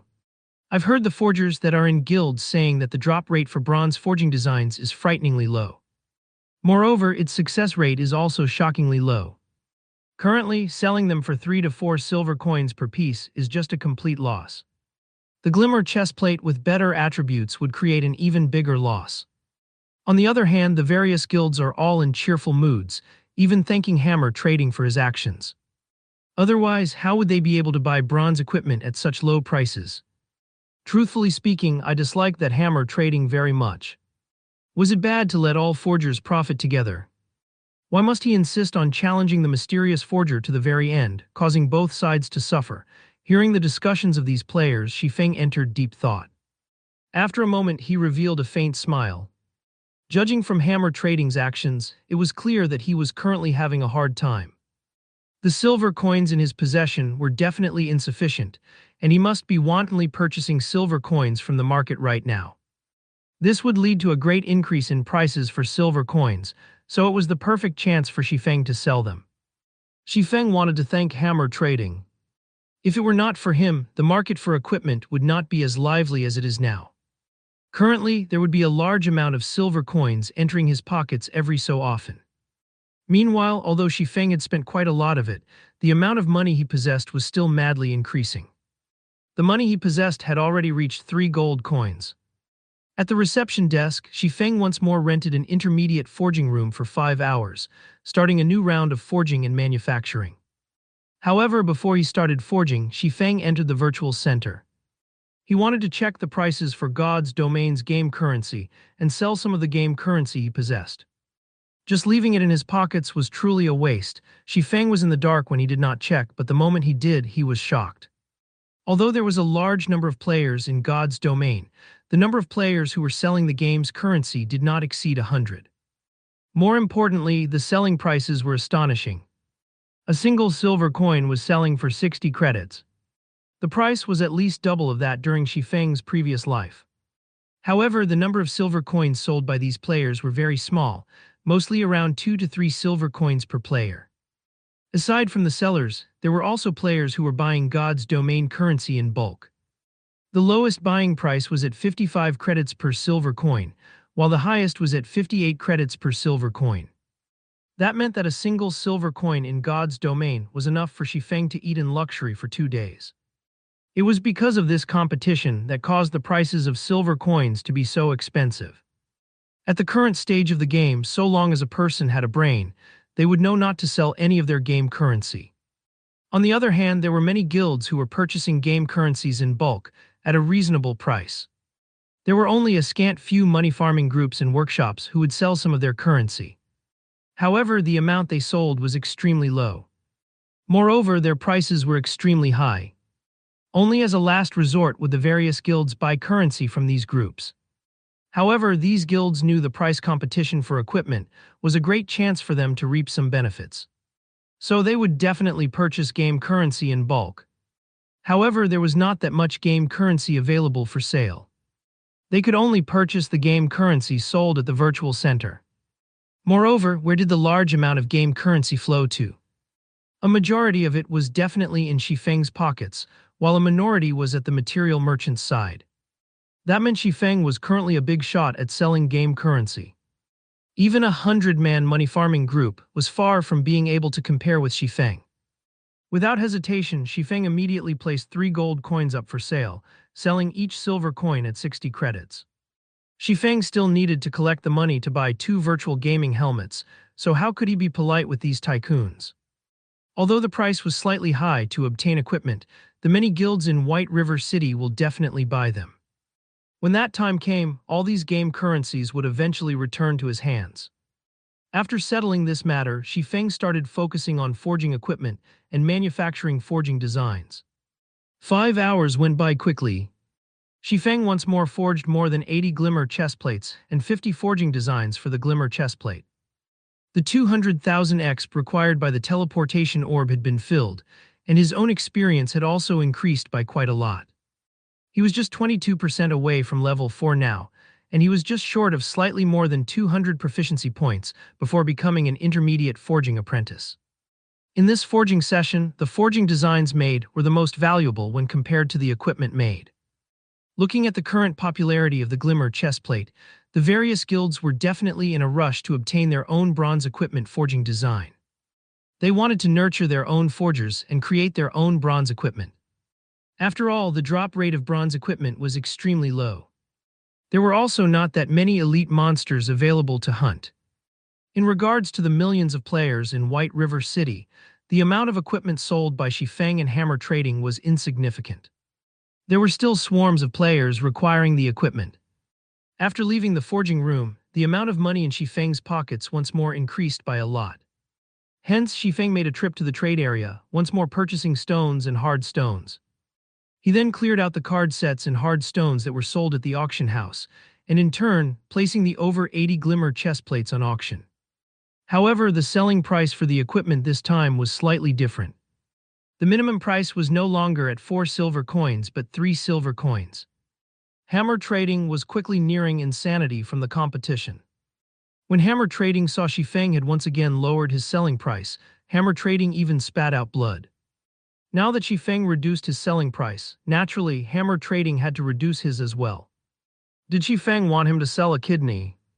Must he be so merciless? The person himself, however, did not put much consideration into such matters. Shifeng only wanted to advertise the Glimmer chestplate. After leaving the auction house, Shifeng stored the philosopher's stone and materials in the bank. Afterward, Shifeng went to the pharmacy to purchase 2 stacks of basic regeneration potions. He then went to the magic shop, purchasing over 10 types of magic scrolls. He bought 5 pieces of each kind, and each piece cost around 20 to 40 coppers. Now that the experience required by the teleportation magic orb has been fully collected, Shifeng could go to the Moonlight Forest. However, the Moonlight Forest was not an easy and relaxing place to stay. On the contrary, crises came one after another there, making the place extremely dangerous. Players dubbed the map as the Land of Eternal Rest. Without proper preparations, players would definitely die 10 out of 10 times there. The scrolls Shifeng bought were all necessary tools for him to survive in the wilderness. Before, he did not have that much money, so he did not bother with purchasing the magic scrolls. Now that he did, he naturally would not be courteous. At the very least, these scrolls could improve his survival chances there, rather dying 9 out of 10 times. Following which, Shifeng searched for a deserted location and activated the teleportation magic orb. Shifeng then transformed into a streak of white light, vanishing from Red Leaf Town. The sky was a dull gray. A full moon shone, scattering faint silvery rays throughout the tranquil forest. From the crystal-clear lake, one could hear the croaking of frogs. Fireflies were dancing throughout the forest. The scene was like a fantasy from a children's fairy tale. This place was the Moonlight Forest, also known as the Land of Eternal Rest by players. The moment Shifeng arrived at this place, the first thing he did was take out an isolation scroll. Immediately, he activated the magic contained within the scroll. The dazzling magical runes written on the scroll came rushing out, and Shifeng's body suddenly became blurry. If looking from a far distance, it was very hard to notice Shifeng's existence. Each isolation scroll cost 40 copper coins. It was practically the entire fortune of an average player. Although the price was high, its effects were remarkable. The isolation scroll could greatly decrease a player's sense of presence, making it hard for surrounding enemies to discover them. The scroll had a duration of half an hour, and it was a must-have tool when exploring dangerous areas. Although it was not as effective as an assassin's stealth, it was better than nothing for jobs that did not possess stealth. When the isolation scroll was used, within a 30-yard radius, players would not be easily discovered by common monsters below level 15. Unless, of course, said player was courting death and attacked the monster. Following which, Shifeng infiltrated the forest. He headed towards the central region of the Moonlight Forest in search of moonstones, wanting to remove the hateful curse even a little faster. The Moonlight Forest was a level 9 monster area. Its location was not in Starmoon Kingdom but an isolated space. Every city had a teleportation gate directed towards the Moonlight Forest. In Shifeng's previous life, over 90% of the level 9 players in God's domain would grind for treasure here. However, even if a player were already level 10, the place would still massacre them. That was because the monsters here usually stayed in groups of 3 to 5, and they possessed powerful skills. A single misstep could cause a party wipe. Even so, players would still persevere, rushing to their deaths over and over as if they were possessed. As a result of the constant deaths, the Moonlight Forest was referred to by others as the Land of Eternal Rest. Meanwhile, the reason these players would persevere to such a degree was mainly that the monsters here dropped gemstones. Moreover, the drop rate was relatively high. The number of treasure chests here was also high. As long as one found a treasure chest, there was an 80% chance to obtain gemstones. Gemstones were very valuable in God's domain. The reason being, they were able to increase the attributes of a piece of equipment. Depending on the color of the gemstones, the attributes they increased were also different. Red increased strength, yellow increased agility, blue increased endurance, purple increased intelligence, and green increased vitality. A Tier 1 gemstone could increase an attribute by 2 points. However, such an amount must not be belittled. A piece of bronze equipment could have 1 gemstone embed into it, whereas a piece of mysterious iron equipment could have 2 gemstones into it. If every piece of equipment worn by a player were outfitted with gemstones, a number of accumulated attributes would be very terrifying. That was why the demand for gemstones was extremely great. The prices of gemstones would always remain high, causing many players to take the great risk of farming gemstones at the Moonlight Forest. Moreover, there were various resources such as ore, herbs, rare food materials, and so on in the Moonlight Forest. However, the most well-known part about the Moonlight Forest was still the 50-man dungeon, the sleeping fortress, that resided there. The dungeon was also the location to exchange card sets. However, only after the dungeon had been cleared by a team would players of the same area be allowed to enter the dungeon to exchange their card sets. However, Shifeng's current goal was not the card sets but the moonstones. The moonstones could only be found in the core area of the Moonlight Forest. Only, Shifeng could not help but be careful when taking action. Not mentioning the extreme dangers found in the Moonlight Forest, Shifeng was just level 3 right now, and he was entering a level 9 monster area. If he were to die an accidental death, then the 200,000 XP collected would be for naught, and he would have to start collecting it all over again. He had yet to reach level 10, so he could not activate the teleportation gate found in cities. If he were to die, his only choice was to return to Red Leaf Town. If he wished to return to this place, his only choice was to collect the required experience. Currently, Shifeng was far behind the leading experts regarding level. It would be an absolute nightmare if Shifeng were to die once and have to collect another 200,000 EXP. Just after entering the forest, Shifeng could see level 9 shadow leopards hiding either up in the trees or in the bushes, each of them prepared to ambush their foe. If it were not for the isolation scroll, Shifeng would have long since been discovered. Shifeng naturally wasn't an opponent for a level 9 monster, so he could only avoid them. Besides, his goal here was not to kill monsters, and even more so, there was no need for him to pick a fight with the shadow leopards. Shifeng carefully circled the shadow leopards one after another. After spending more than an hour doing so, he arrived at a wide and towering forest made of stone. In this stone forest existed a group of battle maniacs called mountain beast fighters. They were a group of tenacious warriors that did not fear suffering. The thing they loved most was battling, and the fiercer the better. At the same time, they were also guarding a large pile of treasure, and amongst the treasure was the rarely seen moonstone. However, the entire stone forest was filled with these armored, gigantic creatures. Wielding a spiked club the height of 2 people, these creatures patrolled the stone forest, preventing anyone from entering. If Shifeng were to set foot in the stone forest, there was a 100% chance for him to be discovered. At that time, a group of those mountain beast fighters would come rushing over, and a swing from each of those spiked clubs would easily turn Shifeng into meat paste. Mountain beast fighter common rank. Level 9. HP 1100. Looks like I can only clear the way slowly. After searching for half a day, Shifeng still could not find any safe way to penetrate the heart of the forest. His only choice was to kill his way there. Shifeng could not help but admit that the difficulty of an epic quest was indeed very hard. This was just the beginning, yet he was already required to face off against the level 9 mountain beast fighters. He did not know what kinds of challenges he would meet further down the line. Fortunately, he was very familiar with the terrain of the Moonlight Forest. He knew many methods to deal with the beast warriors before him. The mountain beast fighters were abnormally powerful, and their attacks were out of the ordinary. Even shield warriors and guardian knights of an equal level were unable to take more than a few hits from them. However, their bodies were enormous, resulting in their movement speed being relatively slow. In Shifeng's previous life, there were many elementalists who used Frost Arrow to reduce their speed. They then utilized the unique terrain of the stone forest to avoid the attacks from the spiked clubs, kiting and killing the mountain beast fighters. Following which, this stone forest became a holy ground for ranged players. Mountain beast fighters could be seen being kited through various means throughout the stone forest. Although Shifeng did not possess any speed reduction skills, he could use other methods to supplement it. As for kiting the mountain beast fighters, he had the rare skill Defensive Blade 1, which could increase his attack range by quite a lot.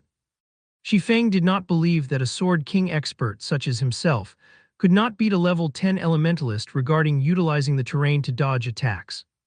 After properly observing the terrain, Shifeng ran practice simulations in his mind a total of 5 times. Carrying out mental simulations would have a tremendous effect during actual operation.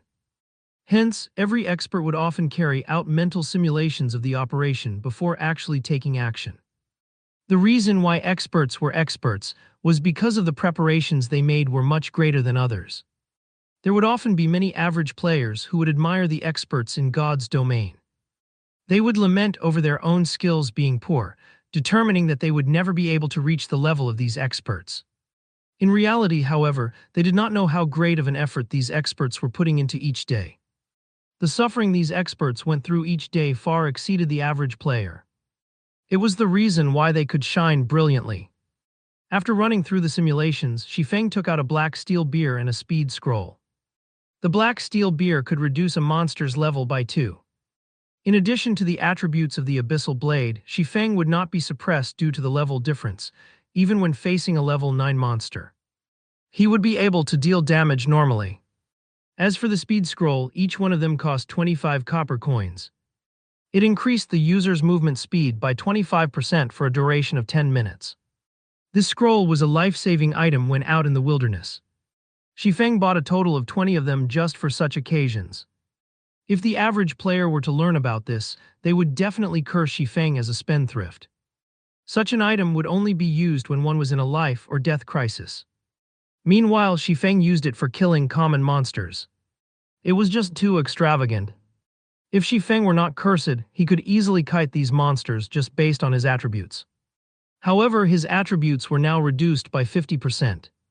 The suppression was just too great, so it was safer to use a speed scroll.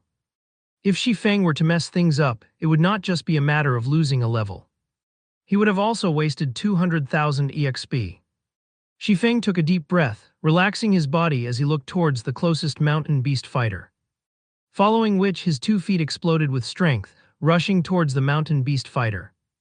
When the distance between Shifeng and the mountain beast fighter was less than 30 yards, the monster discovered Shifeng speeding towards it. It widened its mouth and let out an ear-piercing battle cry.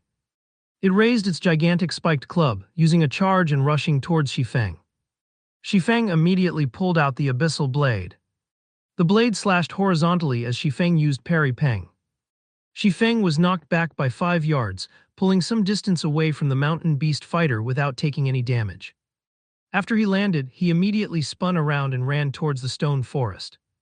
If players were hit by the mountain beast fighter's charge, the monster would immediately follow up with a break to reduce the player's speed, preventing them from escaping. In Shifeng's previous life, the elementalists who were struck by the beast fighter's charge would immediately use Frozen Nova to freeze the monster for 8 seconds. They would take the chance to gain some distance, then continue by kiting the monster.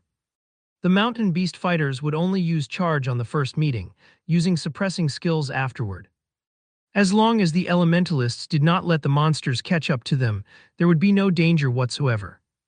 Also, nearby there were numerous large rocks that could be used to toy with the mountain beast fighters, making the process of killing them a lot easier. After using the speed scroll, Shifeng's speed was faster than the mountain beast fighter just by a thread. It was not very obvious, but it was this small difference that prevented the mountain beast fighter from catching up to him. After entering the densely packed stone forest, Shifeng turned around and used Thundering Flash. From a distance of 15 yards, 3 sword rays immediately pierced through the beast fighter's armor, causing 3 damages of -15, -19, -13. Without the level suppression, even if Shifeng's attributes were reduced by 50%, his attack power and skill damage were still very powerful.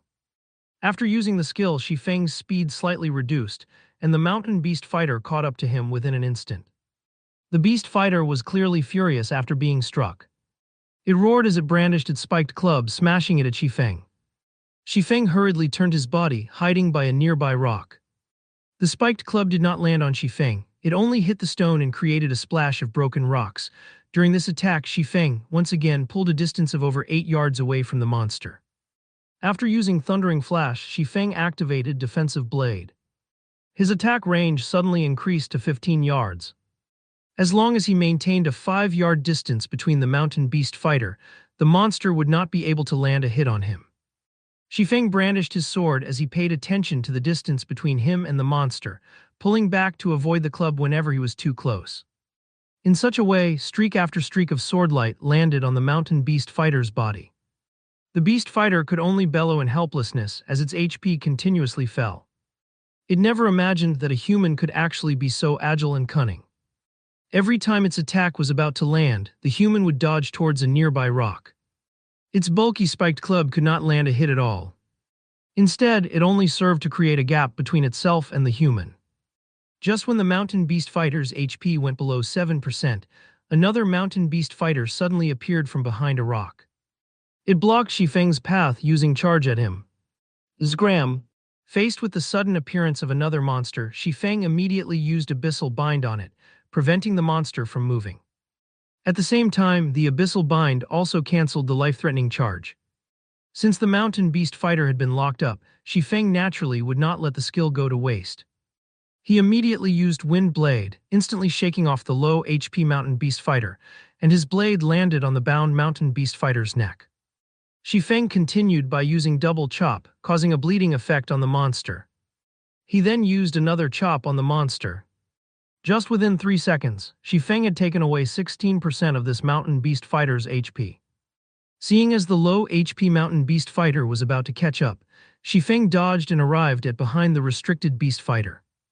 He raised the pitch-black Abyssal Blade high, abruptly slashing down Thundering Flash above the heads of both Mountain Beast fighters. 3 consecutive damages of -16, -19, -23 appeared. The low HP Beast Warrior fell to the ground with a bang. System Mountain Beast fighter killed. Level difference of 6.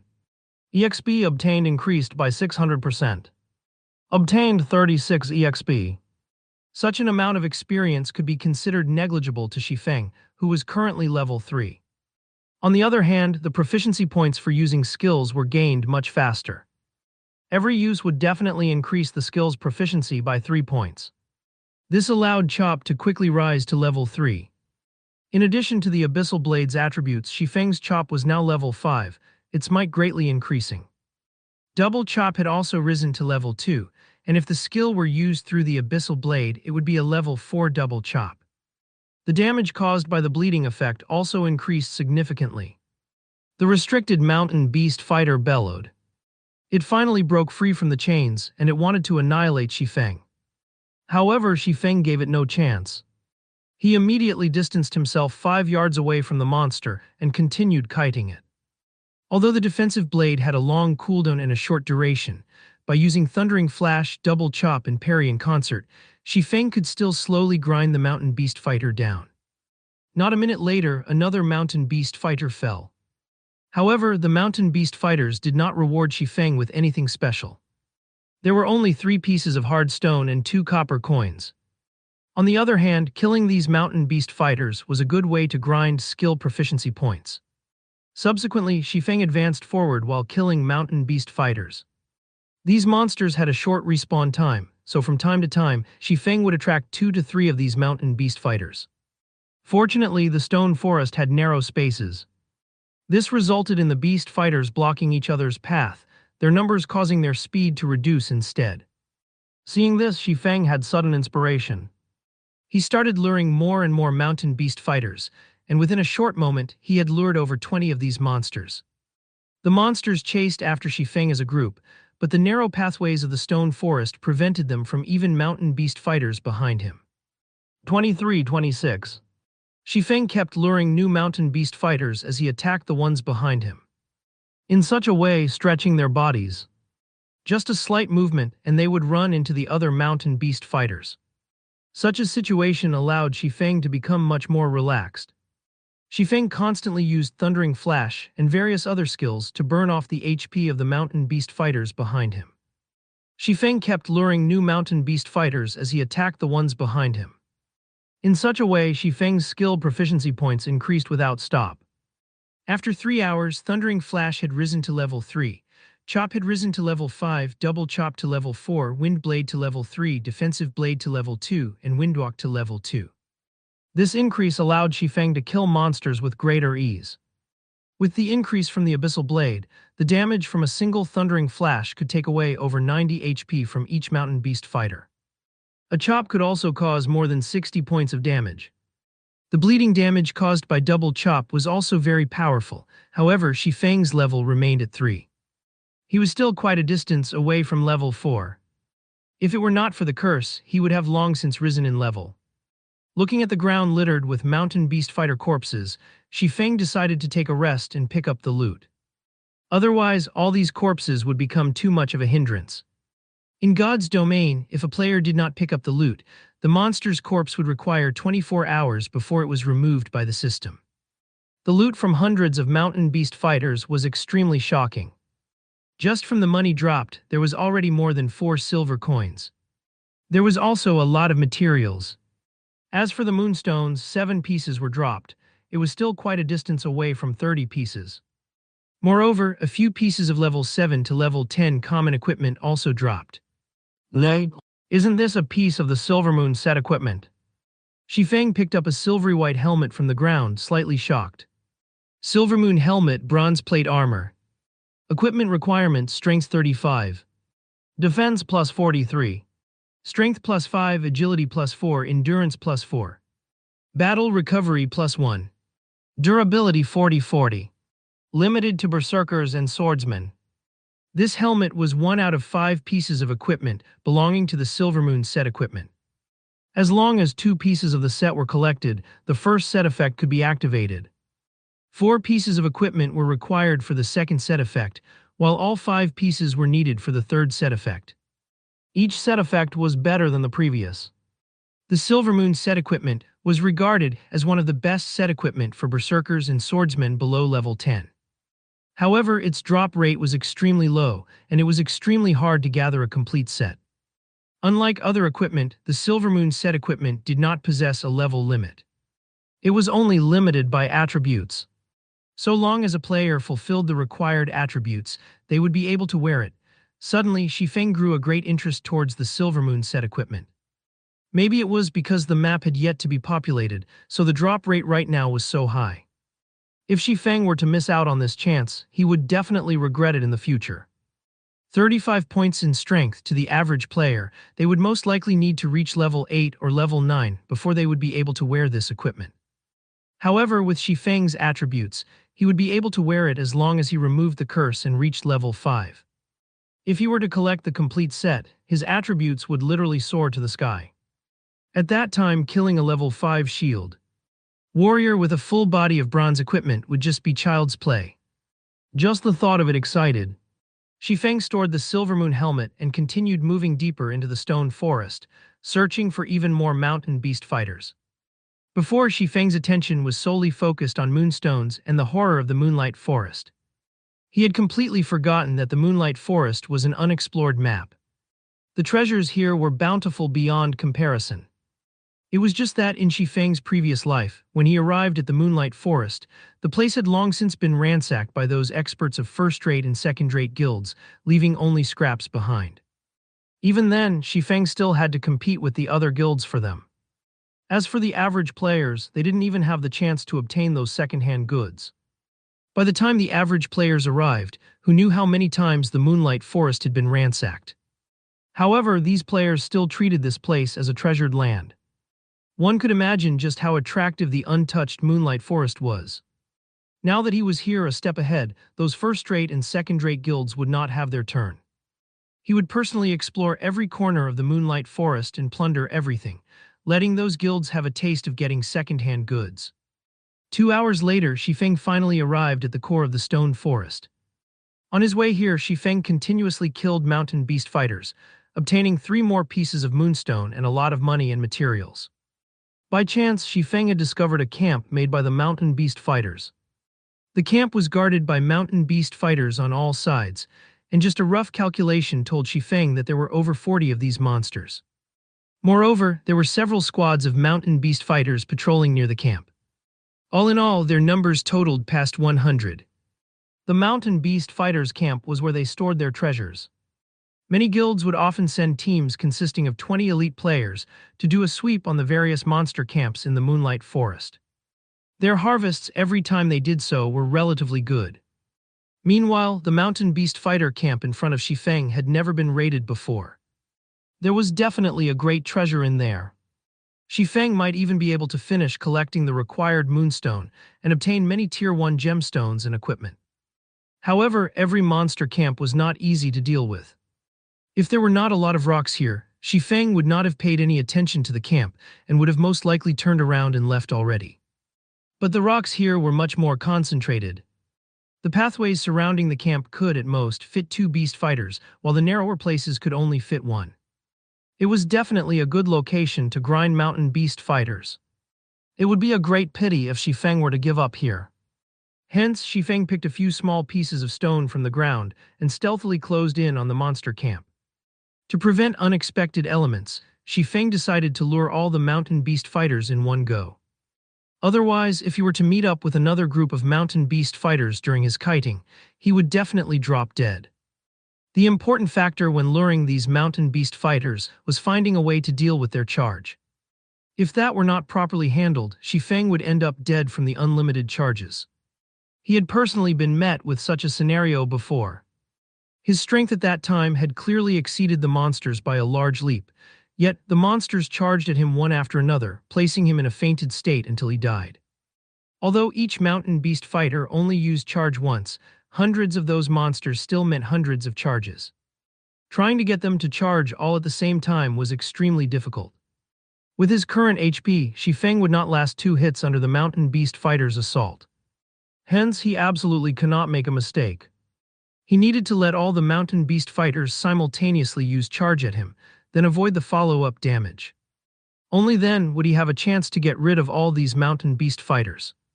He needed to get a good grasp on the timing when all the mountain beast fighters rushed over. Otherwise, instead of grinding monsters, he would be the one beaten to pulp. However, Shifeng still held confidence in himself. After all, he was once a sword king and a first-rate expert. The mountain beast fighter on guard used its furry hand to caress its beloved Niuedo. It stood up high on the wall, its blood-red eyes were constantly surveying its surroundings. As long as it discovered an intruder, it would immediately charge over and let its blade enjoy a delicious meal. Suddenly, a stone flew towards the mountain beast fighter, striking its head. When the beast fighter turned its head towards the direction the stone came from, it discovered a human a distance away. There was also a piece of stone in the human's hand. Then the beast fighter caressed its head that had been struck, suddenly entering a burning rage. A mere ant dared to throw a stone at it. Zoo, zoo, zoo. The roar from the mountain beast fighter alarmed the entire nest of monsters. Mountain beast fighters came rushing out of the camp, one after another, all of them rushing to kill Shifeng. Meanwhile, Shifeng continued throwing stones towards the other squads of mountain beast fighters. In just a short moment, he had enraged all of those monsters, causing them to rush at him. Seeing over 100 mountain beast fighters running towards him, Shifeng remained unhurried. He used Phantom Kill, allowing his doppelganger to run into the stone forest while he faced off with the monsters. Not to mention Shifeng alone, even a 20-man elite team would not be able to handle over 100 mountain beast fighters at the same time. As the distance between Shifeng and the mountain beast fighters shortened, Shifeng's heart madly beat. His actions this time were insane. If there were even the tiniest mistake, only death awaited him. It had been a very long time since he had done something so exciting. His blood boiled and his 5 senses grew even more sensitive. When the mountain beast fighters were no more than 30 yards from Shifeng, a majority of the beasts were within the range to use charge. After a wrathful roar, a large majority of the mountain beast fighters simultaneously activated charge, with a few using it a moment later. Shifeng immediately activated Defensive Blade. The skill could block 3 melee attacks. At the same time, Shifeng gripped the Abyssal Blade and prepared to use Parry. When the first wave of monsters arrived, although Shifeng used Parry, his body was still sent flying back. Following which, the second wave of monsters arrived, knocking Shifeng into a fainted state, preventing him from moving. Seeing many mountain beast fighters raise their Niuedo ready to strike, Shifeng persevered and did not use any skills. Even when the blades slashed at him, Shifeng still did not use the position-swapping function of Phantom Kill. The defensive blade's damage immunity to 3 melee attacks instantly vanished. Afterward, Shifeng was struck by the large blade. His HP instantly fell by half. Another strike was all it would take to finish him off now. At this time, the third wave of monsters had finally arrived. Shifeng once more entered a fainted state, the blade of the second Niuedo just before his eyes. Substitute! Shifeng shouted in his mind. Within an instant, Shifeng and the doppelganger in the stone forest swapped places. After the blade slashed the doppelganger, the charge of the fourth and final wave of monsters arrived. The doppelganger was simply beaten to death. Meanwhile, Shifeng, who was hiding in the stone forest, immediately took out a bottle of basic regeneration potion. He gulped it down in one go, a sweet and sour taste permeating throughout his mouth. Xifeng's HP immediately recovered by 180 points, allowing him to barely be able to receive another attack. After the doppelganger died, the hatred of the mountain beast fighters was directed towards Xifeng, who was currently in the stone forest. Immediately, they swarmed into the forest. Inside the forest was naturally Xifeng's realm. He activated a speed scroll, facing off against the crazed mountain beast fighters who were crowding through the narrow path. Xifeng used Thundering Flash. 3 streaks of lightning passed through the monsters, instantly taking over 100 HP from each of them. Within 10 minutes, all the lured mountain beast fighters were dead. At the same time, the remaining thread of experience Xifeng needed to reach level 4 had been filled up. He finally reached level 4, catching up to the second-tier players. Xifeng placed all 6 attribute points into strength. Currently, damage was his priority. After cleaning up the loot, Xifeng actually obtained another piece of the Silvermoon set equipment, a Silvermoon leg guard. He had also obtained 7 pieces of moonstone, 2 tier 1 gemstones, and all sorts of materials and common equipment. His harvest was relatively good. However, the most bountiful treasure was not these items.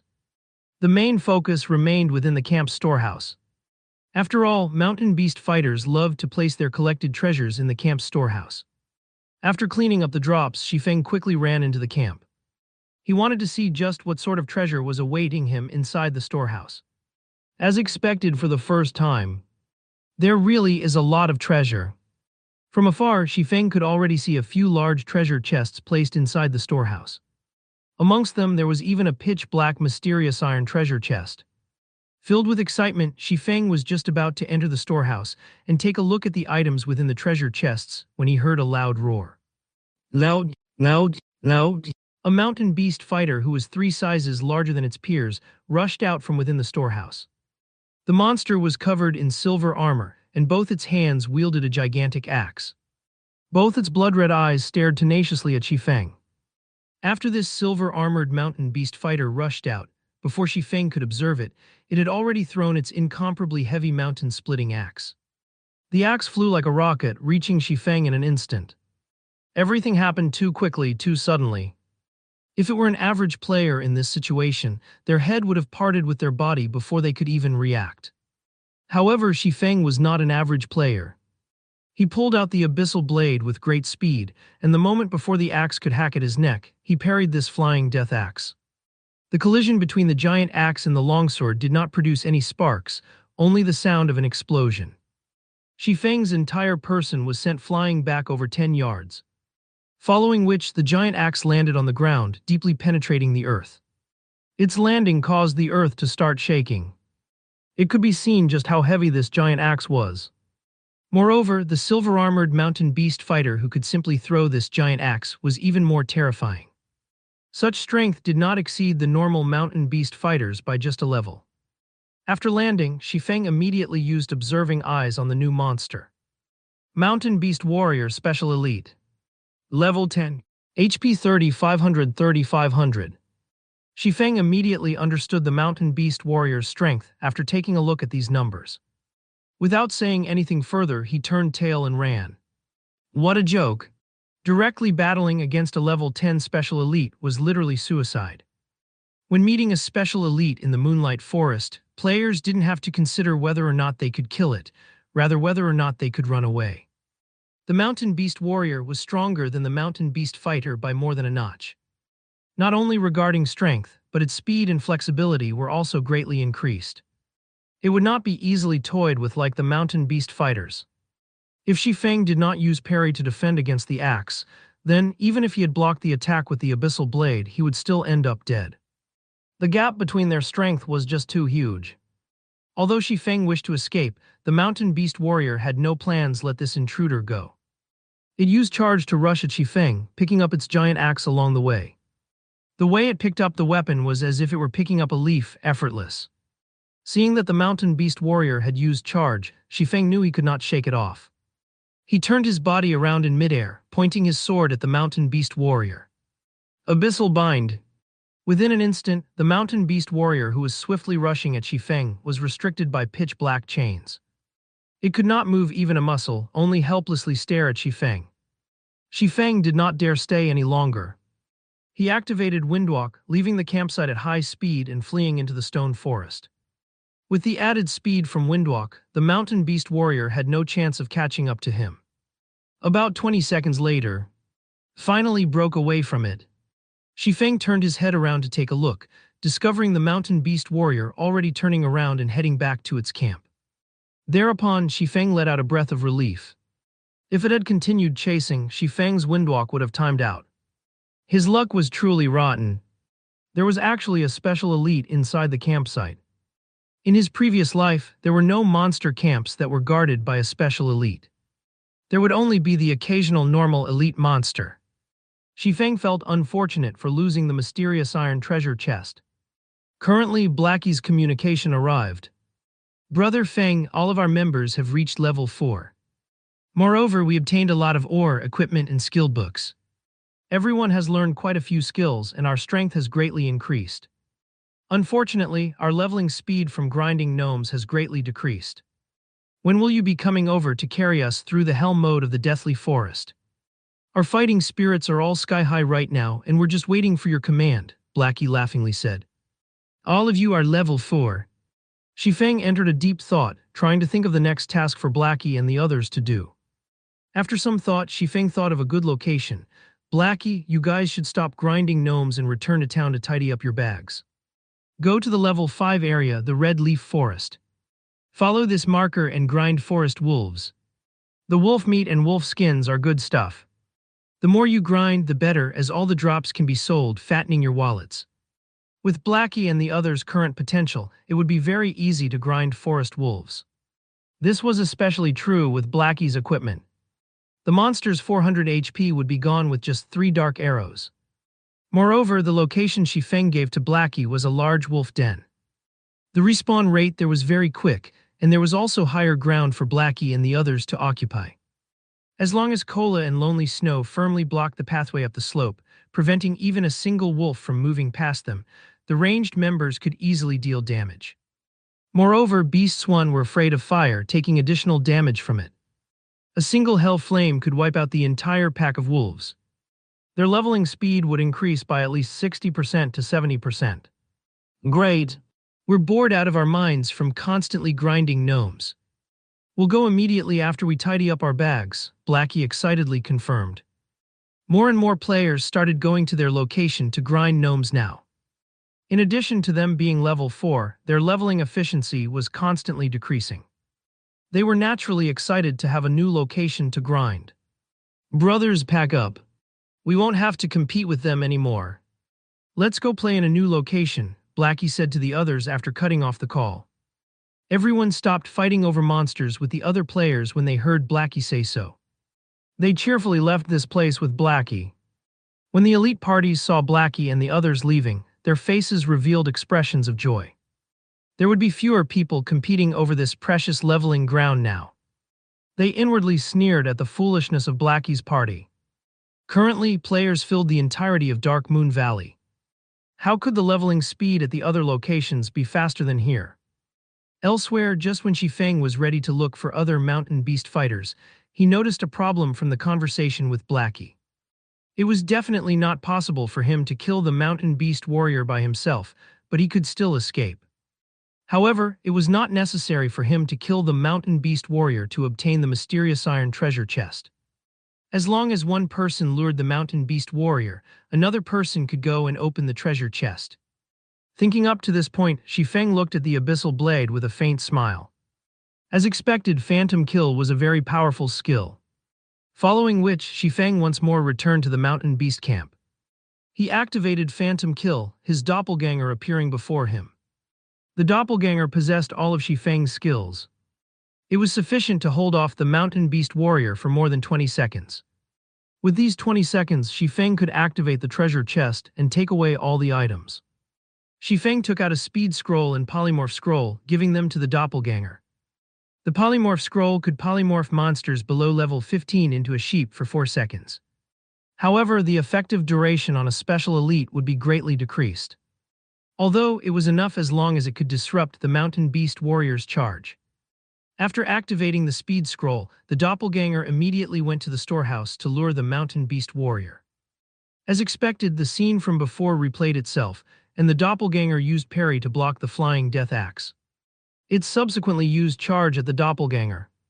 The doppelganger immediately used the polymorph scroll, instantly turning the mountain beast warrior into a little white sheep. The mountain beast warrior reverted to its original form in less than a second. It then chased after the doppelganger, entering deep into the stone forest.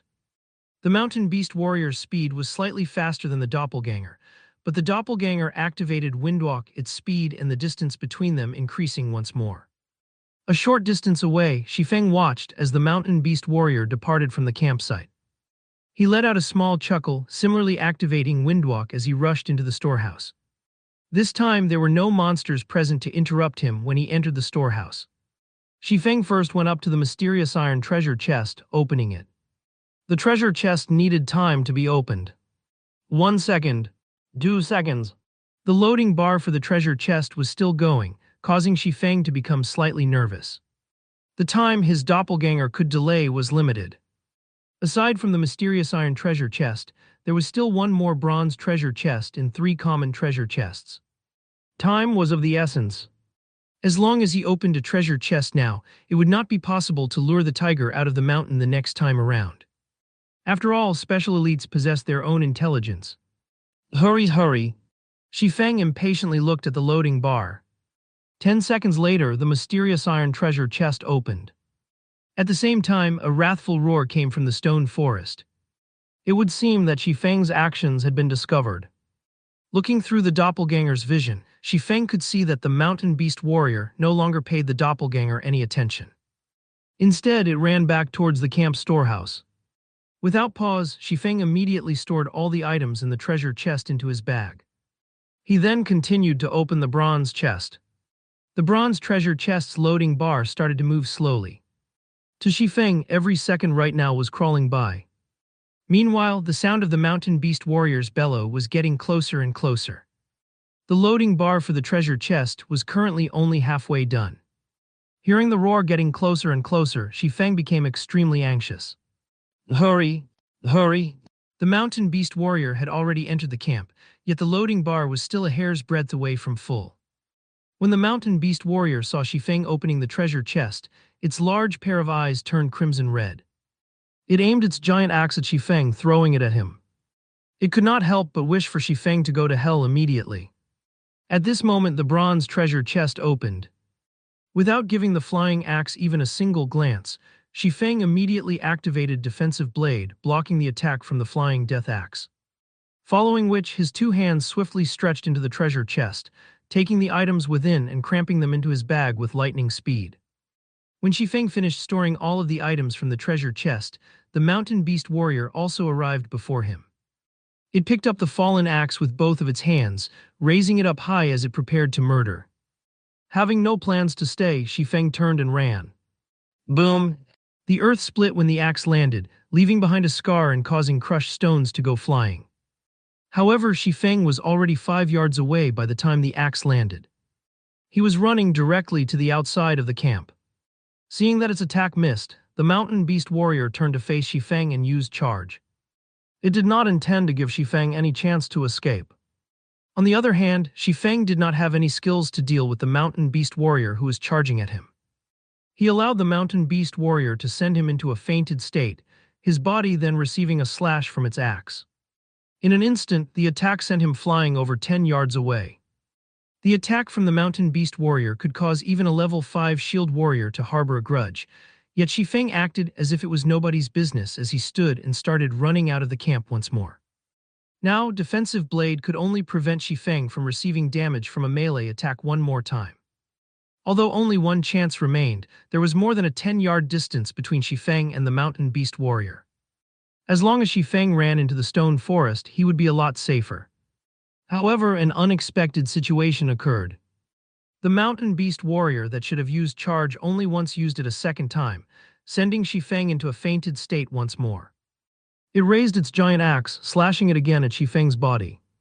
Shifeng was sent flying for over 10 yards again. This time it immediately threw him out of the camp. He was just a short distance away from the stone forest now. However, Shifeng's expression became much more serious. The current mountain beast warrior was completely different from before. Previously, it only used charge once. Now it used charge twice. That meant that there was a possibility for a third or fourth charge, maybe even more. That meant as long as the distance between Shifeng and the mountain beast warrior exceeded 8 yards, the mountain beast warrior would use charge. This was definitely not good news. Just as expected, the moment Shifeng stepped out of the 8-yard range, the mountain beast warrior used charge once again. If Shifeng were to be hit once more, he would definitely die. He was not willing to die just yet. Shifeng took out a polymorph scroll, immediately turning the mountain beast warrior that was charging at him into a sheep. Although it was polymorphed only for a second, just 1 second was enough for Shifeng to run a long distance away. As long as Shifeng could run out of the 30-yard range, it would be too far for the mountain beast warrior to use charge. Just after running 15 yards away, the mountain beast warrior recovered. Shifeng immediately spun around and cast Abyssal Bind. He then activated Gravity Liberation, his speed soaring greatly. The 3 seconds binding this time allowed Shifeng to easily run past the 30-yard range, entering the stone forest. Currently, some of the mountain beast fighters in the stone forest had already respawned, and by coincidence, one of them was blocking the path ahead of Shifeng. Being struck by inspiration, Shifeng quickly took the initiative. Wind Blade. Before the mountain beast fighter could react, Shifeng rushed to its front and brushed past it. Shifeng then took out another polymorph scroll, turning the mountain beast fighter into a sheep. With the speed increase from Wind Blade, Shifeng easily shook off the mountain beast warrior that was stubbornly chasing after him, escaping it quickly.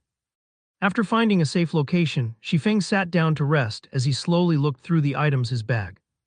Shifeng went from clueless to shocked. He had to admit that ransacking the camp was extremely profitable. Just this one time was enough to make up for his hours of hard work. He instantly collected all of the moonstone he needed, completing his quest. The next thing he needed to do was to leave the Moonlight Forest and dispel the curse. Amongst these treasures, aside from the large amount of moonstone, there were also 7 Tier 1 gemstones, 3 pieces of bronze equipment, and a single bronze-colored mysterious iron ring.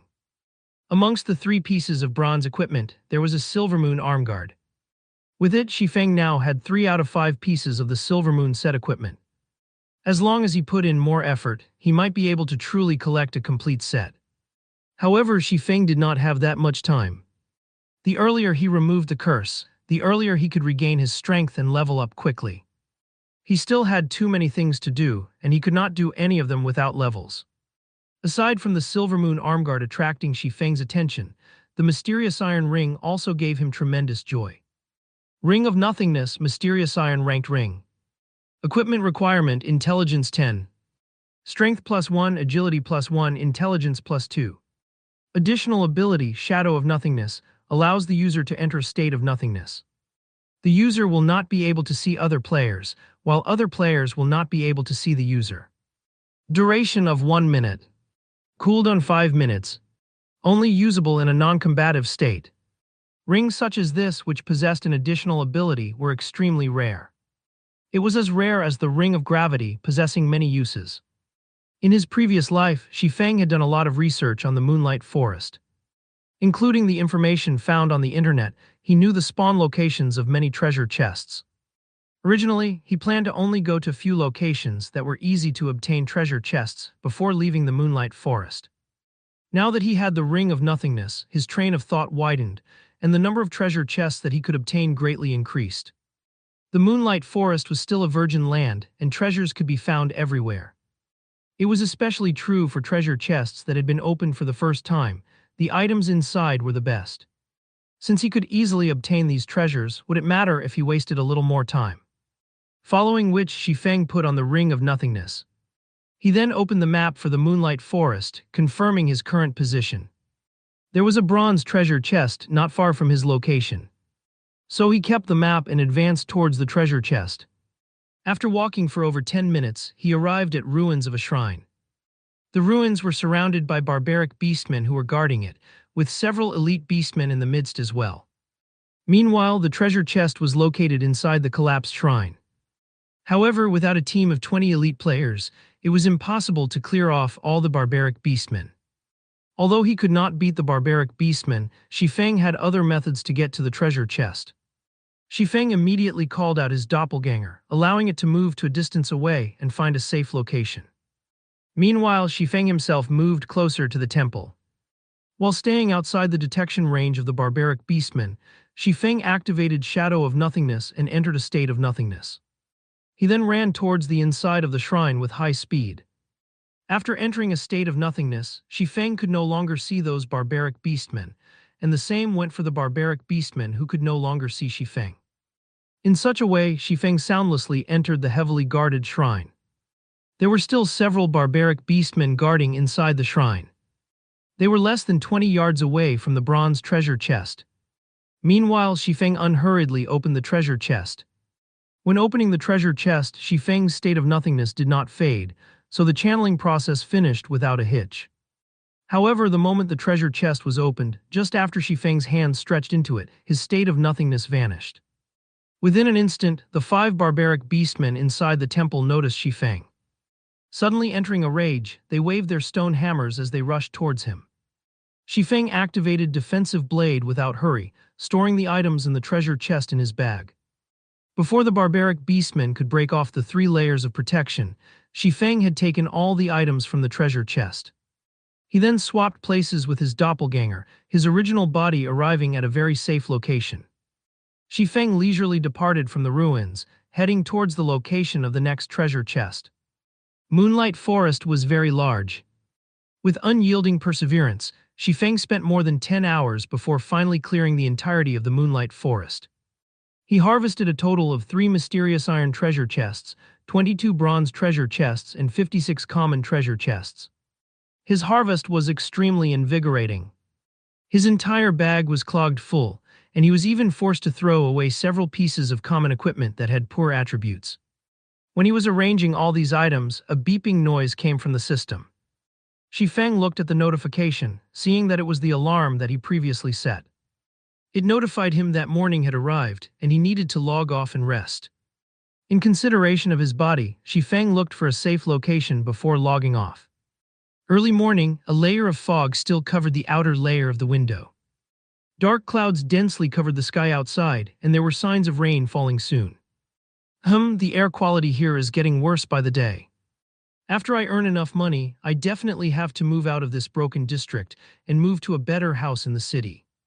After sitting up, Shifeng took a look out his window, following which he flexed his body and got down from his bed. He then went through 20 sets of workout motions before going to his cramped bathroom to wash up. Shifeng grabbed his phone from the table once he finished tidying himself up. He started by checking the remaining money in his bank account. Constantly eating instant noodles was bad for his body. Moreover, the nutrients provided were definitely not enough to supplement his method of training.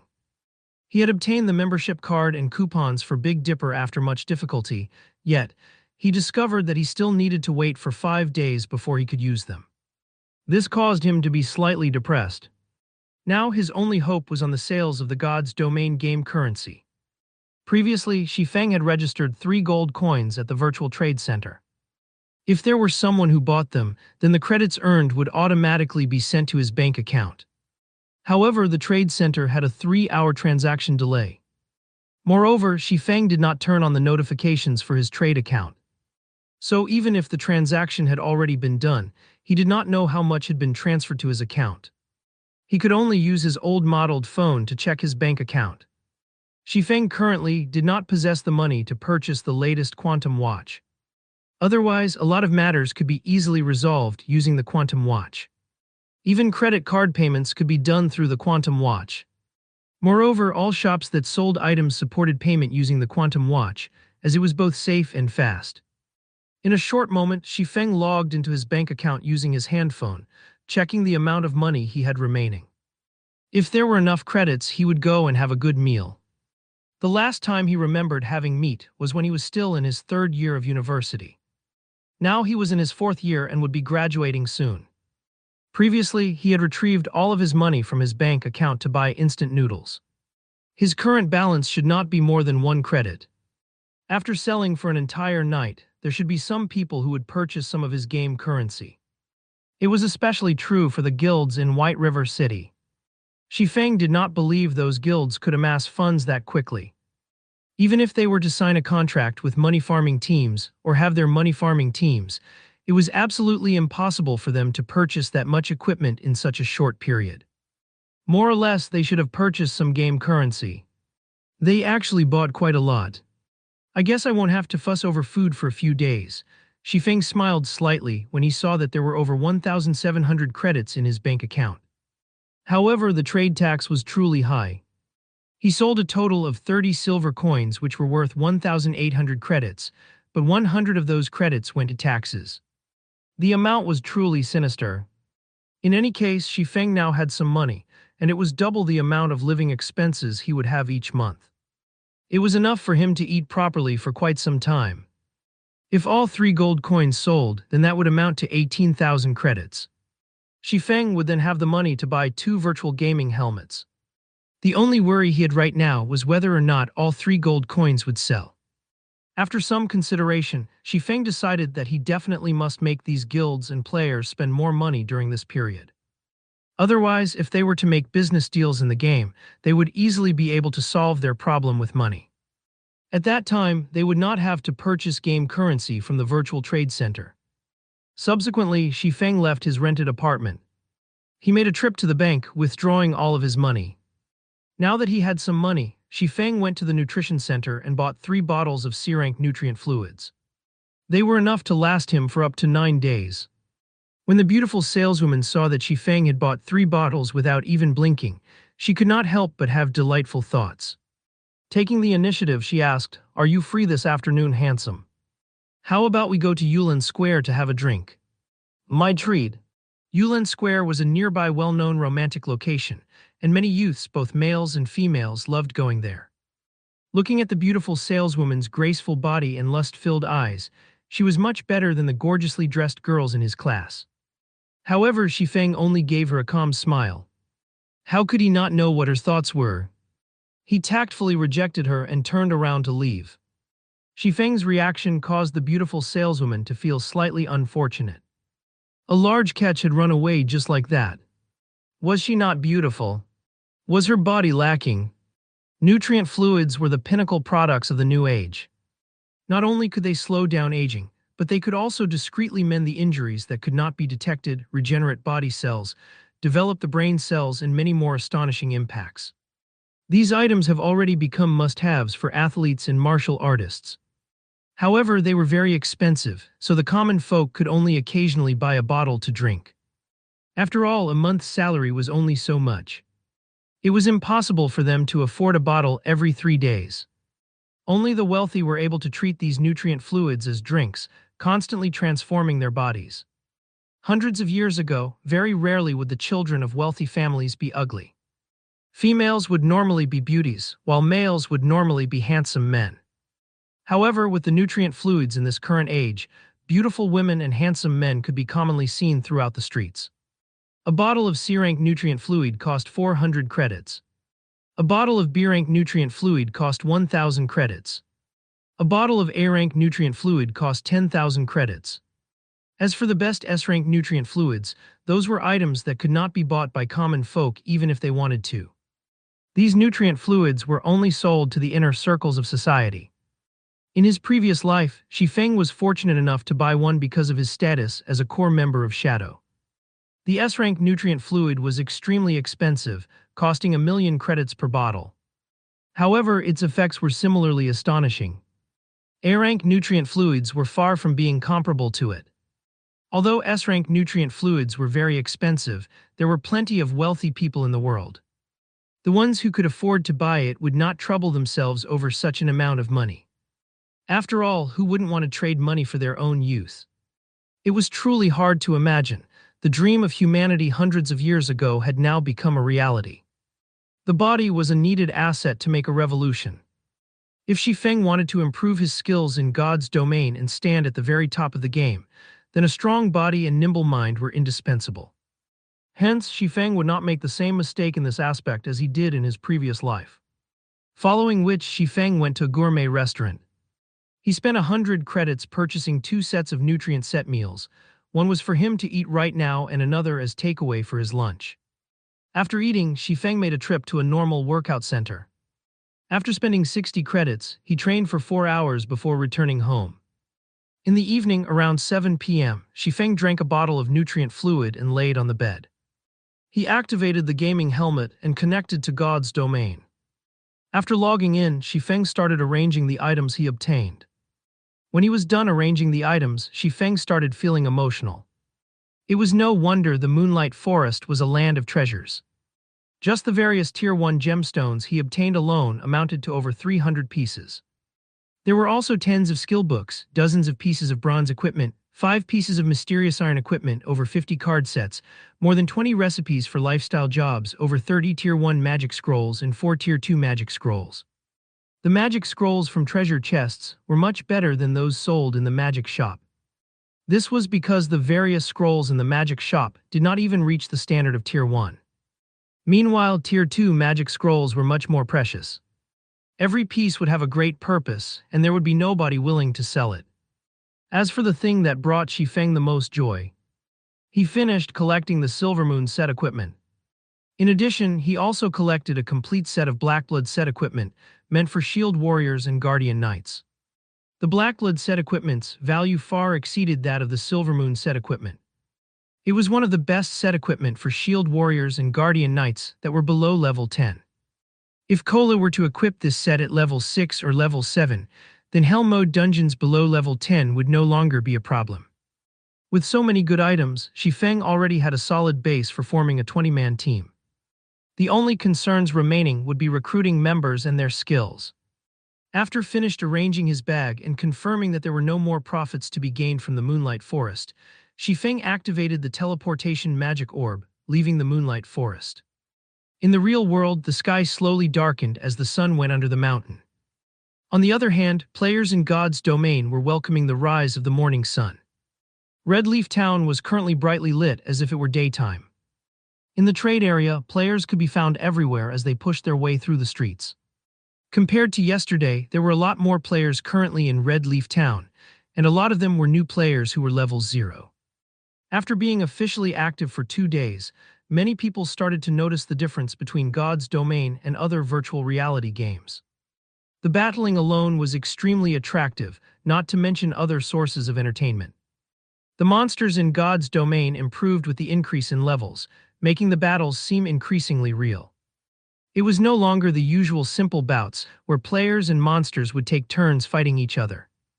The battles in God's domain were more similar to the fighting competitions in real life. This was the age where the world's entire population would exercise. In the real world, people had already reached a level of obsession in regards to fighting competitions, making such competitions extremely popular. Everyone wished for a battle in which they could fight to their heart's content, and even more so when exchanging blows with an expert. They wanted to chase after the intense feeling of excitement that made one's blood boil. It was an addicting feeling that was impossible to give up. Meanwhile, God's domain had all of this, and there were no dangers to a person's life. Moreover, God's domain contained great adventures that were both fascinating and thrilling. There were also countless unknowns waiting to be discovered and explored. Time in the game was also double that of real life. Many players wished they could stay inside God's domain for the rest of their lives, living their second life within the game. It was also because of this reason that many players were attracted to God's domain. Many virtual gaming companies, after seeing this irreversible situation, declared bankruptcy, one after another, as they prepared to invest in God's domain. Such a situation also caused some unwilling veteran gamers to enter God's domain, greatly increasing the number of players. Just after returning to Red Leaf Town, Shifeng received a bunch of system notifications. Almost all of them were sales notifications from the auction house. Within an instant, the money Shifeng possessed increased to over 500 silver coins or 5 gold coins. Shifeng still remembered having recently registering 3 gold coins at the virtual trade center. After less than a day's worth of effort, he now possessed an additional 5 gold coins. Those guilds obtained all this money after much difficulty, yet they all contributed to him in the end. Currently, there might not be another player in White River City who was wealthier than he was. The guild leaders of first-rate guilds were no exception. However, this was only the tip of the iceberg. The real money-making moment was just starting. Shifeng first stored all the items that were in his bag into his warehouse. He was not planning on selling them but instead kept them for future use. After all, items such as gemstones and skill books were hard currencies, their prices would never depreciate. On the contrary, it was equipment that would depreciate along with the increase in player levels. Soon afterward, Shifeng started doing his old business again. Nighttime was the best period for doing business. Seeing that the sun was soon to rise, Shifeng set aside his quest for now and set up a street stall, purchasing stones, magic essences, hard stones, and card sets. Due to previous similar occurrences, many players would deliberately stay here and await Shifeng's arrival. Now, just a casual shout from Shifeng was enough to cause a crowd of players to come running towards him. In such a way, Shifeng bought materials while listening to the conversations of players nearby. The Assassin's Alliance has obtained great glory this time. They completed the insurrection of the Little Fishman quest and earned a lot of guild reputation. It won't be long before the Assassin's Alliance will become a level 2 guild. What's the big deal? I've heard that a major event occurred in the capital city. The guild leader of a first-rate guild, Star River Federation, completed a major quest and has already become a first-class citizen. Just a little more and he will become part of the nobility. When he obtains the status of a noble, what would a little guild reputation matter? After becoming a noble, he could go to the army camp and city hall to ask for guild quests. Star River Federation could catch up and surpass the Assassin's Alliance at any time. Including the various privileges available to nobles, their accumulated advantage is huge. Just the current Star River Federation was enough to suppress Ouroboros. When the fight for the capital city begins, the city would most likely fall into the hands of the Star River Federation. Those are just small matters. Now, the most popular matter would have to be the showdown between that Black Flame Forger and Hammer Trading. Who doesn't know about that? Right now, there is most likely not a single person in the White River City area that doesn't know of it. However, I never truly imagined that the victor would be so quickly determined. Even further, I never thought that the final winner would be Hammer Trading. Thankfully I was quick-witted and borrowed some money to buy a glimmer chestplate.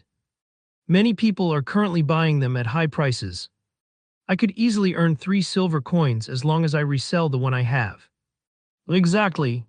Regardless of attributes or design, the glimmer chestplate is way better, so its cost must be extremely high. It only sold for such a low price because of the competition with Hammer Trading. Black Flame must have lost that battle after constantly losing money.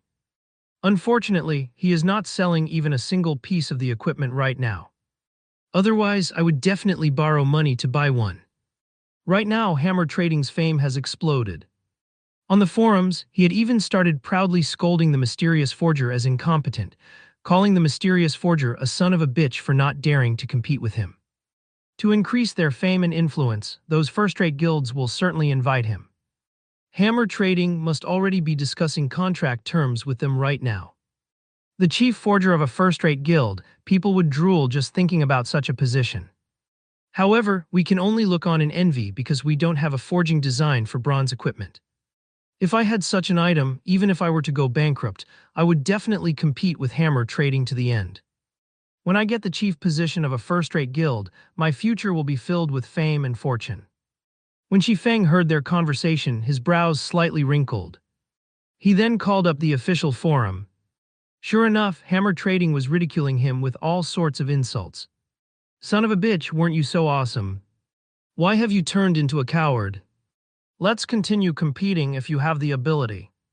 See how I'll flatten a black-hearted forger like you. Looking at Hammer Trading's inferior shenanigans, Shifeng smiled calmly. He could not help but admire Hammer Trading. To become famous, he turned into a lunatic that was willing to use any means. Just like in Shifeng's previous life, to join world dominators and become their chief forger, Hammer Trading was willing to sell out their entire guild. After he finished purchasing the materials, Shifeng headed towards the auction house.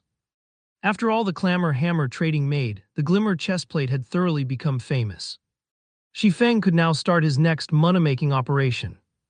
In the current stage of the game, a majority of the average players were already level 3, while many veterans were level 4 and experts were level 5. The average player could not afford a glimmer chestplate, whereas veterans would have to borrow some money to purchase a piece for themselves.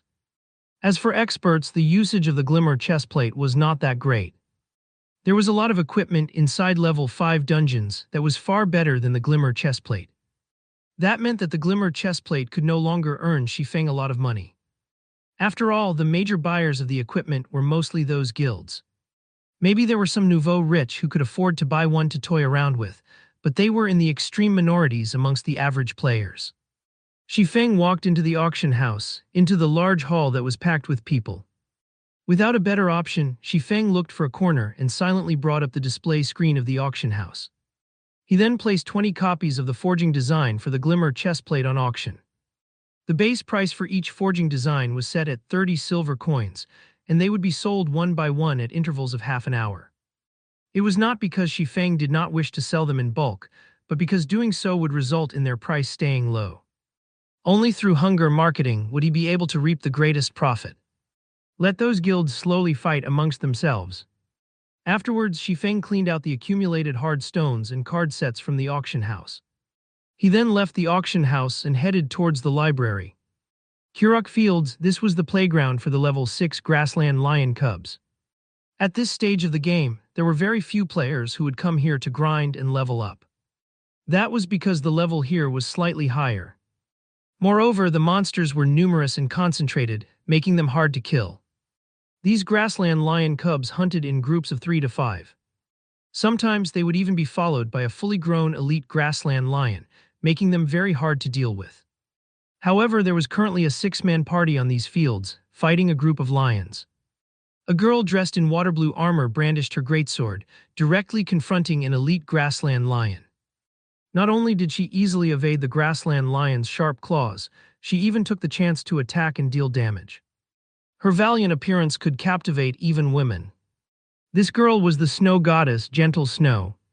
She had already reached level 5, and she wore the level 4 bronze set equipment Azure Scar. In her hands, she held the mysterious iron-ranked Conqueror's sword. Compared to before, her current strength had greatly increased. Also, there was also a shield warrior who was not any weaker, tanking 4 grassland lion cubs at once. The party's healer Xiao Yuer chanted a prayer, her delicate hands tracing divine texts in midair. Xiao Yuer took care of the shield warrior while also healing Gentle Snow, allowing both their HPs to remain above the safety line. The flame witch Zhao Yuru was also wearing the level 4 fantasy flame set equipment. Large fireballs constantly shot out from her hand, causing a frightening amount of damage to appear above the grassland lion's head. Within moments, they massacred the group of elite-led lions. Gentle Snow picked up the loot from the grassland lion, discovering that it was a skill book. No equipment dropped. She then looked towards Xiao Yuer, saying, "Xiao Yuer, it's your sacred light shield, learn it quickly. After some rest, we will continue looking for another grassland lion. We absolutely must get the revival skill." "Great. With this skill, healing won't be so intense anymore," Xiao Yuer happily said as she received the skill. Currently resting, Zhao Yuru suddenly asked in a curious tone, "Snow, that hammer trading has already garnered a huge amount of fame. We should at least send a person to recruit him. We can still increase our guild's fame if we're successful. Moreover, his forging skills are not bad. It would be unfortunate if we were to let some other guilds snatch him away." "No need. It won't be long before level 3 bronze equipment is of little value. He only knows how to forge level 3 bronze equipment and doesn't possess any forging designs for higher level equipment. Why should we spend a large sum of money fighting over him? We would just lose out on earning a little money. Moreover, we don't even know when our guild would be able to obtain a forging design for high-leveled bronze equipment. What would we need him for?" Gentle Snow shook her head. She held no particular interest towards a person like hammer trading. Instead, she said, "On the contrary, I'm more interested in the Black Flame Forger, especially the forger's actions. I cannot see through his intentions. If he wanted to attract the attention of first-rate guilds and stand out, then he has no reason to hide his name. There would be plenty of large guilds contacting him. However, he has hidden his name, preventing anybody from contacting him. That means that he does not wish for others to know of his identity.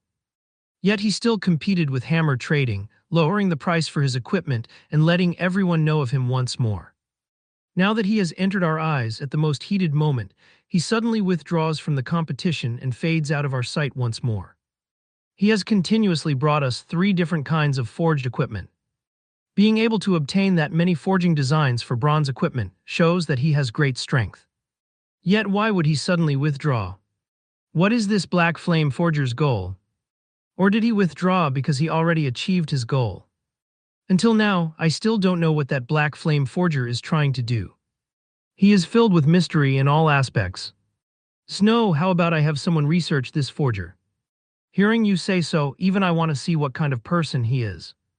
After hearing Gentle Snow's analysis, realization struck Zhao Yuuru. She suddenly grew an interest towards this Black Flame Forger. She also felt this person was not simple. Her interest towards the Black Flame Forger's identity overflowed. Just the thought of being able to expose this person's identity made her feel slightly excited. Meanwhile, inside an intermediate forging room on the 2nd floor of the Forging Association.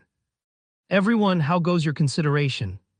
Hammer Trading sat cross-legged, casually asking as he looked at the representatives of the first-rate guilds with narrowed eyes. However, the conditions set out by Hammer Trading caused these first-rate guilds to go silent. Hammer Trading's conditions were too harsh. Just the villa he wanted in the city he lived in, and the annual salary of 5 million credits would cause these guilds to take a step back, not to mention that he wanted all resources to be prioritized to him. Such treatment was most likely only enjoyed by the guild leader and the vice leader. Meanwhile, Hammer Trading wanted the same treatment as them. Then didn't that mean he would be on equal footings with the guild leader and vice leader? You guys have to think through this clearly. It isn't easy for me to earn such a great reputation. As long as I join your guild, your popularity will immediately soar and surpass the other guilds. You won't have a shortage of bronze equipment and will be able to earn a large sum of money because of my forging techniques. The price I've given shouldn't be considered much, Hammer Trading said with a smile. His face held an expression that said, if you don't recruit me, there will be others who will. Don't regret it when that time comes. Hammer Trading had these first-rate guilds eating out of the palm of his hand. Right now, each of these first-rate guilds wanted to be a step ahead of the others. If so, they would be able to have a larger advantage in taking hold of a city. The wealth that came with possessing control over a virtual city was not something a mere 5 million credits and a villa could compare to. Hammer Trading's asking price could be considered low. Looking at the representatives of these first-rate guilds, although their expressions held hesitation, their eyes flashed with the conviction of recruiting him. Hammer Trading suddenly felt his action of investing all of his possessions into the competition this time was truly wise. If he hadn't steeled his heart to borrow money from loan sharks at the last second, he might have actually lost to the Black Flame Forger. Fortunately, the Black Flame Forger bit the dust a step earlier than he did, allowing him to taste the final fruit of victory. Just as Hammer Trading was being pleased with himself, the expressions of the numerous representatives around the conference table suddenly changed. Each and every one of them revealed expressions of shock and ecstasy. Brother Hammer Trading, I am truly sorry, but our guild has decided to withdraw from this competition and yield to the other guilds. Our guild won't be joining anymore and I still have matters to attend to, so I'll be leaving, Star River Federation's representative suddenly said. This price is just too high. Our guild can only give up as well. We can only hope to cooperate with you in the future. For a moment, all the guild representatives started leaving. Moreover, every one of them seemed to be in a hurry. It was as if they could not help but to immediately run to some other place, not wanting to waste even a little time. What do you all mean? Not negotiating anymore. You guys better not regret it. I'm a forger that can craft bronze equipment. I won't join in the future even if you all beg me. Is being able to forge bronze equipment amazing? Right now, the auction house is selling forging designs for bronze equipment. With the forging design, we can nurture our own forgers. We don't need to spend as much as 5 million credits at all. One of the representatives coldly laughed at Hammer Trading before leaving the forging room. What did you say? Speak clearly before you leave. Hammer Trading abruptly stood up after hearing this. He thought he had heard wrong. Seeing as everyone had left, Hammer Trading sat in his chair, paralyzed. Both his eyes had a lifeless look in them. There was actually someone who was selling forging design for bronze equipment at the auction house. How was this possible? Hammer Trading had no way of understanding such behavior. It was as foolish as literally handing the keys to a treasury filled with gold to someone else. Only a brain-dead person would do such an idiotic action. No, they must be trying to trick me. Hammer Trading abruptly stood up, calling out the official forum. He wanted to make these people regret. He wanted to rip them off for daring to look down on him. However, when Hammer Trading looked at a few pinned discussion threads, he became instantly dumbfounded. There really was an idiot who was selling a forging design. Bronze equipment forging design appearing in the auction house. Pictures as evidence available. Clicking on the thread to take a look, Hammer Trading's mind went thoroughly blank. The forging design was actually for the Glimmer chestplate. It was the equipment previously sold by the Black Flame Forger. Everyone was very aware of how good the attributes on this item were. It was an absolutely top-tier item. If a first-rate guild were to get a hold of this forging design, they would not need him. This was because fame served little purpose to a first-rate guild. Previously, he dared to act presumptuously because he learned the forging design for the Savage chestplate. Now that others had a better forging design, who would pay him any heed? In the discussion, many first-rate guilds declared the forging design to be theirs, and they would fight whoever dared competed with them over it. Hence, everyone had started paying attention to the problem of the ownership of this forging design. There was no longer anybody who paid attention to Hammer Trading. Instead, each and every one of them was joyful over his misfortune, making fun of his end. This incident led everyone to admire the mysterious player who was selling the forging design. This mysterious player's means were extremely great, and people could not help but praise him. There was practically no blood seen when he killed. He only used a piece of paper to cause Hammer Trading, the rising star that received the envy and admiration of tens of thousands, to fall from his heavenly altar, tumbling down into the bottomless abyss and never being able to climb back up. Hammer Trading already bore a bitter hatred towards this player who sold the forging design. Just when his life of luxury was within his reach, it was all destroyed. Moreover, it was destroyed by a person who was brain-dead. Fear not a godlike rival, but fear a pig-like ally. Now that saying needed an additional verse, and fear more a foolish passerby.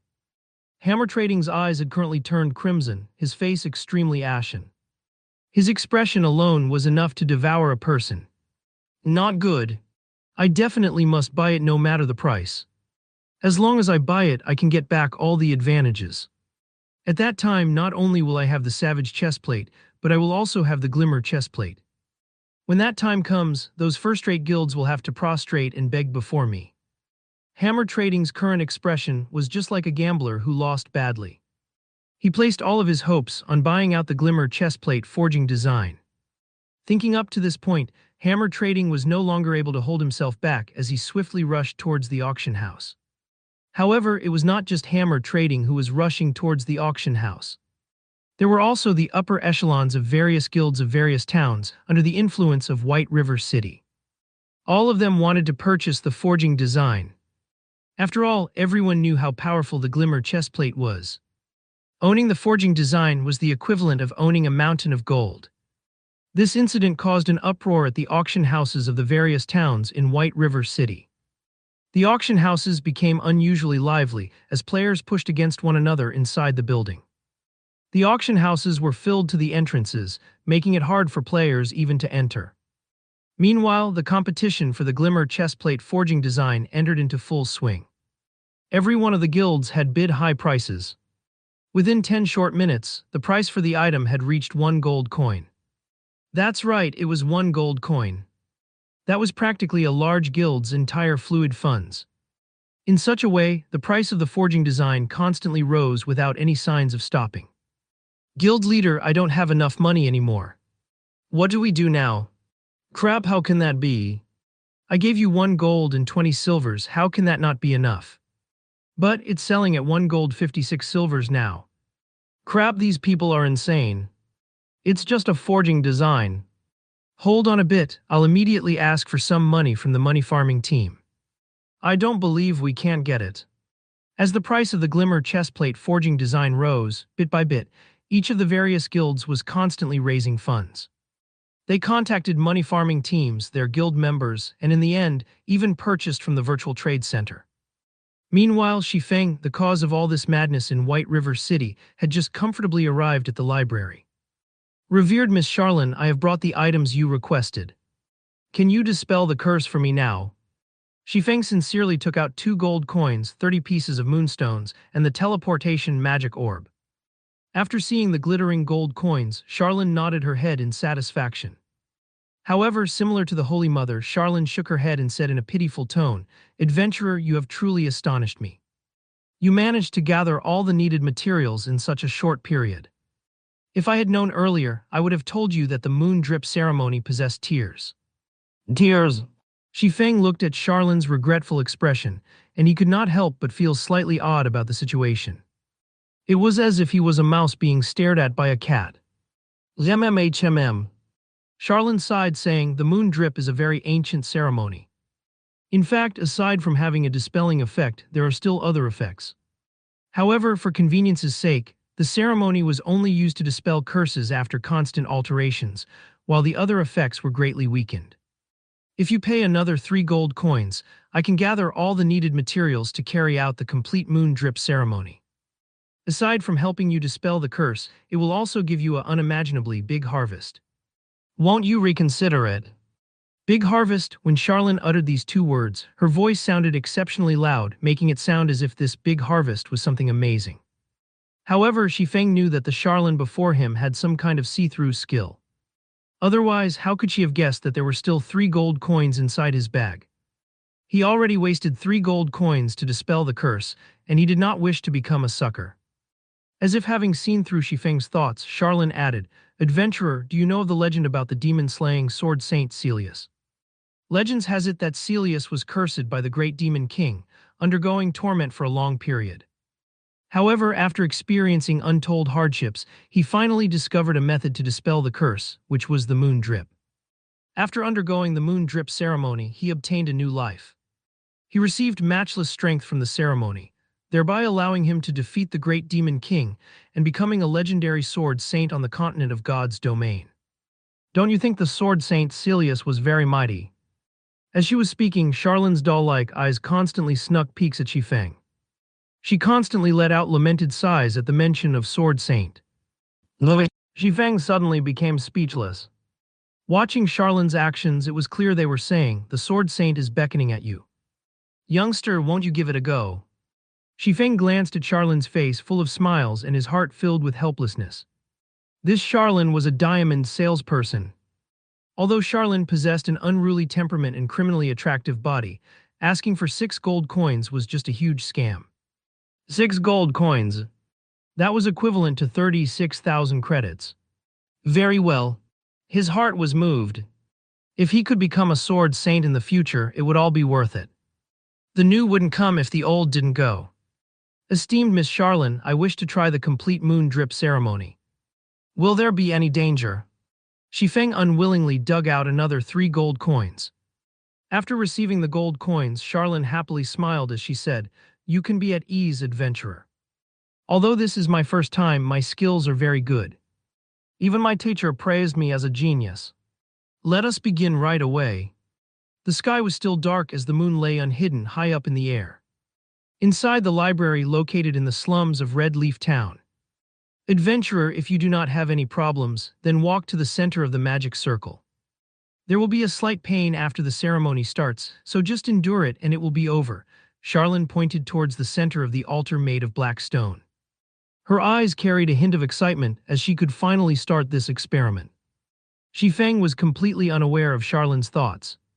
He nodded his head as he walked into the magic circle.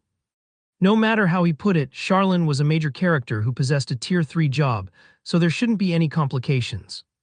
As for the pain he would have to suffer, he thought nothing of it. During battles inside God's domain, a player could similarly feel pain when attacked by monsters. However, a majority of the players still chose to accept this kind of setting. Their goal was to increase the sense of realism, so they did not adjust the pain transmission to 0%. More importantly, they wanted to increase their skills in battle. There was an old saying of "spare the rod and spoil the child." Only with pain would one be able to remember the lesson, and only by learning the lesson would one be able to further improve. Hence, if one wanted to grow in God's domain, learning to accept such pain was a definite must. However, considering each player's tolerances, God's domain set the pain transmission at 20% by default. However, some experts would adjust the transmission to 60%, allowing them to be more alert. Meanwhile, Shifeng himself had adjusted it to 50%. This was the degree of pain he was accustomed to, and it was the amount at which he could best exhibit his strength. After standing in position, Shifeng sent a nod towards Charlene, indicating that she could start the ceremony. Descent of the Moon Goddess. Charlene started her prayer. Divine incantations left her mouth as her fingers traced out divine texts. Line after line of divine texts floated in midair and towards the horizon. Compared to the Tier 3 magic from before, the divine texts written in this ceremony were extremely numerous. Even after writing hundreds of lines, Charlene showed no signs of stopping. Sweat had already started dripping down Charlene's face, clearly indicating that she was somewhat exhausted. Meanwhile, the magic circle on the ground started to radiate a dazzling silver glow, the magic circle itself gradually rising into the air. After over 10 minutes had passed, a streak of shining moonlight shot towards Shifeng's body. Suddenly, dark smoke emerged from Shifeng's body. The dark smoke was extremely reluctant to part from Shifeng's body as it rose into the air. Meanwhile, sweat started appearing on Shifeng's forehead. His face turned pale white as he endured an intense pain. Shifeng nearly cursed at Charlene. This was definitely not at the level of just a slight pain, but it was very, very painful. It was as if his limbs were being torn from his body. If he had not already played God's domain for 10 years, having long since become accustomed to pain, he might be wailing like a ghost and howling like a wolf right now. After persistently being lit by the moonlight for several minutes, the black smoke finally departed from Shifeng's body. However, it did not just simply fade away. Instead, it formed into a dark shadow that was a carbon copy of Shifeng. Adventurer, you need to kill this demon's doppelganger in order to dispel the curse. I have to conduct the ceremony, so I cannot lend you any aid. It is all up to you now, Charlene reminded. Somewhat exhausted, Shifeng used observing eyes on this dark shadow. Yifeng Demon's Doppelganger Elite Rank. Level 4. HP 2002-000. Then Elite. Shifeng's complexion turned serious. The demon's doppelganger did not have a lot of HP, and its level was similar to his. If this doppelganger did not possess any powerful skills, then dealing with it would not be a huge problem. However, that probability was slim. Wretched moon drip. Despicable human. Did you think that by using the complete moon drip to weaken my strength, you would be able to defeat me? I'll let you know the reason why lowly humans like you will never win against us powerful demons. The demon's doppelganger had an enraged expression as it pulled out a black longsword, slashing it at Shifeng. In the blink of an eye, the doppelganger arrived before Shifeng. A faint black ray followed as it waved its longsword. Within an instant, that single black ray turned into 4 streaks, all of them threatening to dice Shifeng into blocks of meat. Extraordinary condition. Shifeng was greatly shocked when seeing such an action. This speed far exceeded that of a normal elite. Immediately, Shifeng used parry. Dang dang dang. Shifeng retreated several steps before he stabilized his body. If not for the complete moon drip, this demon's doppelganger might not have been just an elite but a special elite. Die. Despite having the upper hand, the demon's doppelganger did not give Shifeng any chances. It used Shifeng's chop, its sword pierced towards Shifeng's heart. Shifeng immediately activated Windwalk, his body abruptly dodging to a side as he distanced himself from the demon's doppelganger. After missing its attack, the doppelganger turned its head, using Windwalk as well to chase after Shifeng. Regarding strength, speed, and HP, the demon's doppelganger held most of the advantage. Moreover, the doppelganger also possessed the same skills as Shifeng. It was an extremely unfavorable situation for Shifeng. Seeing that it was about to catch up to Shifeng, the demon's doppelganger revealed a ruthless smile, saying, "I know whatever you know. Moreover, my strength is greater than yours. You have no chance to defeat me, so be good and wait for death. This is your fate. Then do you know this move?" Shifeng revealed a faint smile. 9 sword phantoms appeared beside him, and with a crashing sound, all 9 of them shot towards the demon's doppelganger. Although the doppelganger could block a majority of the attacks, a few phantoms of the abyssal blade still managed to pierce its body. Every attack from the phantoms dealt over damage to the doppelganger. Despicable human, you are just relying on your weapon's strength. I'll let you know that all your efforts will be in vain. Saying so, the doppelganger rushed to Shifeng's front and used Thundering Flash. The moment the sword lights came, Shifeng calmly smiled as he took out 2 scrolls from his bag. One of them was a speed scroll, while the other was a polymorph scroll. Within an instant, Shifeng's speed abruptly increased, dodging to a side and avoiding the strikes from Thundering Flash. At the same time, he turned the demon's doppelganger into a sheep. After turning it into a sheep, Shifeng immediately slashed at it with his sword. Thundering Flash. Unable to dodge, the demon's doppelganger received all 3 sword lights. As a result, Shifeng's level 5 Thundering Strike caused 3 terrifying damages of -112, -135, -163. The demon's doppelganger was greatly enraged as it activated Defensive Blade. With its attack range greatly increased, it immediately slashed its sword down at Shifeng. This human was just too despicable. He actually used an unsightly method such as turning it into a sheep. And here I wondered how strong a demon would be. You clearly have a body that's stronger than mine, yet you are still using the same skills as I do. I guess your standards are just at this level, Shifeng mocked as he dodged the incoming attack. You are courting death. A single sentence from Shifeng nearly caused the demon's doppelganger to faint from anger. It sent a double chop at Shifeng's neck. Shifeng pointed the abyssal blade at the demon's doppelganger, and within an instant 9 pitch-black chains appeared and bound it, restricting it for 3 seconds. Phantom Kill. Simultaneously, both the original and doppelganger activated Defensive Blade, and both started an onslaught on the demon's doppelganger.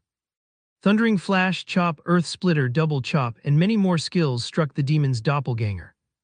In addition to the continuous attacks from the 9 Dragon Slash, the demon's doppelganger's HP madly decreased, dropping down to 10% within a moment. So what if you have a strong physique? So what if you know all of my skills? So what if you are a demon? Shifeng demanded. He pierced the chest of the demon's doppelganger. Meanwhile, the demon's doppelganger could only grit its teeth, grimacing in pain. Its fury burned within it. The moment the bindings restricting it were released, it would be able to properly deal with Shifeng. Just as it was about to bring out its special ability, however, the demon's doppelganger saw the scroll within Shifeng's hand. Suddenly, the demon's doppelganger thoroughly despaired. Bye-bye. Shifeng waved his hand at the demon's doppelganger. He knew that the demon's doppelganger was about to show its hand, so he had activated the Tier 1 magic scroll within his hand. Thunder Bombardment. This Tier 1 magic scroll was capable of dealing -500 damage to a single enemy that was below level 20. It was more than enough to deal with the demon's doppelganger that currently had less than 200 HP. Suddenly, a green thunder struck down from the sky above. It caused -500 damage to the demon's doppelganger, instantly transforming it into dark smoke, and it vanished. It also left behind a piece of dark gray-colored equipment. System Quest Moon Drip completed. Rewarding 10,000 exp and Demon Hunter title. Reputation in Starmoon Kingdom +5, Reputation in White River City +20, Reputation in Red Leaf Town +100. System Reputation in Red Leaf Town has reached 50 points. Upgrading to Red Leaf Town First Class Citizen. System Reputation in Red Leaf Town has reached 100 points. Upgrading to Red Leaf Town Third Class Noble. Shifeng was slightly shocked at seeing the series of notifications. 10,000 EXP was not considered much to a level 4 player like himself. It only raised him to 27% of level 4, and there was still quite a distance away before he became level 5. On the contrary, it was the other rewards that caused his eyes to shine. Just by killing an extremely foolish elite demon, he was able to obtain an ample amount of reputation as payback. Shifeng truly did not dare imagine it was real. Reputation was extremely precious within God's domain. There were very few quests that could raise a player's reputation, and even those quests would only increase a minuscule amount. As long as a player's reputation was sufficiently high, they would be able to receive high-level quests that were normally unavailable. Players would also be able to purchase items that were not normally for sale, such as bronze equipment, special potions, and so on.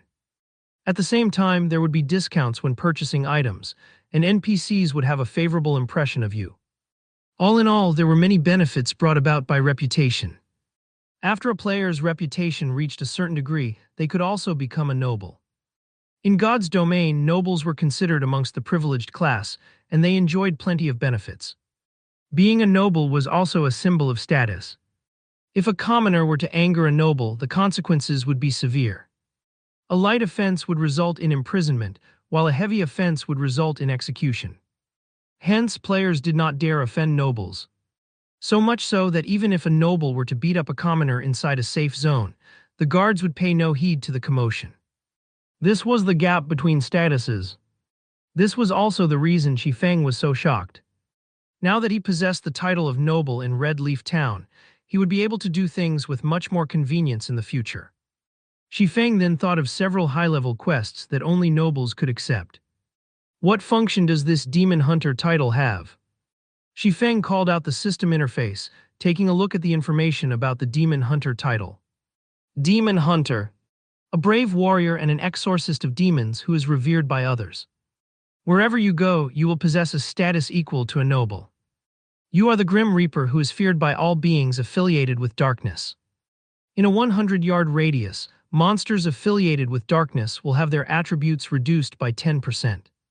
At the same time, attacks you deal towards monsters affiliated with darkness will have a 10% increase in damage. Crap, this title is just too awesome. Shifeng became slightly excited after reading the introduction to the Demon Hunter title. If a person did not have a considerable understanding of God's domain, they would have no understanding of the significance of this title. It was similar to how a dog would not know the value of a gemstone. Shifeng only became a noble in Red Leaf Town after his reputation there had reached 100 points. However, this title was only limited to Red Leaf Town. After leaving the Red Leaf Town, nobody would acknowledge him as a noble. Of course, if Shifeng were a noble of White River City, he would be acknowledged as one throughout the area under the administration of White River City. The title had a much wider range of application. Compared to a noble of a town, the difference between the two was obvious at a glance. Meanwhile, a demon hunter would have the status of a noble in every region. This meant that even after leaving Starmoon Kingdom, Shifeng would still be acknowledged as a noble in other countries. It should be known that not every country was friendly with each other. There were even some who were enemies. If Shifeng wanted to do a quest in another, he would have to go through many difficulties and even be discriminated against. However, with this title, he would no longer be discriminated against by NPCs. This was the true value of the Demon Hunter title. Compared to it, being a noble in Red Leaf Town was no longer worth mentioning. Shifeng picked up the equipment dropped by the demon's doppelganger. Demon Mask Special Item. Upon wearing it, the user can disguise himself as another person. Disguise cannot be broken without using a high-level observing skill. Truly a good item. The 6 gold I spent was definitely worth it. Shifeng happily stored the demon mask. This item was an artifact meant for robbing houses. Although he wouldn't do such a thing, it would not hurt him to use it for other matters. Adventurer, the ceremony has ended. Carrying out this ceremony has greatly weakened me, so I am going to White River City to recover for some time. If you wish to know more information about the Bible of Darkness, then find me there along with my payment. I will be waiting for you. Currently, Charlene appeared to be very delicate, her previous shrewdness completely gone. After saying her piece, she immediately activated a teleportation circle and went to White River City to recover. Shifeng was inwardly shocked as he watched Charlene's beautiful image departing. The moon drip ceremony this time was definitely not as simple as he previously thought. Otherwise, a divine official, which was a Tier 3 job, would not be so greatly weakened. Even Shifeng felt as though he would be able to defeat Charlene right now. One could imagine just how weakened Charlene was. Forget it, that's none of my business. Now that the curse has been dispelled and my attributes have recovered, I can finally start speed leveling. The earlier I reach level 10, the earlier I can activate the teleportation gate to White River City. Shifeng shrugged his shoulders, no longer minding the matters of great characters. A small character like him still had many matters to take care of. To build up from nothing, many things needed to be done. Forget competing with those guilds, just being paid attention to by a great demon had caused him enough headaches. He was not so leisurely as to pay attention to other matters. Following which, Shifeng departed from the library. He headed to the Chefs' Association to take a look at Violet Cloud's current progress. Red Leaf Town Trade Area. Just after setting foot in the trade area, Shifeng discovered something fishy. Now that the sun had risen, logic dictated that players should have gone out to level up.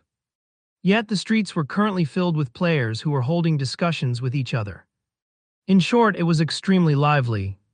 It was as if a festival of celebration was being held. From time to time, Shifeng could also see some of the upper echelons of large guilds running about the streets, shouting. They were urgently shouting, purchasing game currency, the greater the amount, the more we'll pay. If it were any other time, Shifeng would not think much of it. However, the street was currently filled with various players purchasing game currency. Now that was something abnormal. What happened? The big shots from guilds were actually loosely buying game currency from average players. According to reason, these guilds would have their own money farming teams or a signed contract with money farming specialists. In such a way, they would be able to obtain a lot of game currency. However, their current actions meant the game currency supplied by the money farming teams was insufficient. Originally, Shifeng was still fretting over the problem of how he would get these guilds to spend their money. Now, however, it would seem that he had done something unnecessary. With a wave of his finger, Shifeng called out the virtual trade center. He wanted to investigate the current trade conditions. Hell, what sort of situation is this? All of it is sold out already. Shifeng discovered that the remaining 2 gold 70 silver he registered had all sold out. Now, over 15,000 credits were being transferred to his bank account.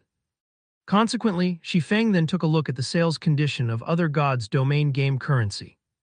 Currently, the highest price for 1 silver coin had reached 72 credits, while a majority of the people were buying them at 68 credits. The current price had increased by no small margin. Just as Shifeng was rejoicing over having sold all of his gold coins, a cursing voice came from behind him, breaking his good mood. "Boss, this bastard's the one. The day before yesterday, I saw him casually taking out 10 silver coins. He must definitely be rich. Now that our guild is in such a need of money, if we don't make this brat bleed a little, there will be no justice for me being locked up for so long." Drifting Blood said with a cold smile as he pointed towards Shifeng, a group of players following behind him. "Brat, you were the one who had attacked my brother." Looking towards Shifeng, the person referred to as boss snorted as he asked. Shifeng turned around, his brows wrinkling after taking a look. The person referred to as boss was comparable in size to Kola. He had a fierce-looking face, and he seemed to be around 30 years of age. In Shifeng's previous life, he once crossed paths with this person. Similarly, a swordsman, the person was named Iron Sword Lion. He was one of the finest experts in martial union, and his strength was extremely powerful. During those days, their 2 guilds had fought over monsters on several occasions, and Iron Sword Lion killed Flaming Tiger twice throughout those confrontations. Iron Sword Lion caused Shifeng's party major losses, and they had no choice but to flee in dejection. Even Stabbing Heart of Assassin's Alliance suffered defeat at the hands of Iron Sword Lion. From then on, Iron Sword Lion's name was widely spread, allowing martial union to rise to a third-rate guild. Shifeng intended to say something, but he was interrupted by Iron Sword Lion. Iron Sword Lion looked at Shifeng's scrawny body. Although the equipment on Shifeng was of good quality, Shifeng himself did not possess the air of an expert, and furthermore he did not possess a guild emblem. Iron Sword Lion determined that Shifeng was just a leisure player, and that he must have bought some equipment just to show off. Immediately, Iron Sword Lion proudly said, "Little brother, since you've beat my underling, pay up 20 silver coins and this matter will be over. Otherwise, don't blame my sword for being merciless." It would be a miracle not to attract attention, getting involved in a robbery in the middle of the bustling trade area. As expected, just after Iron Sword Lion finished speaking, a crowd of players surrounded them to get in on the fun. "Huh, isn't that Iron Sword Lion from Martial Union? Is he awesome or something? You don't say. Why don't you look at his level and equipment? He's one of the rare few level 5 experts, and he is wearing at least 6 pieces of bronze equipment. I've also seen the weapon in his hand before. It's called Knight's Longsword, a very awesome weapon amongst level 4 bronze weapons.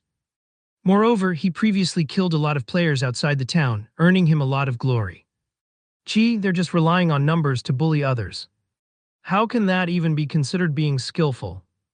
If they're that good, they should fight those large guilds.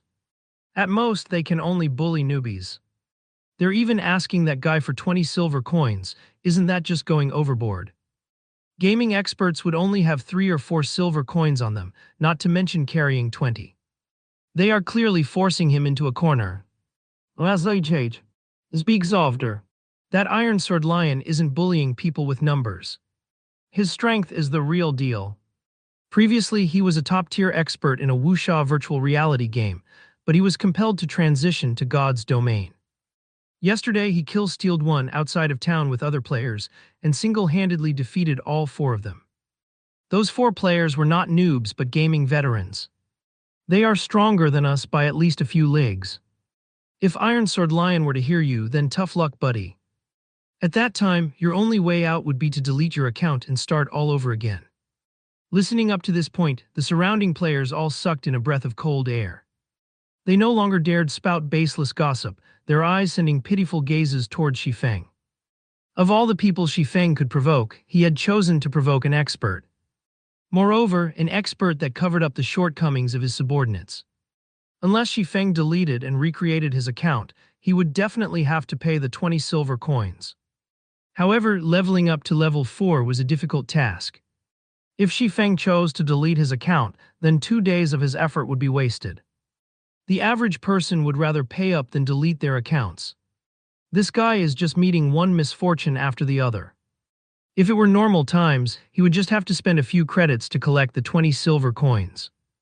Now, however, not only are the prices for God's domain game currency ridiculously high, but it is also extremely hard to buy any.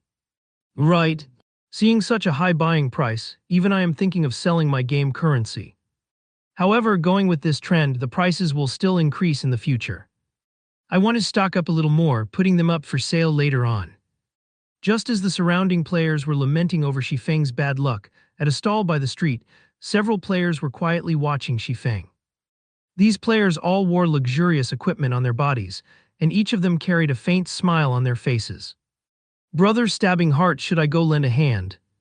That way Yifeng will have to owe us a favor, a male cleric that resembled a skinny monkey asked as he looked at Stabbing Heart. Stabbing Heart fell into deep thought. He felt that the cleric's words were logical. Indeed, Shifeng had very powerful techniques, and he was also acquainted with a great character like the Snow Goddess. However, Iron Sword Lion was a brutish expert. He also had the support of his guild. Overall, Shifeng was definitely in a disadvantageous situation. If Stabbing Heart were to lend Shifeng a helping hand, Shifeng would definitely be grateful to him. The favor of a great expert was extremely valuable. Often, a great expert such as Shifeng was necessary for clearing a large dungeon. However, without good relations, such experts would usually pay zero heed to invitations, and some would go so far as to look down on them in contempt. Who did you think you are? Have you not received any education? Go, we definitely must go. However, let us wait for a while. Our value will only stand out in a crucial moment. It is also a good chance to let those plebeian guilds know of our might, Stabbing Heart softly said, a cold glint flashing in his eyes. After spending so many years within the virtual gaming world, Stabbing Heart understood a single principle. Every additional expert he befriended was an additional path he could take in the future. What's more, Shifeng was a great, hidden expert that was acquainted with the Snow Goddess. If he were to antagonize instead of befriending Shifeng, he would be digging his own grave. He would be creating a great enemy for himself in the future. Alas, a small guild was doomed to remain a small guild. After mingling about for so many years, they did not even possess the eyesight to differentiate an expert from average players. It definitely wouldn't be long before natural selection eliminated them. When the moment came, Assassin's Alliance would kill the chicken to warn the monkey too, utilizing martial union to raise their influence in Red Leaf Town. Little fool, weren't you so awesome? How come you're acting like a fool now? I've said before that I would return, and when that time came, it would be your time of death. If you obediently hand over 20 silver coins right now, you can continue mingling about. Otherwise, delete your account and start all over again. Standing behind Iron Sword Lion, Drifting Blood watched Shifeng stand there in silence. He felt immensely pleased with himself, thinking Shifeng had become afraid. However, such a reaction was only natural. Boss Ironsword's strength was a profound mystery, and even 10 of himself would not be a match to Boss Ironsword. If a mere leisure player like Shifeng were to meet the tyrannic Boss Ironsword, he might have already been shocked dumb. Enough, Drifting Blood. I'm not an evil tyrant, nor do I wish for more trouble. These 20 silver coins can be considered as a lesson to him. I want him to know who he should and should not provoke. Iron Sword Lion looked Drifting Blood in the eye, then turned towards Shifeng and proudly said, "You don't have to worry either. I, Iron Sword Lion, am a person who holds true to my words. Hand over 20 silver coins, and as long as you don't provoke martial union, we will not find trouble with you." Hearing Iron Sword Lion say so, Shifeng really took out 20 silver coins from his bag. The silvery glow given off by the coins attracted people's hearts.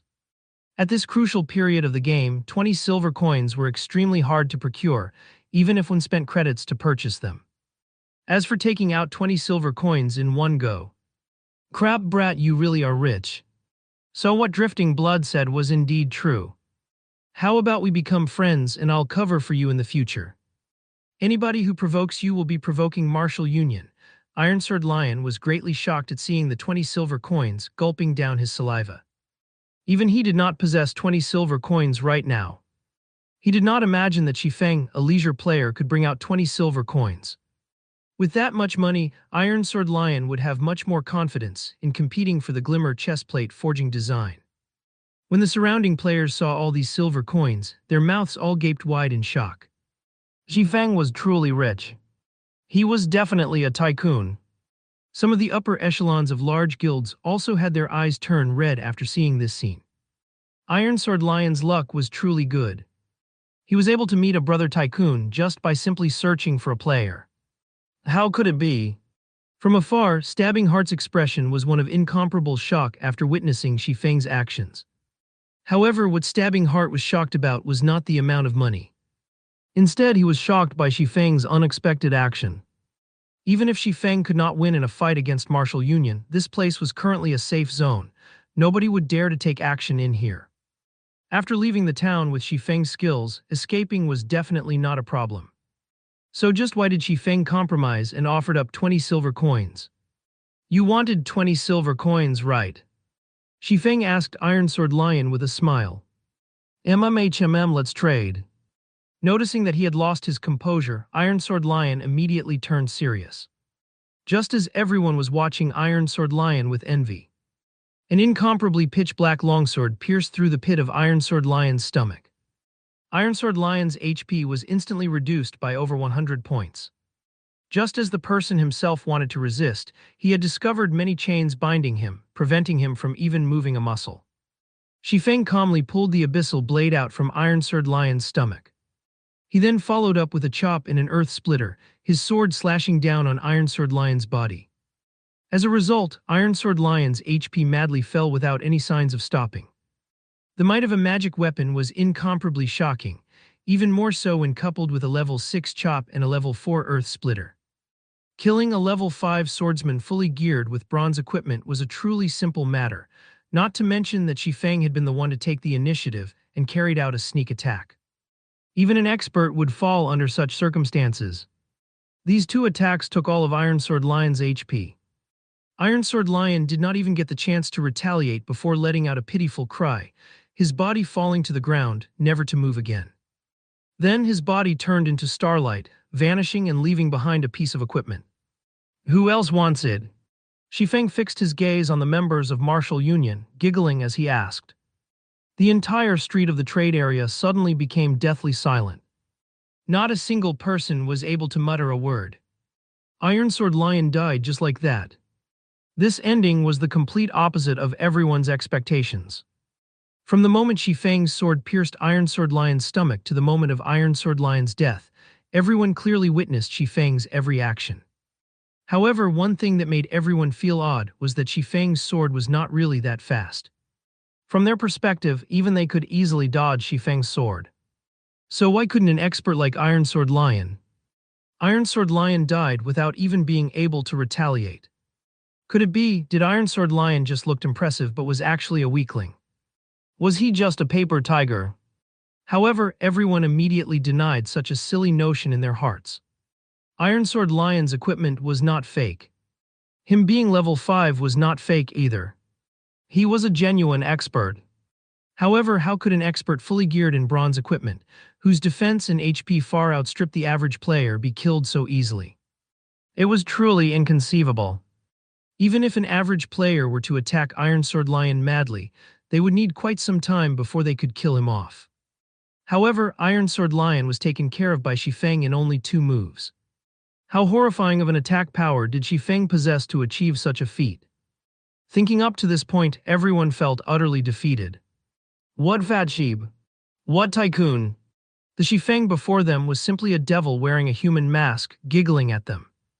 Meanwhile, they had been completely oblivious to the truth. A cold chill suddenly flowed through their bodies, causing them to shiver. They no longer dared to look at Shifeng's smiling face. "Oh, you're despicable." Drifting Blood retreated a few steps, his trembling finger pointing at Shifeng. Currently, Drifting Blood was facing incomparable shock in his heart. Compared to other people, he had a much greater understanding of Iron Sword Lion's strength. Regarding Shifeng's strength, he had a deep experience and fear of it. He became even more frightened now that he was targeted by Shifeng once more. However, after having a better understanding of the situation, the place they were currently was a safe zone. What should he be afraid of? Suddenly, he laughingly said, "You're finished. Since you dared kill inside a safe zone, nobody will be able to protect you now. Just wait for the guards to come give you your sentence and lock you up." Everyone came to a sudden realization after hearing Drifting Blood say so. Previously, Shifeng sent all of them into shock. They had actually forgotten that this place was a safe zone and there were powerful guards protecting this place. Even if Shifeng was powerful, was he able to overpower the guards? In a moment, Shifeng would definitely be captured by the guards, falling to a miserable end. Truly a pity. However, he is truly courageous for killing someone inside a safe zone. It would still be worthwhile, even if he were killed by the guards and sent to closed confinement. Whatever the case, he was able to shine for a moment. He will still be a hero when he gets released tomorrow. So cool. Big brother expert, little sister knows how to warm beds. Please add me as a friend. Please help me level. I swear I'll be obedient. Amongst the players present, plenty started admiring Shifeng's courage. Not only did he dare to go against martial union, he even challenged the laws of Red Leaf Town. Shifeng was literally their idol. Quite a number of good-looking female players started looking up information about Shifeng. Some of them had even taken the initiative to send him a friend request, wanting to get to know him. At this moment, a team of heavily armored soldiers walked over. Drifting Blood pointed at Shifeng, laughingly saying, "Weren't you very awesome? I want to see what you're going to do this time. Not only are you going to lose a level, but you will also be confined for 24 hours. Even if you are an expert, you will be reduced to a second-rate player after being confined for a day. At that time, I'll be looking forward to how our martial union will take care of you. Whether you go up to heaven or fall to hell, nobody will be able to save you." A distance away, Stabbing Heart was currently feeling endless regret. Although Shifeng's series of actions just now looked to be slow, the feeling it gave off was extremely natural. His actions were as natural as breathing, not a hint of awkwardness about them. Stabbing Heart's admiration for Shifeng was even greater now. Shifeng's actions were the assassination techniques that Stabbing Heart pursued after. Average people would not understand what this represented. However, Stabbing Heart had played plenty of virtual reality games before, and he also had experience participating in fighting competitions. Hence, he understood just how powerful Shifeng's skills were. If it were the him of the past, Stabbing Heart would not feel anything special about Shifeng. However, he previously had the fortune of interacting with a martial arts master. That martial arts master previously mentioned such a situation. Battling itself was just the pursuit of the simplest method of slaughter. When such a technique was mastered to the extreme, others would be unable to feel any awkwardness about it. Instead, it would give off a very natural feeling. As for those experts who had reached such a level, all of them were extremely dangerous. That was because, even if they were to stand before you with a smile, slashing a blade across your throat, and you clearly witnessed it all, you would still take it as a joke. So much so that you wouldn't even feel the danger that approached you. Your body would not react, and even until death, you would still be unaware of the attack. This was not some sort of profound technique. It was a kind of instinct that could only be learned after experiencing countless battles and training. However, such brutal training was not something the average person could go through. However, Shifeng had taken away Stabbing Heart's rare chance at making Shifeng owe him a favor. Stabbing Heart did not imagine Shifeng would be so decisive, killing Iron Sword Lion with zero hesitation. How was he supposed to show off now? How was he supposed to find an opportunity to seek Shifeng's guidance now? Stabbing Heart had no ways to deal with the guards who just arrived. Regarding this situation, Stabbing Heart held bitter hatred towards Iron Sword Lion. The person actually caused him to lose a good chance to ask for guidance. Wearing a silvery gray heavy armor, the guard captain walked up to Shifeng. The other guards surrounded him accordingly, causing the atmosphere of the street to become abnormally oppressive. "Mr. Guards, it was him who killed my big brother. You definitely must arrest him." Drifting Blood walked towards the guard captain, his face carrying a cold smile as he pointed at Shifeng, accusing. However, the guard captain paid no heed to Drifting Blood. Instead, his deep gaze shifted to Shifeng, a faint smile appearing on his face, saying, "Revered Lord Demon Hunter, this place is Red Leaf Town. According to the laws of the town, you have to pay the price for killing someone here. Otherwise, I can only invite you to make a trip to the confinement room." Everyone became dumbfounded after listening to the guard captain's words. Drifting Blood's mouth widened even more. It could fit 3 chicken eggs. What sort of situation was this? The guards did not actually kill Shifeng on the spot. Moreover, he would only be confined if he did not pay the fine. Was Shifeng the town mayor's son or something? No, that wasn't right. The town mayor was already dead. No one understood why the guards were so courteous today. When usually meeting them, not to mention a faint smile, they were gods of slaughter with grim expressions. "I only killed him because he threatened me. However, I am not an unreasonable person. Tell me, what price do I have to pay?" Shifeng nodded his head, calmly turning towards Drifting Blood and giving him a calm smile. Shifeng had his own reasons for daring to kill Iron Sword Lion. Everyone else just recently entered God's domain, so they were still unfamiliar with the rules of the game. However, Shifeng had lived within God's domain for 10 years. He had long since memorized what actions he could and could not take, and to what extent he could take them. Shifeng was currently a noble. His status far outstripped that of commoners. If he was not a noble, he might have just turned around and left without paying any attention to Iron Sword Lion. At worst, he would just start an exciting battle if they were to meet outside the town. Who would win at that time was still an unknown. However, Shifeng was now a noble. Even if he killed a normal player, the guards would not speak much of it, only requiring Shifeng to pay a fine. As for how much he would have to pay, that depended on his identity and status. However, according to his own wealth, Shifeng was still able to accept the fine. 2 silver coins. The guard captain straightforwardly said. "Okay, got it. Here are 20 silver coins, keep them." Shifeng did not imagine that it would be so cheap. Hence, he took out 20 silver coins and passed it to the guard captain. "Lord Demon Hunter, what are you trying to do here?" Looking at the 20 silver coins in his hand, the guard captain oddly asked. "Nothing much. These people before me threatened me previously, so I still wish to kill a few more people. Take it as an advance payment." The guard captain was stunned. Finished speaking, Shifeng unsheathed the abyssal blade. He used the level 5 thundering flash, 3 streaks of thunder instantly piercing the bodies of Drifting Blood and the others. All of them were instantly killed, dropping quite a lot of equipment. Even till death, Drifting Blood had not reacted to what happened. At the same time, Shifeng's green-colored player indicator had turned a devilish red. All of the onlookers were stupefied. Who was this Shifeng? He was just too awesome. The players from Martial Union were most likely dumbfounded now. Shifeng had simply spent 20 silver coins to purchase their lives. With money, you could do whatever you wanted. The more unfathomable thing was that the guard captain did not say a word about Shifeng's actions. He only counted the number of players who died. Discovering that he had received 4 extra silver coins, he returned the additional silver coins to Shifeng before he turned around and left. After getting rid of all of Martial Union's members, Shifeng sealed the feud between him and Martial Union. However, Shifeng did not regret his actions. Even if he turned and left just now, the players from Martial Union would not have let him go. So he might as well weaken Martial Union's strength. He would have an easier time dealing with them the next time they met. Seeing several pieces of equipment on the ground, without paying any attention to the shock and curiosity of the onlookers, Shifeng went over and collected them.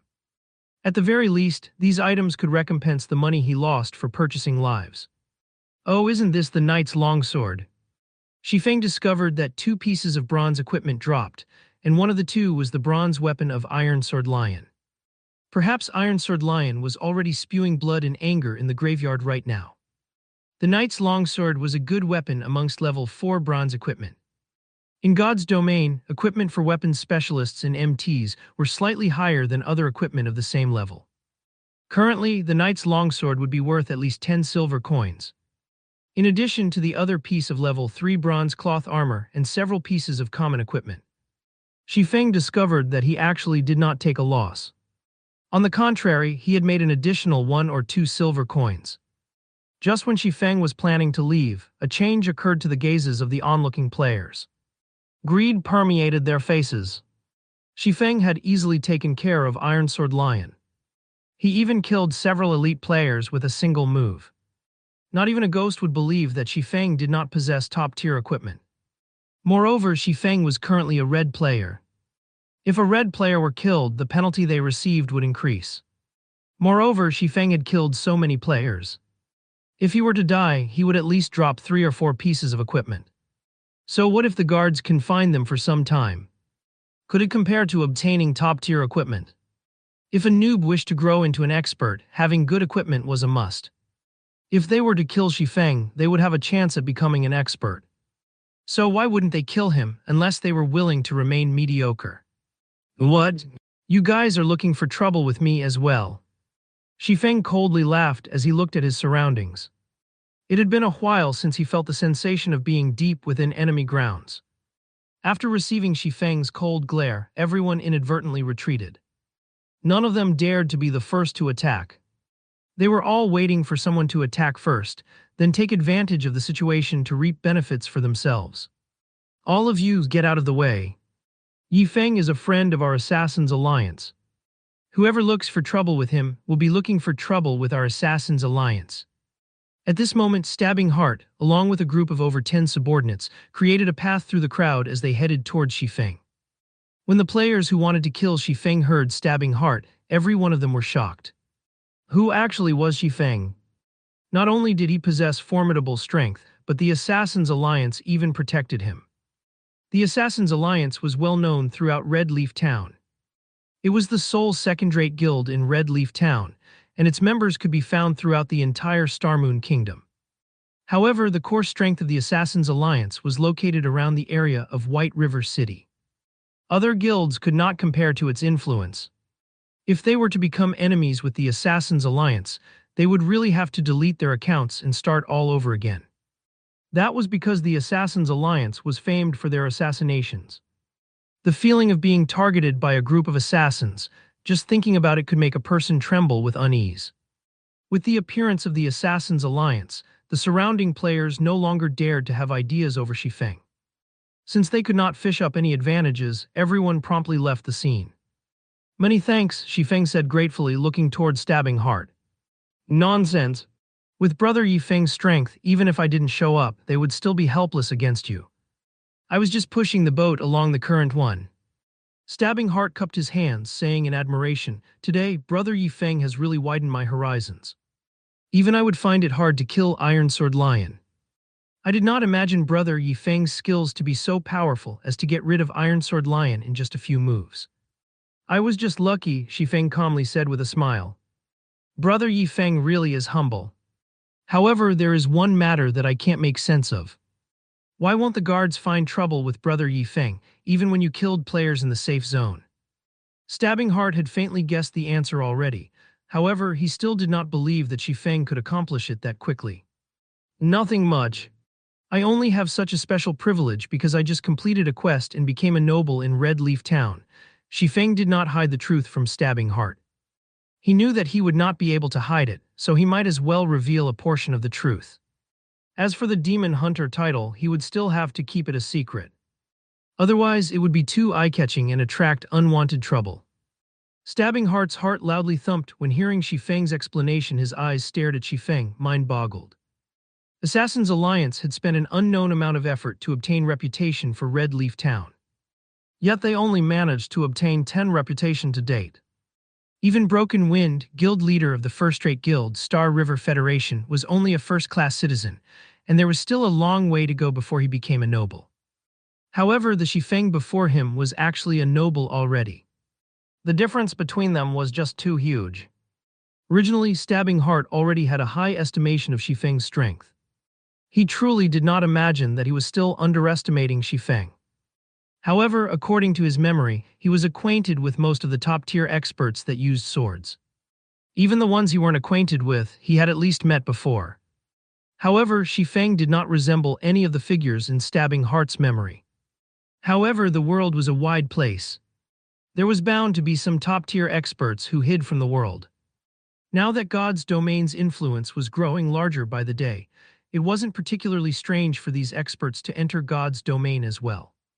It was no wonder that the snow goddess acted extremely friendly when dealing with Shifeng. Stabbing Heart guessed that Shifeng was an extremely famous but hidden expert and that he was merely unaware of him. The earlier he tightened the connection with such hidden experts, the greater the aid it would be towards the guild's future development. Thinking of up to this point, Stabbing Heart smiled slightly. He felt his luck was good for discovering a top-tier expert like Shifeng. Shifeng, on the other hand, did not know why Stabbing Heart suddenly smiled. He took a glance at the street filled with guilds purchasing game currency, abruptly asking, "Brother Stabbing Heart, I wonder what has happened here. Why are there so many guilds trying to collect game currency?" "Oh, you don't know." Stabbing Heart was slightly shocked, looking at Shifeng with astonished eyes. This matter had already become well known amongst the players in White River City, so how could Shifeng not know about it? Shifeng shook his head, saying, "I've been doing my quest all this time, only returning now. So that's why. This matter has also only recently started." Stabbing Heart came to a realization. He then explained, "Not long ago, a glimmer chestplate forging design appeared on the auction house. You should know how good the attributes on the glimmer chestplate are. The usefulness of its forging design goes without saying. After all the guilds discovered its existence, all of them started competing over it. Our guild is no exception. Unfortunately, our guild's background is still slightly lacking, and Star River Federation won the forging design for 2 gold and 33 silver coins. Originally, our guild had already given up.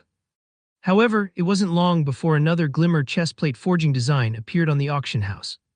That was the start of all the commotion. Every guild has started to madly collect funds, all of them wanting to bid on it. The bidding this time ended with the glimmer chestplate forging design being sold for 2 gold 51 silver coins.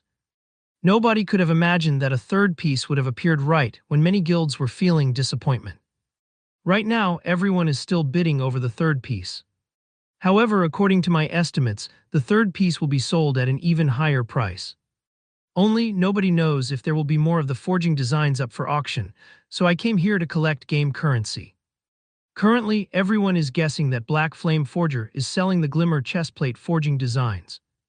After all, bronze equipment forging designs aren't just cabbage, not to mention similar forging designs. Moreover, the Black Flame Forger was the one who previously sold glimmer chestplates. So everyone inwardly understands that these forging designs are being sold anonymously by this Black Flame Forger. I have to admit that this Black Flame Forger's strategy is truly clever. Previously, he competed with Hammer Trading to reduce the price of glimmer chestplate.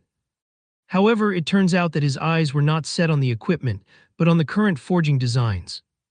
Hammer Trading, who had competed with the Black Flame Forger, had thoroughly become insane as well. Although he declared that he would compete with the Black Flame Forger until one of them went broke, unfortunately for him, the Black Flame Forger no longer paid any attention to him. Currently, a lot of people wish to get in touch with the Black Flame Forger. Unfortunately, there is no way to contact that person. The snow goddess of Ouroboros even posted a thread on the forums, asking the Black Flame Forger to contact her. She wants to discuss the matters of cooperation and wants him to state his price without hesitation. With this, the Black Flame Forger had thoroughly become famous. Aside from White River City, the entire Starmoon Kingdom is currently discussing the Black Flame Forger. He is currently acknowledged as the #1 forger in all of Starmoon Kingdom. Stabbing Heart felt deep regret as he spoke. His expression revealed reverence towards the Black Flame Forger. So that's it. I wonder if Brother Stabbing Heart would be interested in purchasing the Glimmer chestplate forging design. Shifeng casually asked Stabbing Heart after having a general grasp of the situation. Although Shifeng only casually asked, Stabbing Heart's head, however, abruptly spun, his eyes looking at Shifeng with anticipation. With an excited expression on his face, he asked, "Could it be? Brother Yifeng, you have the Glimmer chestplate forging design." Currently, forging designs for bronze equipment were madly fought over by the large guilds, all of them competing with the depth of their financial backing. Nobody could firmly say the remaining number of Glimmer chestplate forging designs that would be sold. Maybe the first-rate guilds would buy up all the forging designs. Second-rate guilds' chance to obtain one might never come. If he could obtain a forging design for a bronze equipment right now, then the Assassins' Alliance could stay a step ahead of the other second-rate guilds. They would be able to create a great reputation for themselves and make a large profit. At that time, they would have a greater chance when competing over White River City. However, Shifeng simply shook his head. Stabbing Heart's excited mood was suddenly extinguished, becoming downhearted. However, after he gave it some thought, aside from the Black Flame Forger and Hammer Trading, there had yet to be a third player who could bring out a forging design. After all, such an item depended on luck to obtain it. "Didn't you want to bid for the Glimmer chestplate? I can lend you some money," Shifeng said in an unhurried tone.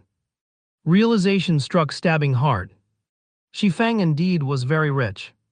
It was obvious that he had considerable possessions from the way he was able to take out 20 silver coins without effort. However, compared to those first-rate guilds, the difference was still far too great. It would be amazing if Shifeng had 30 to 40 silver coins. Hence, Stabbing Heart said with a sigh, "Brother Yifeng, it's not that I don't believe you, but the Glimmer chestplate forging design's price is just too high. Just 20 or 30 silver coins won't be very useful." "Oh, then how much do you need to bid for it?" Shifeng confidently asked. Although Shifeng did not know how much was needed to bid for the forging design, he had over 4 gold coins that he obtained from the 2 forging designs that were sold. The money from these 2 items had already been deposited in his bag, so he was certain he would be able to bid for the third Glimmer chestplate forging design successfully. He could also make Stabbing Heart owe him a favor by doing so. In any case, these coins would still end up in his hands. Why would he be against this decision? The results of the Glimmer chestplate forging design far surpassed Shifeng's expectations. With this many guilds going all out competing for the forging design, it was no wonder there was a game currency shortage, causing the price to soar. However, this situation was a very good news to Shifeng. If Shifeng did not add fuel to the fire right now, he would not be doing his long period of arduous effort any justice. Stabbing Heart raised 3 fingers helplessly saying, "The competition right now is becoming increasingly heated. According to my estimates, we would need at least 3 gold coins to secure the bid. Otherwise, there is no hope for success." "How much do you have on your side?" Shifeng asked, taking the initiative. He did not intend to lend Stabbing Heart 3 gold coins in a single breath. "I have 2 gold 10 silver. It is extremely hard to collect game currency right now, as the other guilds have purchased almost all of it. I have already planned to give up the competition and instead go and level up," Stabbing Heart said with a sigh. "Then I'll lend you 90 silvers. That way you will have collected 3 gold coins," Shifeng said, smiling. He immediately selected to trade with Stabbing Heart, placing 90 silver coins in the trade window. Stabbing Heart was suddenly shocked when he saw the 90 silver coins inside the trade window. He did not imagine Shifeng would possess that much money. Also, Shifeng had also spent over 10 silver coins just now. Didn't that mean that Shifeng had at least 1 gold coin on his person? If the Assassins' Alliance did not put all their efforts into collecting funds, then the guild's fluid funds would be similar to the amount Shifeng possessed. However, they were a second-rate guild, and their guild members numbered over 20,000. They also had a specialized 500-man money farming team. Meanwhile, the money Shifeng had earned alone was actually more or less the same as their guild. Brother Yifeng, thank you truly. I will repay this favor in the future. Stabbing Heart excitedly exclaimed, however, I can't just let brother take a loss. Tomorrow, I will definitely return 1 gold coin to you. Currently, the game currency of God's domain was extremely precious, especially in this period where forging designs were being competed over. Originally, Stabbing Heart wanted to purchase it using credits. However, when he thought about the preciousness of the game currency, it was hard to buy even if he had the money. Moreover, Shifeng did not lack credits. Hence, he did not have the nerve to let those words leave his mouth, and instead chose to compensate Shifeng with an interest of 10 silver coins. However, Shifeng had become slightly speechless as he only wished for credits. He was shouldering a large debt right now. In addition to the workshop and the rent he needed in the future, he was desperately in need of money. What would he do with that much game currency? How could it be as dependable as credits? The earlier he started his workshop, the earlier he could recruit stable party members. When he could enter large-scale dungeons, he would be able better earn money, level up, and increase the workshop's reputation, building a better foundation for establishing his guild. If he started too late, it would be hard even to set foot in White River City. Every moment counted right now. Brother Stabbing Heart, don't say it such. If you didn't show up today, I would not be able to avoid a bloody battle. I owe you a favor, so for these 90 silvers, I'll just sell you each silver coin at 60 credits. Every guild would be in need of coins in the initial stages of the game, so you don't have to be polite with me, Shifeng said in a sincere tone. Stabbing Heart was immediately moved by Shifeng's words. He thought that Shifeng was a friend who was worth knowing. If he returned Shifeng 1 gold coin tomorrow, it would cause quite a lot of trouble to the guild's operation. Moreover, nurturing forgers and purchasing materials required large sums of coins. It couldn't be any better if he purchased them using credits. I can't thank Brother Yifeng enough. However, 60 credits is a little too low. I don't have the nerve to buy them at that price, and just saying it would cause others to make fun of me. I'll buy each silver coin for 80 credits for a total of 7,200 credits. I'll transfer them to your account immediately. Stabbing Heart was very joyful. Even if Shifeng were to have complaints about the matter, Stabbing Heart would still stubbornly transfer all 7,200 credits to Shifeng. Brother Yifeng, I'll be leaving to bid for the forging design first. If you have any problems in the future, please don't hesitate to contact me. I'll definitely go all out to help you. Finished speaking, Stabbing Heart hurriedly left with his subordinates to the auction house. Seeing the additional 7,200 credits in his bank account, Shifeng helplessly smiled. His opinion of Stabbing Heart grew even more favorable in his heart. Currently, his bank account had more than 20,000 credits. The money for 2 virtual gaming helmets was now secured. At the very least, he would not lose the virtual gaming helmet after the 7-day duration was up, and lose the ability to play God's domain.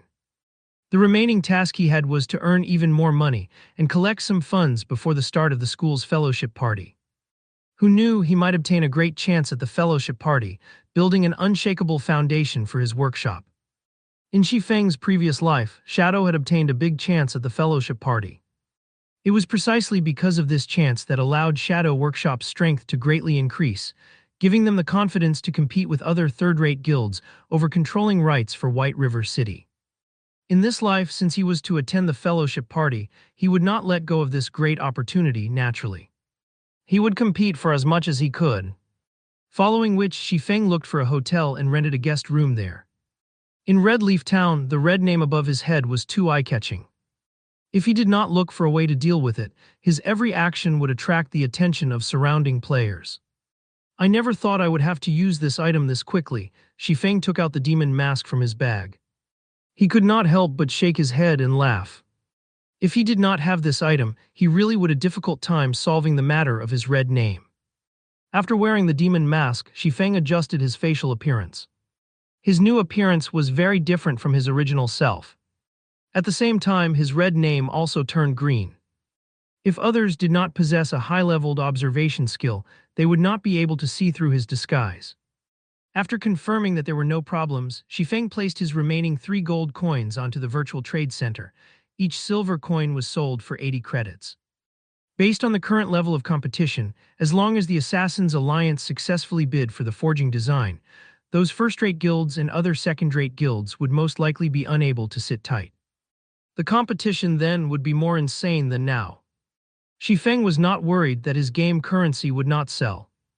Just as Shifeng was about to leave the hotel, a sudden realization flashed past him. He lightly tapped his own forehead.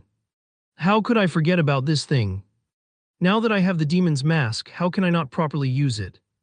Shifeng revealed a bright smile. The demon mask was able to hide the user's identity.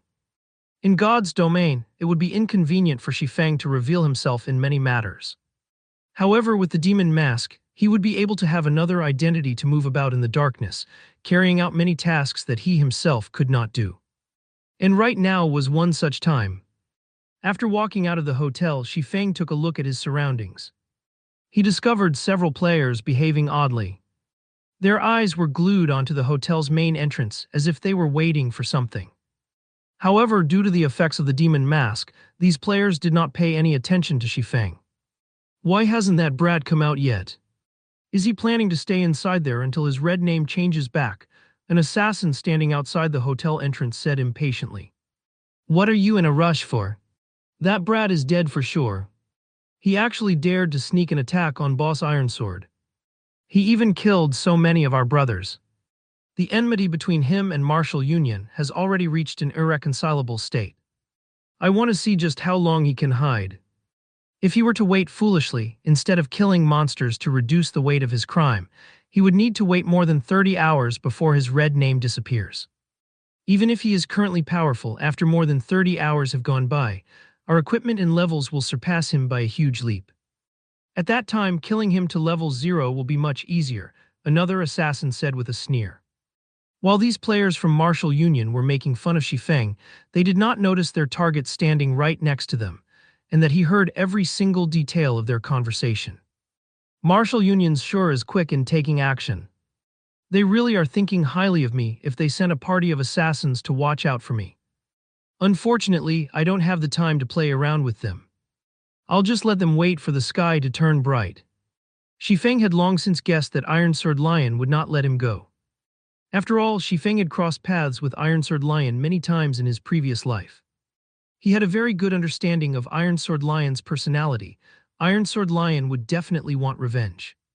Even if he had to pay a great price, as long as he was able to obtain revenge, he would definitely do it. Moreover, he would repay it hundreds to thousands of times over.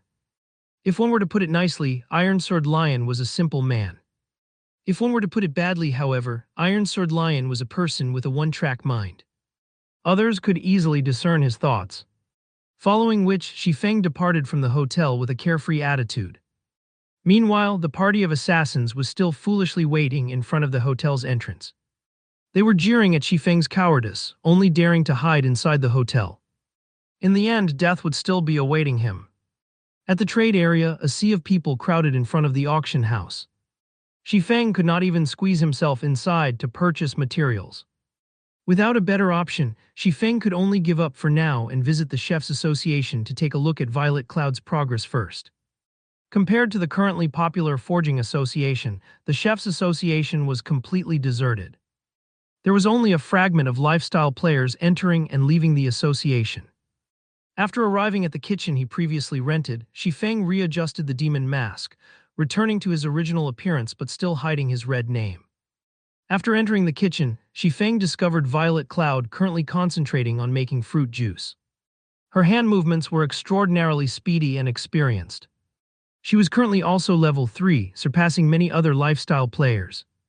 Although Shifeng had seen many master chefs make cold beverages before, none of their actions were as smooth and natural as Violet Cloud's. It was truly hard to believe why Violet Cloud would say her production speed was extremely slow. Her speed was shockingly fast. Did Violet Cloud intentionally trick him? Shifeng shook his head, feeling that Violet Cloud had no reason for doing such a thing. Hence he walked over and suddenly asked, "Violet, how are you faring? However, as if Feng's question did not enter Violet Cloud's ears, she was still concentrating on making fruit juice. There was nothing else present in her heart. Looking at Violet Cloud's degree of focus, Feng was slightly shocked himself. He no longer tried to interrupt Violet Cloud and instead chose to stand by the side and observe her. After more than 10 minutes had passed, Violet Cloud had yet to discover Feng's presence. Meanwhile, she had already crafted more than 10 cups of fruit juice. These fruit juices looked extremely refreshing, and they gave off a faint, captivating fragrance. After she used up the materials in her hands, just when Violet Cloud was about to retrieve more. No. Violet Cloud was shocked into a jump as she discovered that her boss, Feng, was standing behind her. From the looks of it, he had been waiting for quite some time now. Violet Cloud's heart became frantic as she thought about how she let her employer wait for so long. Lowering her head, she said in a nervous tone, "Sir, have you completed the 900 cups of fruit juice?" Feng asked with a smile. Feng's evaluation of Violet Cloud had greatly risen as of this moment. The more focused someone was when doing something, the greater the efficiency. It was also easier for them to overcome difficulties. However, not everyone was able to constantly maintain a high degree of focus, just like how a student's thoughts would wander after studying for a long period of time, or become absent-minded after listening to the teacher's lecture for some time. However, Violet Cloud possessed extraordinary focus. When carrying out a task, her efficiency would definitely increase by several folds, doing half the work for double the effect. It was no wonder why she was able to become a cleric god in the end. Even if she were not a cleric and instead played some other job, her achievements would most likely still be great. And they're all done. However, I obtained a realization when I was making them before. After spending a lot of materials, I created a new fruit juice.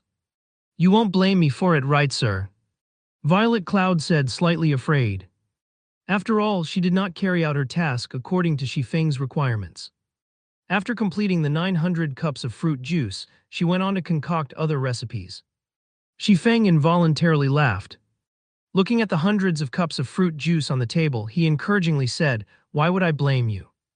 More than that, I want to reward you. With the new fruit juice, I will have greater confidence in carrying out that task of mine. Here are 3 silver coins as your reward. I hope that you can bring forth many new creations in the future. As for your share in the sales of these fruit juices, I'll give it to you after I sell them. As for the fruit juices, you no longer need to make them for now. Afterward, focus on making the wolf meat dishes. I still have a great use for them." Currently, players did not regard wolf meat as precious. However, after it was turned into a wolf meat dish, its price could be increased over 10 times. Such an increase was due to the fact that after consuming the wolf meat dish, every job would have their main attributes increased by 5 points, and its duration was 1 hour. Such an increase was extremely attractive to a majority of the players. The increase was equivalent to gaining another level, and with it, they would be able to kill monsters much more quickly. Only, after taking the manufacturing costs into account, most of the current chef players did not pay much attention to dishes with such high costs.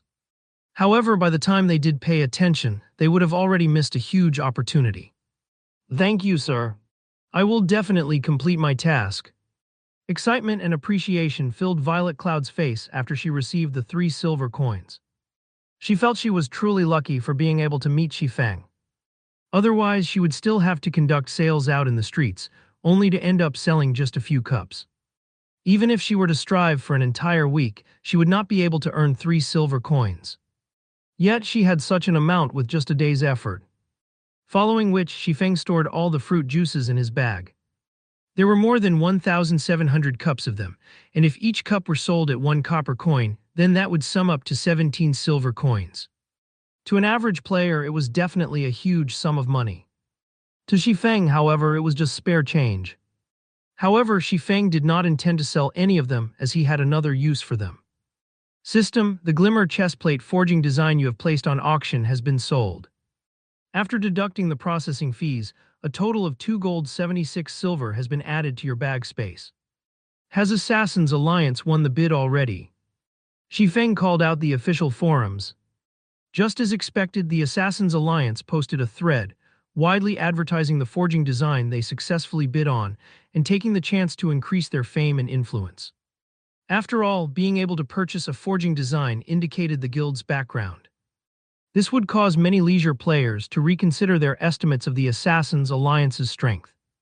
Violet, if you wish to convert your coins to credits, wait for another hour or two before registering them on the virtual trade center. That way you will be able to obtain a higher price, Shifeng reminded Violet Cloud after some thought. HMM. Violet Cloud obediently nodded her head. Although she did not understand Shifeng's intentions, she still chose to believe in him. After all, Shifeng was currently her knight in shining armor. Afterward, Shifeng gave Violet Cloud another 5 silver coins for her to purchase the materials needed to make the wolf meat dish. He then departed from the Chef's Association, his appearance changing into an older gentleman. It's about time I contacted her. Shifeng had done all the necessary preparations. Moreover, the Assassin's Alliance had caused the other guilds to start to panic. So now was about the right time to contact that person. Shifeng called out his friend Window and looked for the snow goddess, a cunning smile appearing on his face. In the core area of Kuruk Fields, one could see groups of grassland lion cubs every 100 meters or so. If a party's positioning were slightly off, they would attract tens of grassland lion cubs towards them. Moreover, at the large tree located in central region of the fields, there lived a level 6 elite grassland lion. That place could be said to be a forbidden area for level 6 players. However, inside this forbidden area, Gentle Snow's party was constantly clearing the surrounding level 6 grassland lion cubs. They were clearing out an empty land for the purpose of hunting the elite grassland lion. If ordinary players were to see their daring actions, they would definitely exclaim in astonishment. A party waged battle against more than 10 grassland lion cubs. Wearing a suit of azure armor, Gentle Snow valiantly battled. She was like a war goddess fighting one against 10,000. A simple slash from her had sent 3 grassland lion cubs flying. Simultaneously, she was dodging the claws of the remaining 2 lion cubs. If an expert were to see Gentle Snow battle, their eyes might have popped out of their sockets by now. Although her single slash seemed simple, she struck the vital points of all 3 grassland lion cubs. Her dodges were even more accurate. It was like she possessed eyes at the back of her head. Without even turning her head, she was able to avoid the claw strikes that came from behind her. On another side, the flame witch Zhao Yuru was like an artillery cannon. A single frost flame blast from her had taken away a third of the grassland lion cub's HP. Just when the grassland lion cub switched hatred and was about to rush at Zhao Yuru, the woman herself revealed a smile of disdain. As her mouth chanted the final verse of an incantation, her lily-white hands finished writing the incantation. Following which a flame dragon appeared. The dragon spewed scorching hot flames, immediately decimating the grassland lion cub rushing towards Zhao Yuru. Zhao Yuru's control over magic was extremely subtle, reaching its pinnacle. Her chanting and tracing were even more extraordinary. Normally, players would need 3 seconds to complete both actions, but Zhao Yuru only spent 1.6 seconds. Her completion rate was even at 86%, increasing the damage of Fire Dragon's Roar by 120%. This single move instantly took away 2/3 of the grassland lion cub's HP. A few moments later, more than 10 grassland lion cubs lay dead on the ground. Rest for a while and prepare to lure those 2 elite grassland lions over. Shield Warrior, you'll tank one while I handle the other. After tidying up the loot, Gentle Snow commanded as she looked towards the 2 patrolling elite grassland lions in the distance. Just as everyone was resting, Gentle Snow received a single message signed with the name of Black Flame. Looking at this signature, Gentle Snow's brows slightly wrinkled. Previously, she put out word that she wished to discuss matters of cooperation with the Black Flame Forger. It did not take long before she received a reply. Originally, she had felt rather joyous at the fact. However, a few moments later, she received another pile of similar messages.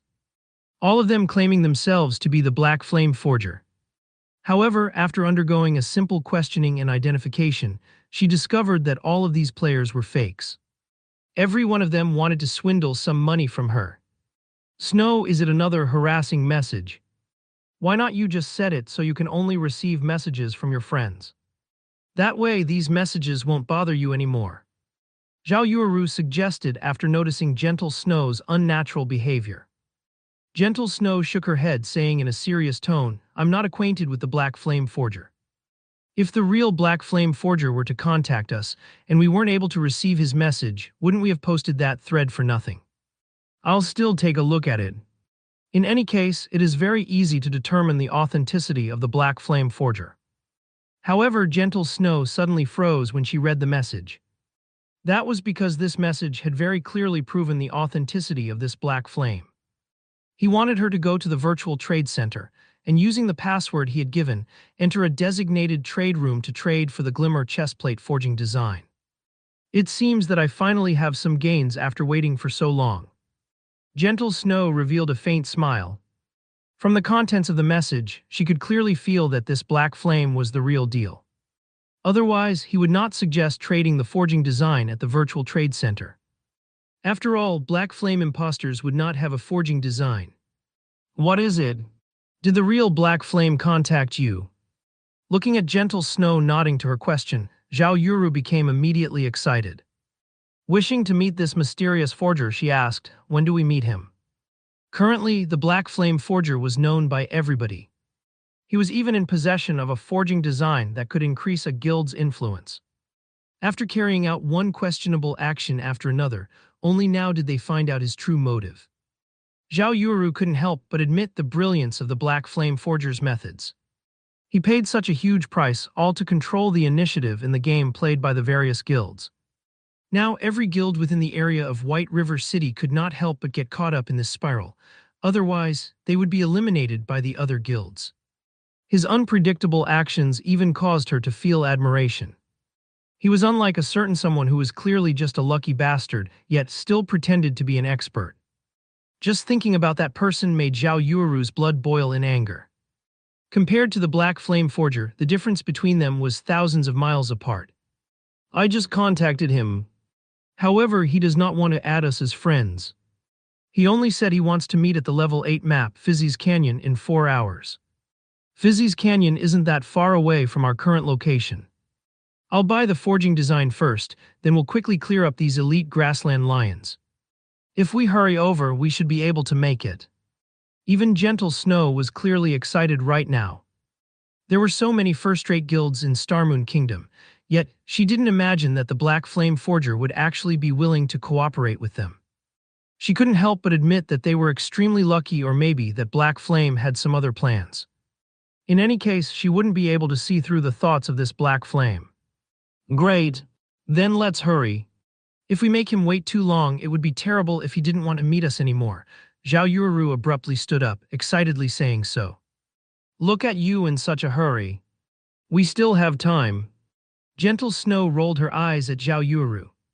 She did not imagine that Zhao Yuru would be so interested in Black Flame. Normally, she would not be as enthusiastic towards other people she met. Meanwhile, Shifeng, the target of Gentle Snow and Zhao Yuru's conversation, had already departed from Red Leaf Town. He was running towards the White Sand Ruins. The White Sand Ruins was a level 10 monster area. It was also one of the must-come leveling areas for players of Red Leaf Town and several other nearby towns. That was because the quests available here were very numerous. Amongst them, there was no lack of guild quests and reputation quests. There were even 2 unique quests here. The rewards for these 2 unique quests were extremely bountiful, and they would bring plenty of benefits to Shifeng when he officially entered White River City in the future. Hence why Shifeng was running to the White Sand Ruins. Just as Shifeng arrived at a sea of white sand, a message from Gentle Snow arrived. The message stated that they had to delay the meeting time by an hour suddenly, and as a compensation, aside from buying the forging design at price of 24,000 credits, they would give him an additional 20,000 credits. Their wealth was practically overbearing. Shifeng did not really mind the delay in time. In any case, he also needed quite some time to complete the quests here. Meanwhile, 20,000 credits was 2 months' worth of salary of a gold-collar worker one. Gentle Snow used it as compensation for being late. Moreover, this was only the start of the business between them, yet he had already earned more than 40,000 credits. He could not help but admit that there were many benefits for working with a person like Gentle Snow, especially when the person herself was not lacking money. Even the rich from other virtual reality games could not compete with her. Following which, based on his memories, Shifeng searched for a secret path in the White Sand Ruins. After walking this path for nearly half an hour, he caught sight of a bunker buried in the white sand. Two level 10 elite Blacksteel dwarves guarded the bunker's entrance.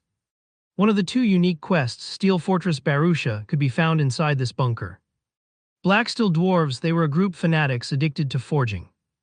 The civilization of the Blacksteel dwarves was once incomparably brilliant, and their shadows could be found in the creation of countless pieces of legendary equipment. The arms of Blacksteel dwarves were as thick and robust as their thighs, and their muscles were as hard as stone. In addition to their dark skin color, often they were mistaken for rocks during nighttime, and many people would sit on them accidentally. Of course, the consequences of such an action were very grave, as the thing these Blacksteel dwarves hated the most was being treated as stools. Shifeng straightforwardly walked over. This bunker in the white sand ruins was extremely well hidden. In Shifeng's previous life, it took a long time before the many guilds doing quests in the white sand ruins discovered the bunker.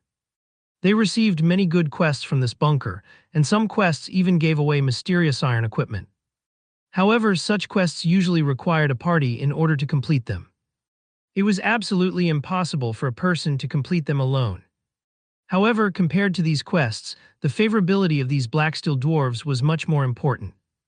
This secret was also only discovered after players had already reached more than 20 levels. There was a unique quest called Steel Fortress Barusha available here. However, because the unique quest required a certain amount of favorability before a player could receive it, many players missed the chance to obtain it. On the contrary, an unknown average player received the unique quest. Moreover, after completing the unique quest, the player instantly became the recruitment target of many guilds. Arriving in front of the bunker's entrance, the two elite Blacksteel dwarves standing guard let Shifeng enter after giving him a simple glance. The inside of the bunker was very large. It was just like an underground town. Blacksteel dwarves were everywhere, and the majority of the streets were composed of either weapons and equipment shops or bars, with very few places of entertainment. Moving along the main street, Shifeng arrived before a steel building after making several turns and detours. The building was the city hall, and when Shifeng entered the building, the town mayor, a level 30 elite NPC, quickly noticed him. As it has been a long time since any outsiders entered this small town, the mayor happily went up to welcome Shifeng. "Hello, adventurer. Welcome to Stonehammer Town. I am Blackbeard, the town mayor." Blackbeard warmly said, "Hello, Lord Mayor. It is my first time coming here, so I wonder if I could be of any use to you."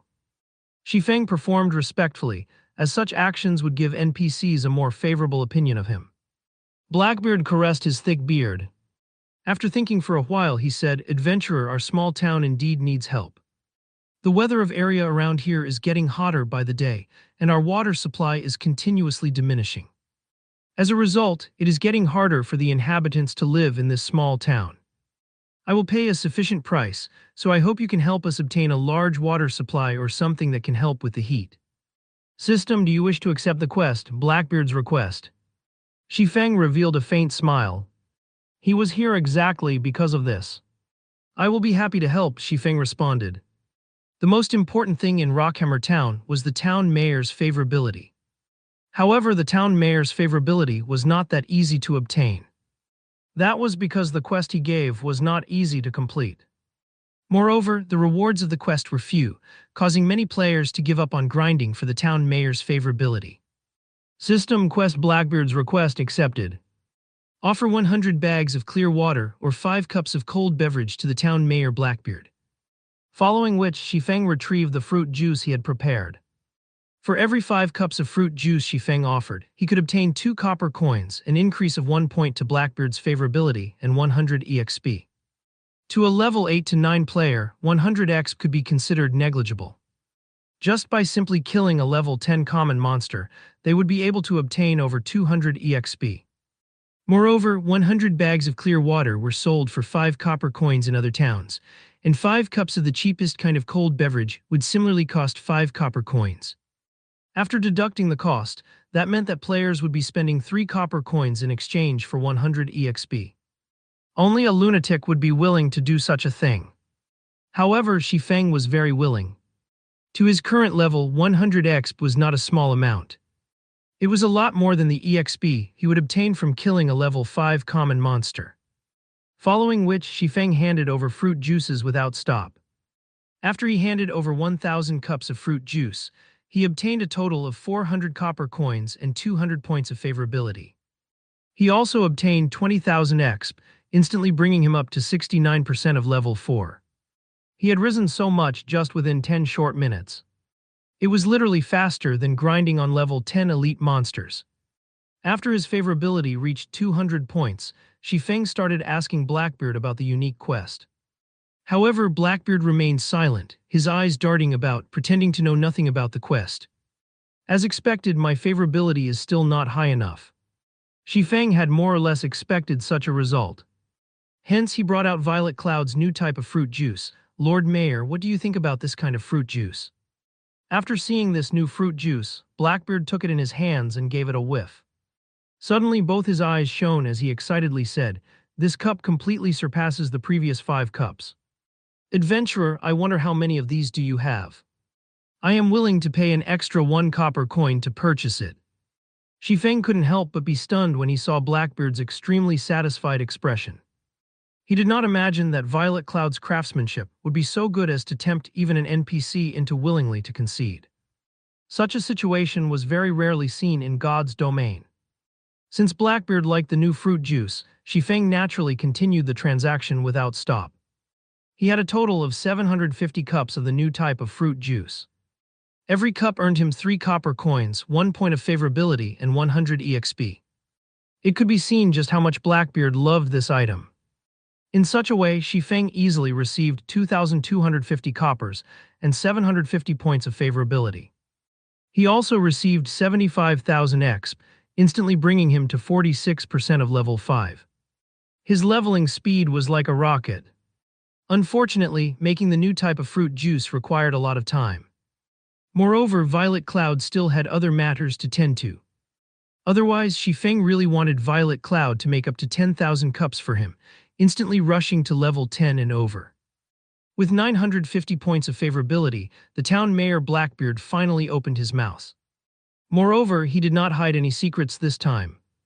He was treating Shifeng like his close friend. Shifeng had even received the Stonehammer key, which had not been mentioned by the player in his previous life. System Unique Quest Steel Fortress Barusha accepted.